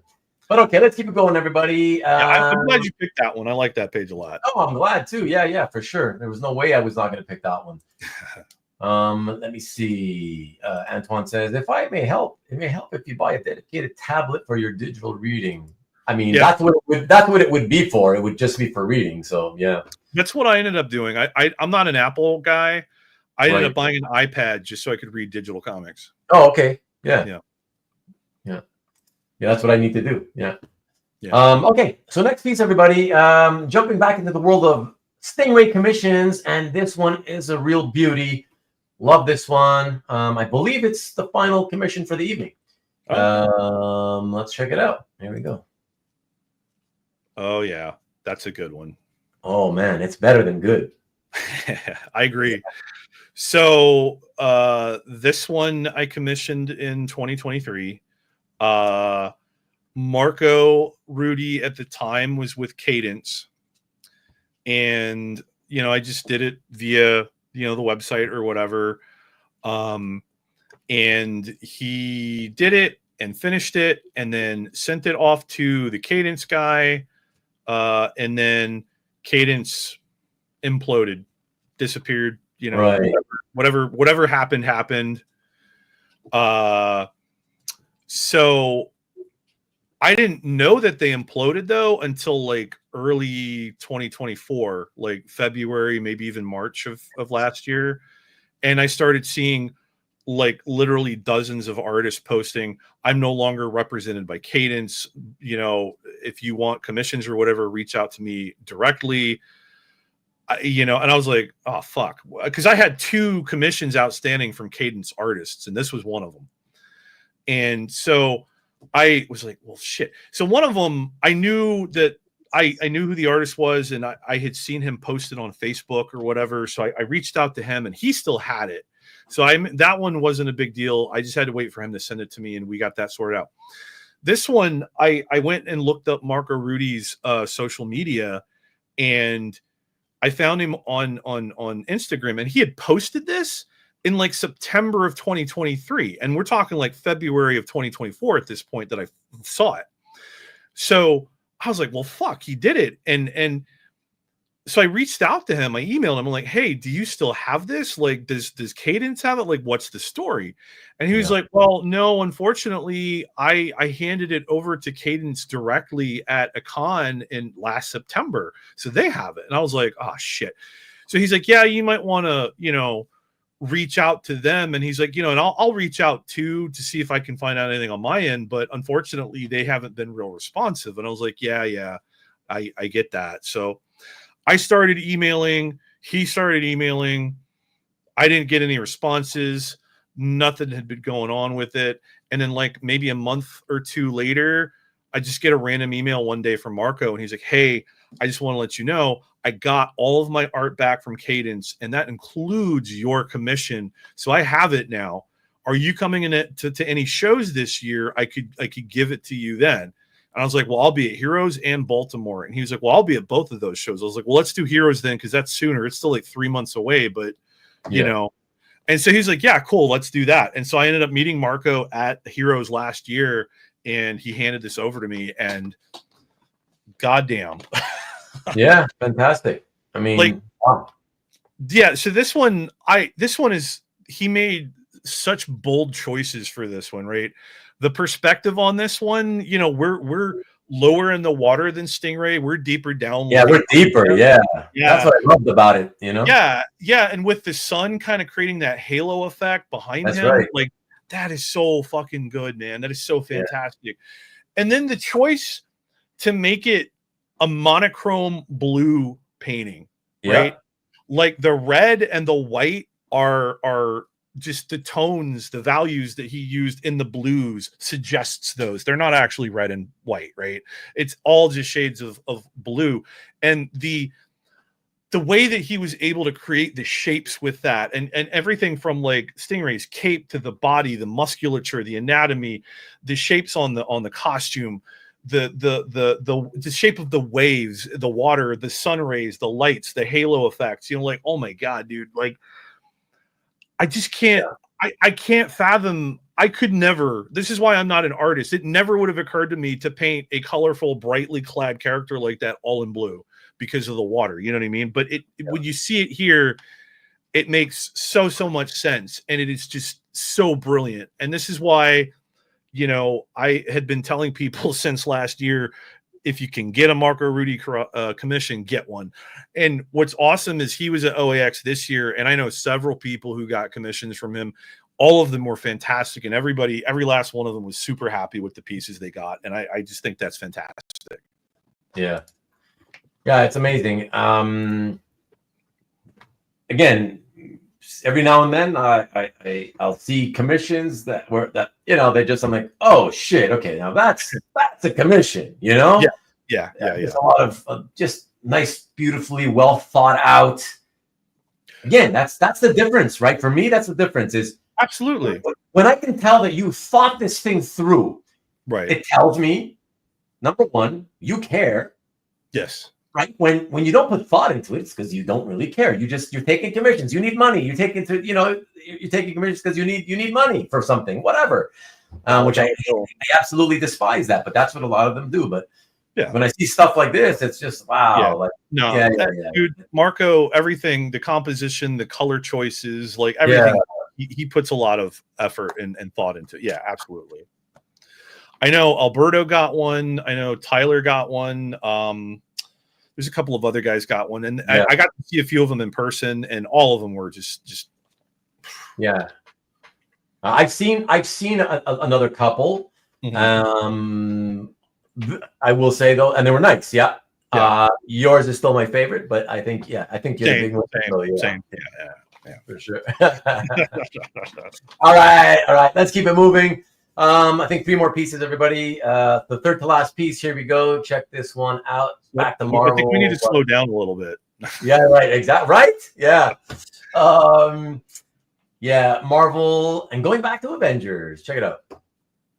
Oh, yeah.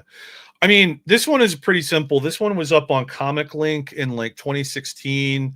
I got it pretty cheap. It's George Perez. I was like, is it the best, most Avengery page you could ever get? No. Is it, still a good page? Yeah.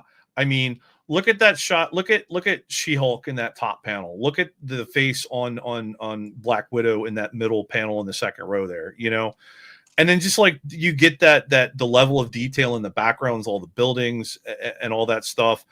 And all the detail in the bottom panel with Iron Man, Vision, Triathlon, and I think he was going by Goliath at that point. You even get like the Grim Reaper on the screen there. I'm not sure who the woman there is or the dude on the left, but I mean, I just the opportunity to get a decent George Perez page from Avengers, which this is like. Probably this is the Busiek Perez run. This is like probably my favorite run of Avengers. So, I thought it was a great page. Well, maybe not, like I said, maybe not the most Avengery page ever, but it's a good solid page, and it's George Perez. It's the only Perez I have, but I'm happy to have it in my collection. Yeah, no, for sure. No, it's nice. It's nice. I mean, you got, like you said, even though. Sure, it may not be an action-oriented page, but I've seen far worse content quality pages where there may only be one Avenger on it. At least this has a bunch. You know what I mean? Yeah. Oh, yeah. There's a good number of characters here, and you get the back of Scarlet Witch's head, which I'm okay with because I really like the way that he does her hair. I always thought that the hair was so detailed, and like how long did it take him to do all the little curls and everything? Yeah, for sure. Yeah. For sure. So yeah, just a fun page. Yeah, for sure. It's absolutely fun. I mean, I love the She-Hulk in the second panel. I love the extremely tilted angle, Mm-hmm. Yep. And just her stance in that one. Yeah, that's very nice. And seeing her walk away in the fourth panel, that's pretty cool. And I love the Black Widow in that fourth panel. I mean, even though he's just sitting, I love to see the classic Iron Man. That's my favorite all-time classic Iron Man costume. Yeah, that's a good one. Yeah, so no, to me, you might be right, Jewish Dragon. Yeah, Val Cooper might be the woman. Oh, okay. Yeah. And and you get a cameo from that guy. What's his name? The villain with the Grim Reaper. Grim Reaper. Yeah. Carl, quit being a baby, man. It's only what a baby. It already feels late on the West Coast where it's only 9 o'clock. Oh, poor baby. Yes, definitely. Vay. I love Vay's inks. Yeah. So Vay was Grummet's inker on a New Titans run, and I really enjoyed that. Okay. Yeah, so that's good stuff. If I had a self-delivering driving car like you, Carl, I would be gold. All right, guys, relax. A couple of pieces. Okay, second to last piece, everybody. Let's check that out. It's a commission. Going back to the world of commissions, check this one out. Oh yeah, this is a good one. Yeah, very cool. So, and I love Gabriel Hardman's work. Yeah. So this one it's funny. I happened to catch one day as I was scrolling through social media. Gabe Hardman put up on Twitter, "Hey guys, I'm taking a limited number of commissions. They're specifically. That's why you look so young. You get plenty of beauty sleep, Carl." He said he was taking commissions and he was specifically doing cover recreations. And the reason that I caught the post was because he had put up an example that of one that he had done, and I can't remember the issue number, but it was a John Romita Jr. X-Men cover. I think it was the one with Colossus. Somebody in the chat might know, but it's a pretty recognizable cover, Yeah. And I saw it and I stopped to look to see what it was, and then I saw the rest of his post, and I was like, he's doing cover recreations. I was like, that's kind of cool. And so I reached out, and there you go, X-Men. Maybe it was Uncanny 210, but yeah, 210. I think that's right. But I reached out to him and we talked it out over email. Oh, hey, have a good night, Matt. And we worked out the details, and I told him that I wanted this cover. And thanks for dropping in, Matt. Thank you. Have a good night. Sorry. Yeah. You're good. And he said that he thought that this one would be a fun one to do. And I was like, sweet. I love it when the artists tell me it would be fun to do, Yeah. And he was like, what do you want, just the image, or do you want like the lettering and everything? I was like, the whole shebang, dude. I need all of it. The letters, everything. And so like these are hand done lettering. He did the corner box. Like he went all out on this. And it's funny because at the time when I got this one, it was the most money I had paid for a commission at the time. I've already blown that out of the water several times since, but it was a lot of money for a commission, at least at the time I thought it was. But when I saw this, I was like, holy shit, this was worth every penny. Oh, well, it's fantastic. I think he did a fantastic job. I like all his work. So oh yeah, for sure. Yeah. For me, it's like I was like, okay, yeah, I'm definitely showing this one, especially also because I do remember the Submariner 19 cover pretty well as well, right. Yeah. Yeah. What's up, Jerry? Jerry, I don't understand what you were asking with your here. Let me get back to it. 210, and then you put I think that's the issue number for the X-Men cover that I was referring to that Gabe had done as an example. Oh, right. Yeah. I think it was Uncanny 210. Yeah. Thank you. Yeah. Yep. Thank you. Let me see here. Bring the dogs back in. I was talking to Matt. Yeah, that's right. Okay, that's it. I'm struggling to even on the West Coast. Look at Rodney, man. What's wrong with you guys? You guys go to bed at what, 9 o'clock? Really? Wow, you guys get a lot of sleep. And wait a second, all the young guns dropping out. Exactly. Another guy leaving. Let me see. Although I'm disappointed that Ruben didn't pick one page from your collection. What do you mean? Yeah, I know which one he means. Oh, is he talking about a Valiant page? Yeah. I only have one Valiant page. Oh, yeah. Oh, whatever. What are you gonna do? It doesn't mean I don't, appreciate it. Like I said, it's always hard when you're trying to pick only about 20, right? It's like you can't pick it all, whatever. Sam Carl struggling to okay, that's right. Okay, and Jerry and you answered. Okay, all right, thank you. So let me come back to you guys. Here we go, and let me get this one here. All right. But I was gonna say, yeah. Isn't it a day off for everybody? For you guys in the United States tomorrow? Not everybody. I know at least 2 people that have to work tomorrow, but I have the day off, so we can do 8 hours if you want. But I thought it was a holiday. What holiday is it for some people? It's President's Day. So President's Day. That's not a national holiday? It is a federal holiday, but some companies don't care. Oh, interesting. I thought if it's federal, I thought you have to obey and give everybody the day off. No. Okay, I guess not. It's weird. I don't know, but it could be what it do. Tom, look at that. Tom's bringing out the big guns. He's telling everybody he's a whiner tonight. T-bolts. What about T-bolts? I'm a little behind on that one. That's a minute ago. I think he's referring to. I have a lot of Thunderbolts art, and he's upset you didn't pick any. Oh, the stuff that I didn't pick. Right. Thanks, Carl. There's one more piece, Carl. Baby. Yeah, baby Carl. Wait for the one last piece. Time to walk the dogs, then get ready for bed. Oh, so you're complaining, but you still have to go walk the dogs. You see, get rid of the dogs, and you can stay up later watching shows. Good night, Carl. Okay, good night, Carl. But there's one piece. Come back to check out which piece we showed for the last one. Maybe if we slow roll it, he'll make it back in time to see it. Working. Okay, look, you work tomorrow. Okay, we get that some people work, Rodney. It's just that we're kind of surprised.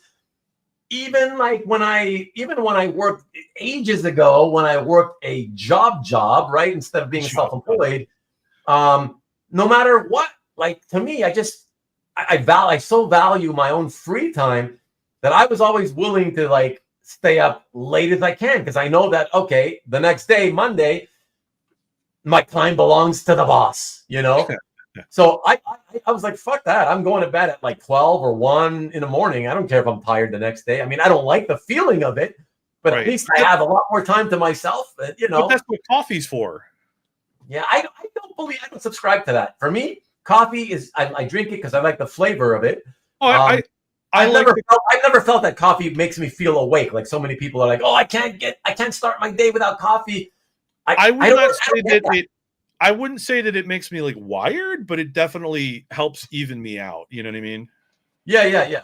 No, but a lot of people do say that. Like, I can't start my day. I gotta wake up with my coffee. I'm like, I never drank coffee and felt like, oh my God, I feel awake now. So I don't know if it just doesn't hit me the way it hits some people, but I drink it because I feel like drinking for the flavor. I just like it as a drink, Yeah.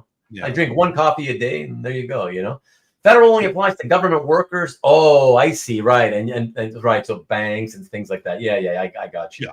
Rick's working. Okay. Rick's working. Yeah. But Rick, you're a superstar. You don't go to bed at 9 o'clock, right? The rest optional. Company gives Black Friday off instead. Ah, I see. Well, I guess they traded off, right? No, it's not. Yeah. I used to get the Friday after Thanksgiving off, and then they stopped giving it to us. So I have to take PTO. Right. Here comes Timothy in Japan. All federal agencies have the day off, but private businesses are not required to honor it. So most stores hold sales, actually. Right. Yeah. And I work from home, so I'm getting paid right now. Nice. That's good. Needs to look his best for his burgeoning XXX career. It's true. Yes, waking up at 6:30 to run every day. Okay. Ew, Carl. Why? Well, I'm a proponent of staying in shape. That's good. I'm happy you do that. But it's 6 o'clock in the morning.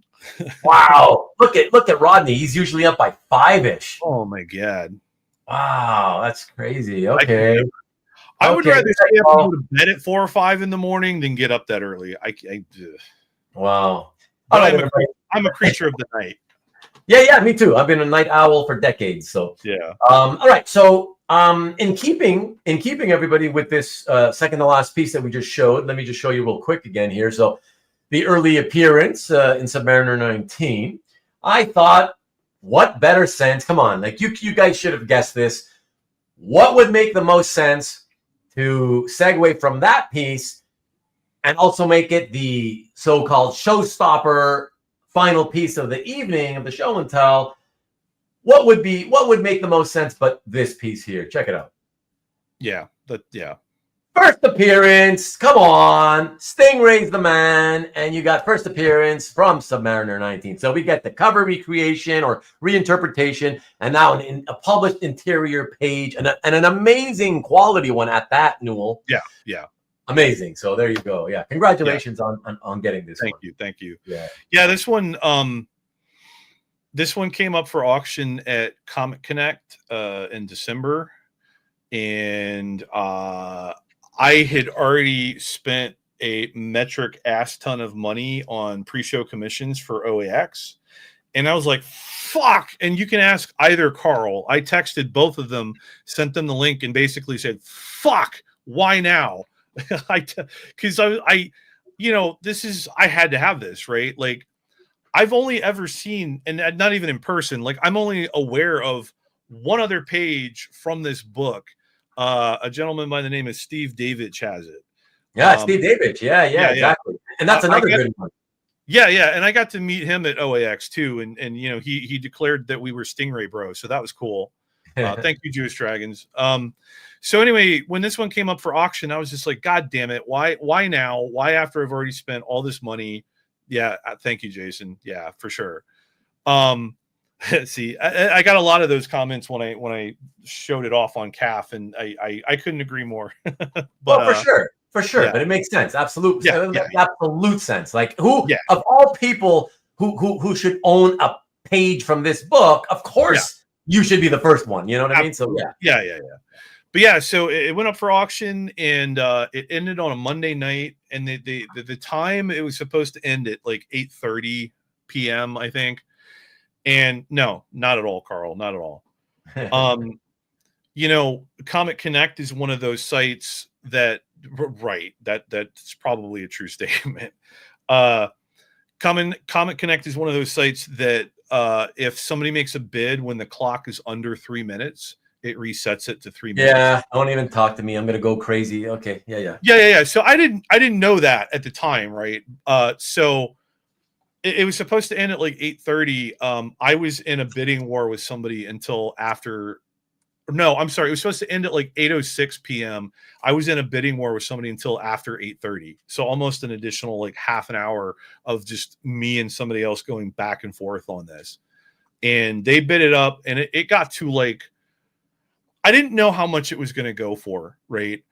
I like Stingray aside and first appearance aside, which one of the funny parts about it is Comic Connect did not label it as being a first appearance Stingray page. You know, they didn't know. They didn't really? Yeah. so they didn't. I don't know if they just didn't do the research or they weren't aware or like it's just Stingray, so they didn't really care. You know, who knows? Yeah. But they didn't. They didn't have it listed on the site as being first appearance. So, but I knew because, you know, but yeah, so, I just, man, I was going crazy with this one because I didn't know how much it was going to go for. I looked it up. I looked up, you know, I think I found a page from like, an issue that was like right after this. It went for, you know, a lot less than what I paid for this one. So I didn't have a great idea of how much it should go for, right? But I kind of had an idea of where I would like it, where I would have liked it to end up. And we shot right past that. And then, you know, by the end of it, I spent quite a bit more than I had anticipated. Yeah. This is the single most expensive piece of art that I have purchased thus far in my art collecting. Yeah, I kind of would have guessed that anyways, but yeah. I mean, and I'm not talking like super, you know, it didn't get to 5 figures, you know, it stayed within 4, but it's still a lot more money than I've ever spent before. So yeah, for sure. Yeah. Can you verify that is it is it a photo paste up with ink? Where he inked over a photo stat? Like, what is it? How did he do it exactly? I think it's art, but it is a little piece of board that is pasted onto the page. So an original art stat. Yeah, I believe so. Sorry, an original art paste over. I'm sorry. That's what I meant to say. Yeah, drawn on one board, cut out, and then pasted onto this board.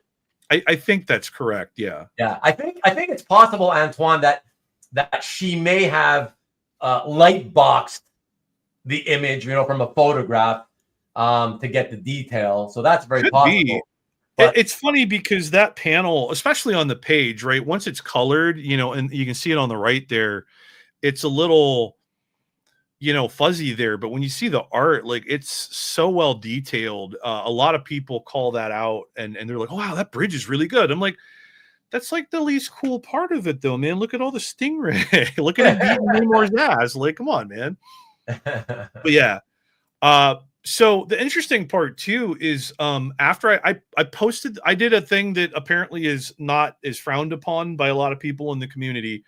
I posted this on CAF before I had it in hand, and I did it because I was just so excited that I got this, and I wanted to share it with people and let them know that, you know, I got this. And, you know, Kavi told me that I may have jinxed myself and, you know, it might lead to bad things with shipping and stuff like that. And I was like, don't even put that into my head. Please. But it worked out because, they took a while to ship it. And so come January, they hadn't shipped it to me yet. And so I reached out to Micah over at Comic Connect. I was like, hey, you're going to be at OAX. Could you just bring it to me and hand it off there? And he was like, yeah, we can do that. So I actually got to pick it up at the show, and I was able to, you know, show it off to everybody. And it was great because everybody that saw it or everybody that heard about it, Antoine, I have always understood 1969 to still be Silver Age. My understanding is that the Bronze Age started in 1970. Yeah, a lot of people would consider Conan #1 the beginning of the Bronze Age. Yeah, that's the way I've always. And Bronze Age ends at the end of 79. As soon as the decade changed, the prices of the covers, cover prices changed. The look of the books, already you could tell, it didn't look 70s anymore. Now it looked kind of like more modern 80s. I could do a whole show. I could do a 4-hour show just bitching about how much I hate that comic guys love to give metallic names to these eras. It would be so much easier if everybody just said 60s, 70s, 80s, 90s, Right. 2000s. You know what I mean? And it's pretty dumb too, because technically we're still in the modern era that's been going since the 90s. You know what I mean? What's up, Josh? Hey, Josh, good to meet you at OAX. And yeah, like Josh, Kavi, Carl, all of them talking about how great it was to see it. And you know, one of the great things about having it with me at OAX, being able to pick it up and show it off like that, everybody that I ran into that saw it or just heard that I had got it, they were so upbeat and positive and encouraging and even congratulatory about it. You know, oh, it went to the right collection. Oh, hey, congrats. I know that that's probably a big deal for you. You know, like everybody just really, really was so nice about it. And I, you know, it just it made it even better. You know what I mean? Like we like to share the art, and I would have loved having that piece regardless. But knowing that everybody was like cheering me on was just, you know, really added to the whole experience, you know? Yeah, for sure. Yeah. Yeah, that had to be fun for sure. Absolutely. Now, funny little side story. After I posted it up on CAF, the underbidder reached out to me. Okay. Yeah. Okay. And I found out, do you know why the underbidder was trying so hard to get that page?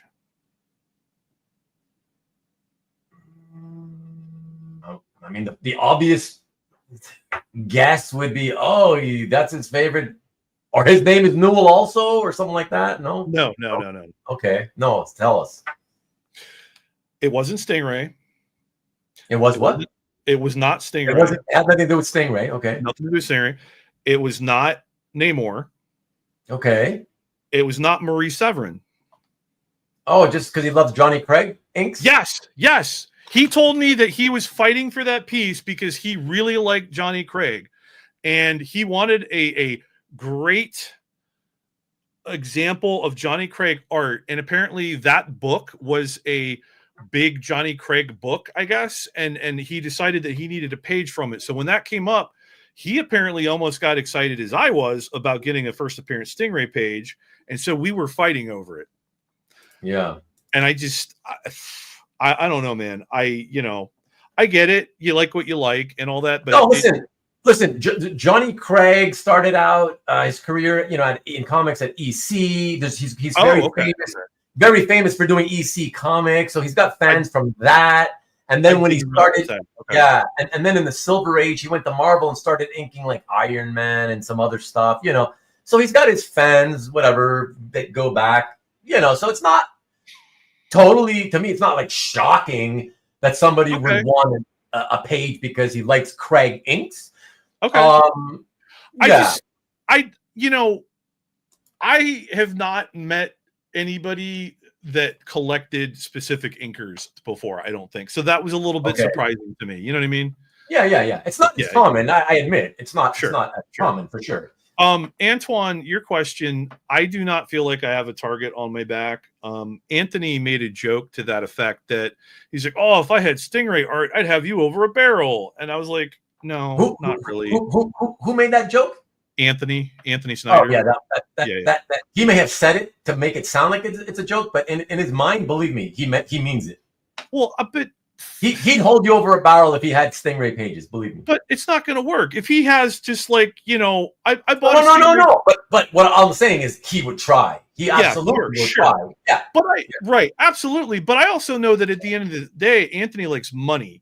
So if he's going to try to charge me, $5,000 for a page that's not worth more than like $750, fuck you. We're gonna work it out and we're gonna make it work. Or you're gonna be stuck with a Stingray page that you're not gonna be able to sell to anybody else, and I'm gonna save some money that I'm gonna go spend elsewhere. So no, nobody's gonna hold me over a barrel. Nobody's gonna, I'm not gonna have a target on my back. They can try, but it's not gonna work because I'm not a dummy. Yeah.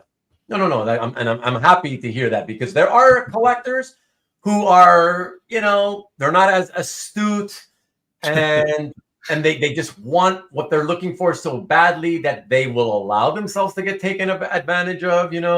Some of them are so ignorant that they don't even realize when a dealer is or another collector is literally seeking out pieces to target that person to try to hold them over a barrel. Hey, look what I got. Look, you collect this, right? Yeah. Look, we all know that the only target is Alberto for cap art. That's all you have to know. Yeah. You know, Yeah, people have tried that on me. Really? And like, I love when people do that. It hasn't happened often, but I love when it has happened because it's just a great feeling knowing what they're doing, and they think that I don't maybe realize what they're doing, and it's just such a great feeling to just blow them off and like, yeah, what? You want me to buy it? Yeah, no, I don't have an interest in that. And then suddenly knowing that in their heads, they're like, oh shit, I just bought this thing thinking like for sure he would buy it, you know. Now I'm kind of stuck with it. Now I got to find somebody else to buy it off me, you know. Right. So yeah, I love sticking people with shit like that, you know. So yeah, don't fall for it, people. Don't fall for it if you can help it, you know. Are you telling me every dealer isn't my friend? I know, it's shocking. It's shocking, Carl. You know, Coffee says, I think Newell collects a good mix of other stuff as well as proven by the picks and his calf gallery. The Stingray stuff is really cool, but I like seeing when he mixes it up with just as much. You see, that's what I'm saying, Coffee. That's why when I have collectors come on who are known for a very specific thing they collect, like Alberto and his Captain America, like Newell and Stingray, that's why I don't really want. I don't want to do 20 pieces of what they collect, like, and of what they focus on is what I mean. Because as long as they have other stuff, I'd rather give an overview of everything that they like, you know. To me, that's and I don't think you should focus on that. And when you look at the numbers on my calf gallery, I have 120 some odd pieces total, and only like 30 some odd are Stingray. There's only like 34 in my Stingray gallery. So that's like a good one, JC. CJC. So like that's maybe what, a quarter of my collection is Stingray. I mean, that's, you know, that is kind of like where I spend the most of my time, but I have plenty of other stuff. And like I said, I just bought a couple of pages yesterday, you know, that are not Stingray related in any way, shape, or form.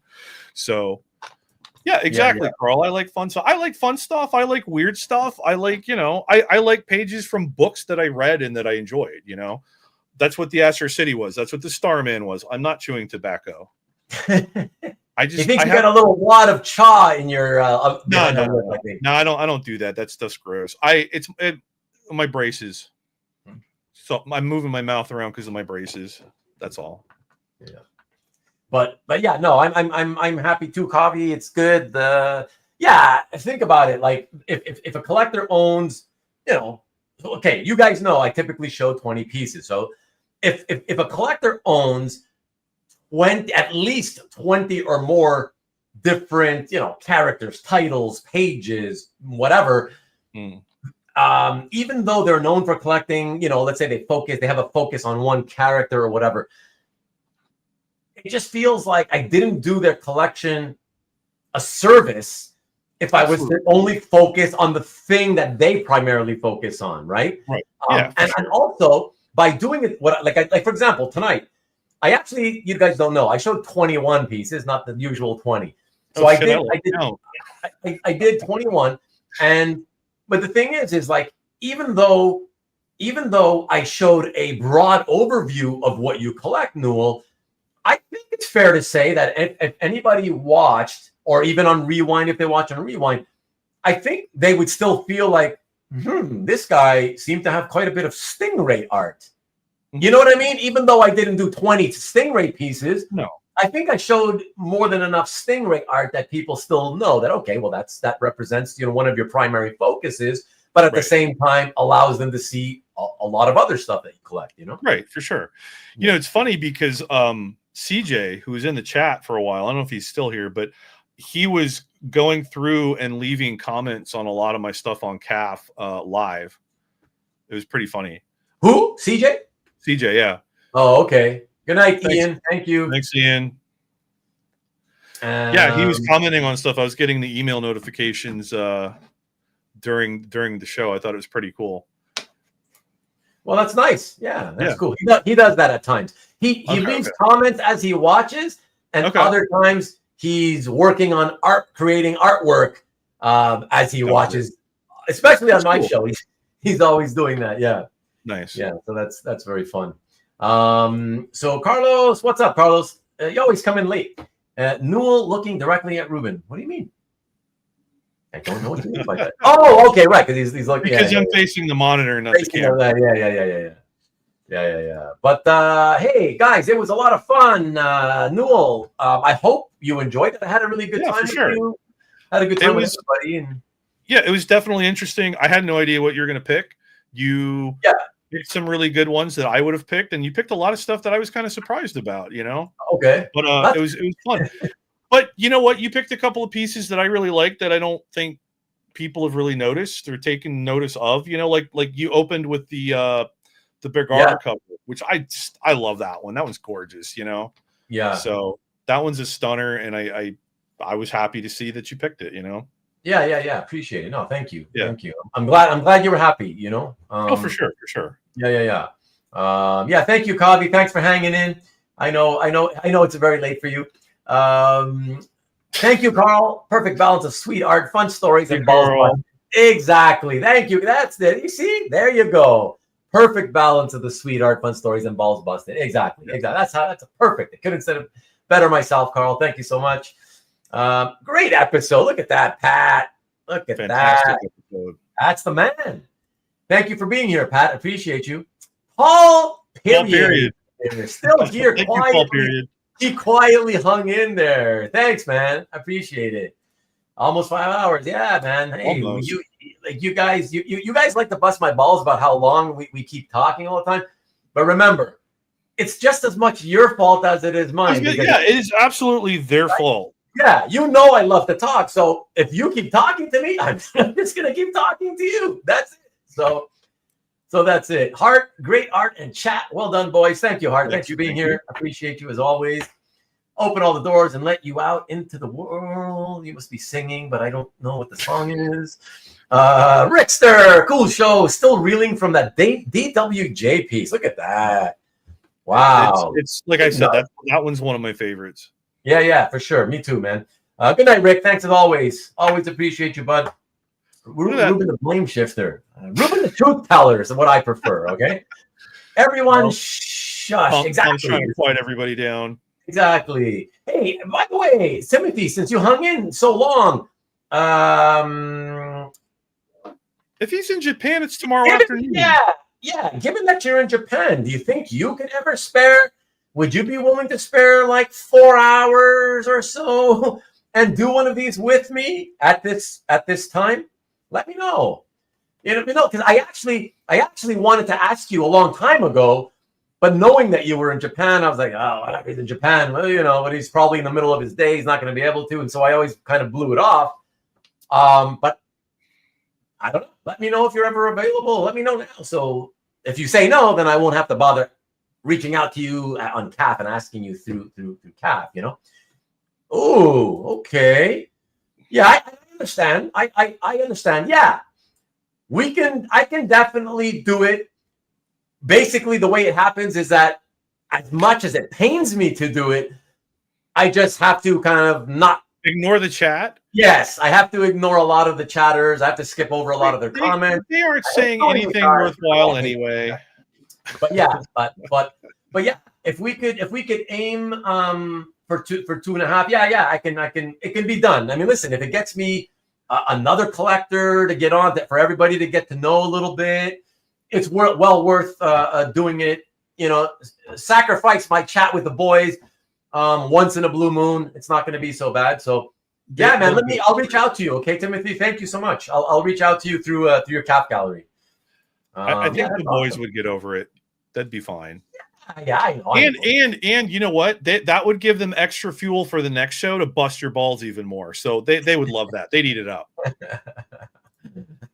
Let's keep commenting so we can make it a 5-hour show. See, that's what they do. They like to bust balls about how long we keep talking, but then no matter how long it goes, they keep hanging out and then start saying things to keep extending the time. It's Sunday night, like. They don't have anything else to do. Maybe go to bed, but they can watch on their phone in bed. You know what I mean? Like exactly. Thank you, Newell. Thank you. Exactly. I get it. I know what's going on. Have a good one, Rodney. You said good night to us like a while ago when I think when Matt was leaving, right? When Matt was leaving, you said good night. I think you might have, yeah. And you hung out anyways. Thank you, Rodney. Appreciate you, man. Thank you. I'm glad you had a good time. It's good to have you here. And see you next time, man. Yeah, see you guys all next weekend. Bring another Lurson in towards the end point. You're talking about that hat again? Is that what you're doing? Person. Bring another person in towards the end. Oh, yeah. What? For what? To make it a 10-hour show? Closing time, you don't have to go. Why do you keep doing that? I don't know what you. I can't help accelerate things and then be. I can help accelerate things and then be ignored. Nice. Yes, Antoine. I'm always the guy in the background. Yeah, in the videos. Yeah, he's always there. We can work it out. Ooh, 3 hours. Whatever. Okay. All right. Hey, listen. You're giving me hope. I like it. Let's get those numbers up.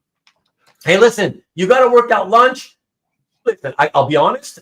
You've heard this probably about television production. That, when they're doing interviews, they don't want the interviewee to be chewing gum, things like that. Because when you're opening your mouth, you can see the gum and stuff. It's kind of off-putting.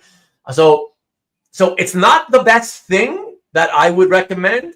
But I have had a few guests that, because of the times at which it's convenient for them to do it, they're starving. So I tell them, have some food on the side. I don't mind if you want to eat while we're talking. You just have to time it so that they're eating when the art is on the. Right. The problem is on a show and tell. Mm-hmm. Timothy is the one who has to do the talking about his art and talk about why he loves it. And so, but would you rather hear it and not see it, or hear it and see it? But we'll work it out. Yeah. You've given me hope, Timothy. So that's great. That's awesome. Hopefully, got to go back and watch. Look at Antoine. Oh, I've got to go back and watch the first 3 hours now. That's right. Antoine came in late. That's right. Yeah. Go back and watch it, Antoine. It's great. I'm not watching too many entertainment.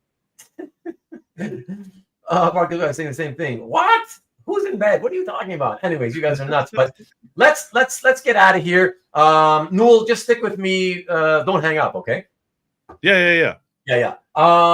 So I'll leave you as always. I'll leave you with the reminders for. Thank you. Exactly, Kavi. Kavi's going to be helping me, everybody. I don't know if he's going to be on screen. He said he didn't really want to. But he's going to be helping me out with the sales show. So that'll be good. Oh, next week. And that'll be, again, Saturday sales show reminder. I'll leave you guys with that.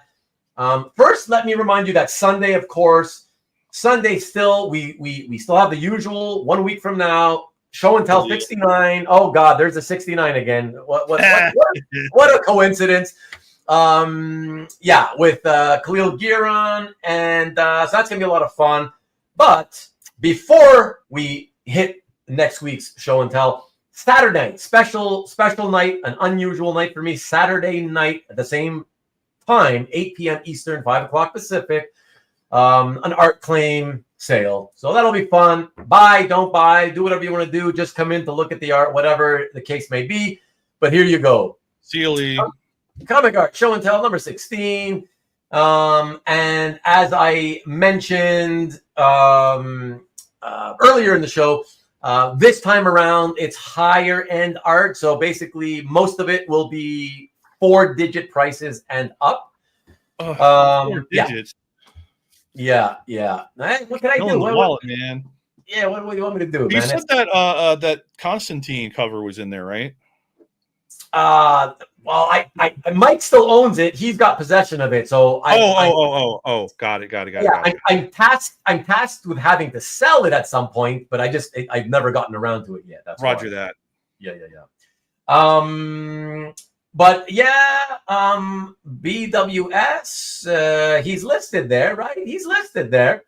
So show up, and you can see what it is. Wait, but I was gonna say, is it Valiant? Because if you say yes, that'll get Jason there. I know, but I don't want to lie. I'm not going to say what it is. I don't want to start doing that. Will there be Valiant or Hulk art? Maybe, probably not. Though. You won't know unless you go to the show. That's it. Unless you show up, you're never going to know. Just add the 5th digit and fist us. What? Whoa! What is he talking about? Whoa! Get a preview to get you excited. Marcus is into some pretty extreme stuff. That's some pretty crazy shit. But anyways, guys, thank you again. I'm going to leave you out here. Don't forget Nikki B show Friday night, 7 o'clock p.m. Eastern, 4 o'clock Pacific. And then, yes, please join me and Kavi for the sales show here, Show and Tell 16 on Saturday night at 8 p.m. please, would love to see you all as always. Thanks again. Thanks for being here. What are you guys all laughing your asses off now? Triple Xing it. Yeah, but thank you again, everybody. Have a great week, and we'll catch you next week. Goodbye, everybody. Peace, and as always, go blue. Go blue?